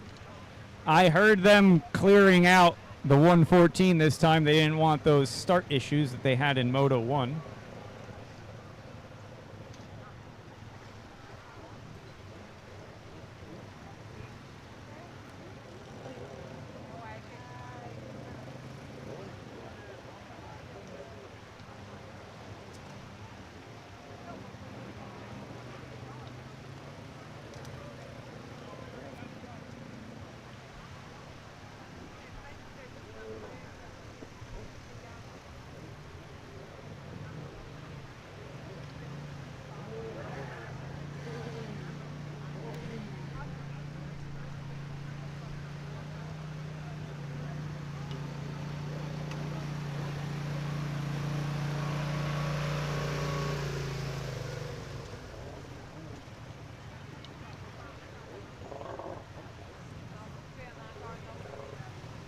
All right.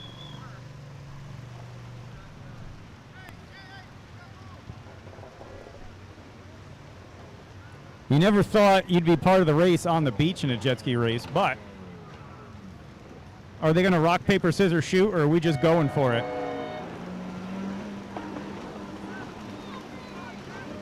All right. We got jet ski racing and Baywatch going on down here as they take off from the beach.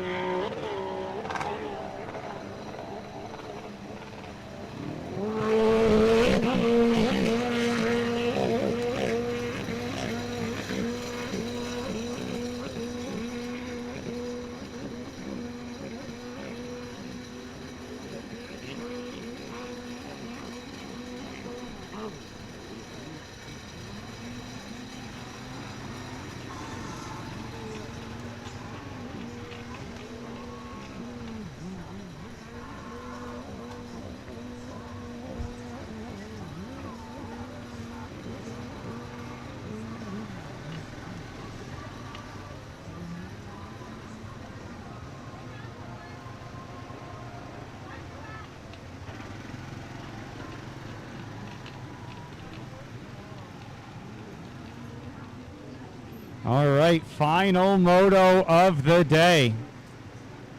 Ski GP mixed with ski stock. See how these boys shake up coming down the front. Looks like Davidson going to be holding down the first place position again, trying to go 1-1 today. He's going to have Sebin working his way through the outside. What do we got on the inside? Let's see. So that's Sharp. That's Sebin's cousin, Dylan Sharp, and then John Gould on the inside. Sebastian Wilcox not on his GP ski. He's on his Yamaha 4-stroke. So that's a 3-cylinder 1050 out there, making his way around John Gould. John Gould's going to push him inside. John's an old salty racer. Oh, Seb almost spins out, almost loses it. Now you'll see Braden stretch the legs on that GP boat, and see ya later. Right by Wilcox. That's one extra cylinder. That's what that'll do for you. That's also one extra check. Yeah. That's what that'll do for you, too. A couple too. more payments involved with that ski. So let's see if I would expect to see Braden reel in Davidson in this moto. Davidson ran away. Davidson was on a tear. He's going to hit the joker lane. I think Braden's coming into it now, and it's not as rough. So we'll see Braden Sebin catch up to the back of Dave Davidson here, while his dog Stanley hangs out on the beach, just lounging around, living the best life. Biggest dog award goes to Davidson.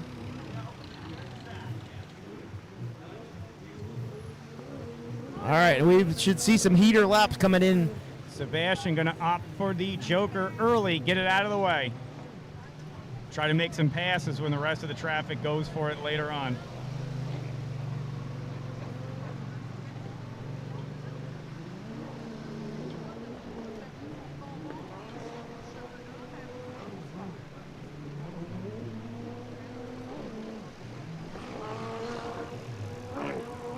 I forgot Kelly was even out there.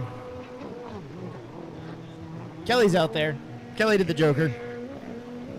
He's out on the 2-stroke. Riding the 2-stroke against all these big 4-strokes.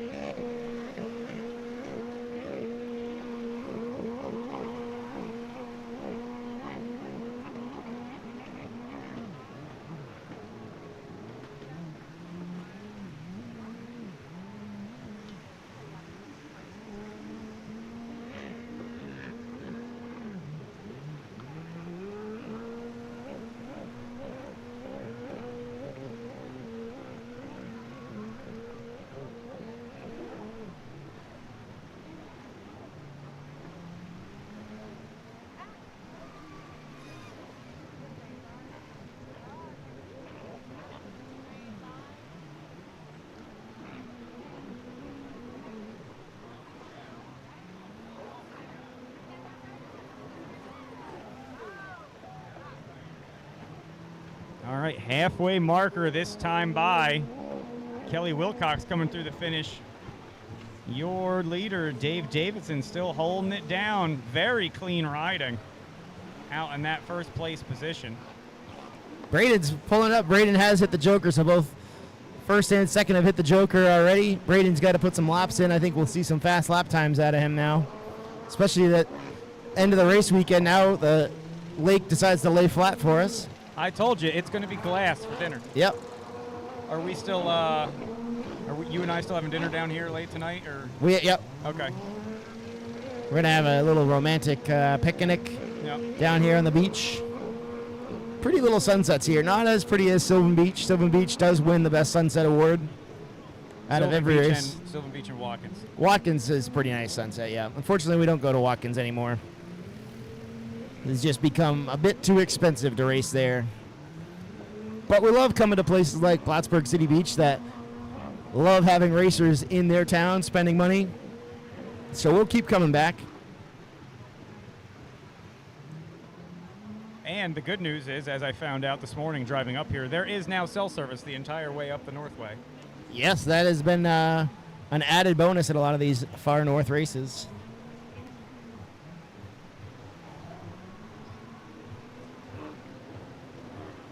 John Gould out there just putting in laps like usual. 30 seconds left on the clock. Looks like it's going to be 2 laps left. You can see that Davidson going to miss the clock by he wants, 20 looks like he's seconds. trying to slow down. We can wait 20 more seconds.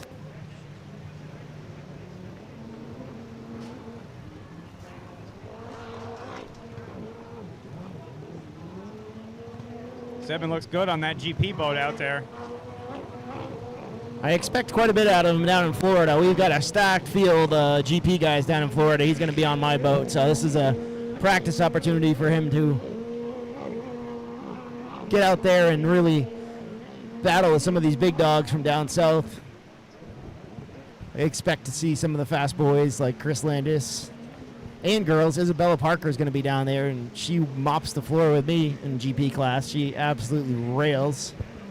We got a big turnout showing up down at Avon Park for all the classes, too. It should be a fun little race weekend.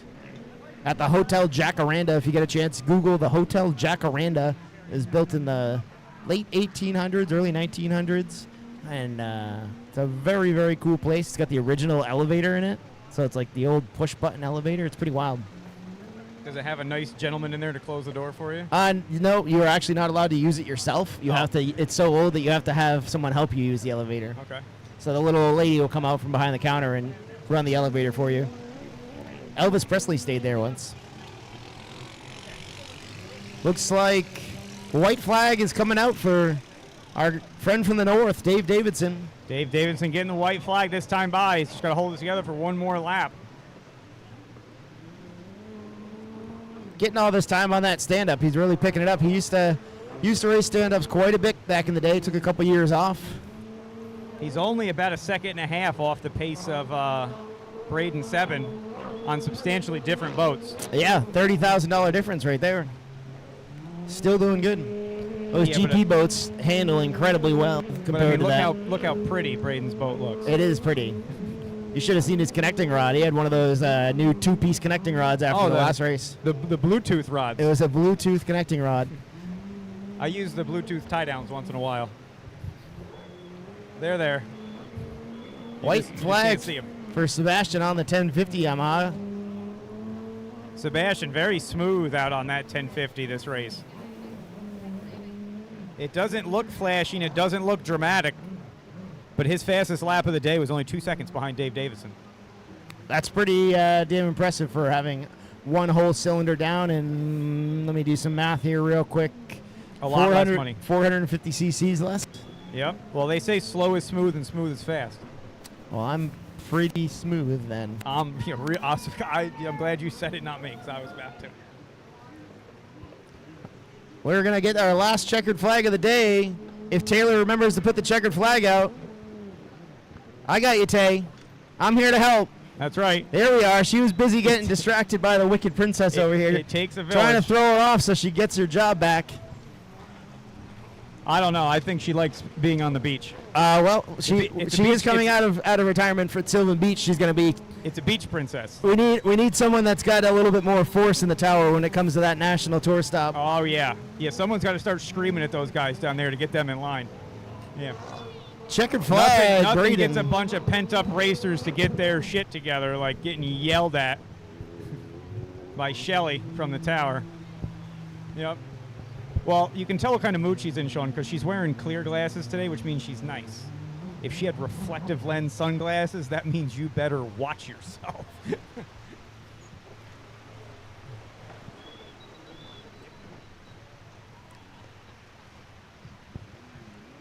Checkered flag. Seb Wilcox. Last man on the course. Last two on the course. We've got Dylan Sharp out there putting in time on that American flag SXR 1500 of the Sebin clan. And John Gould. Let's see. Did John already pulled in, I believe? Yep, John pulled in on the 299 boat. Wilcox is out there on the two-stroke putting in more laps.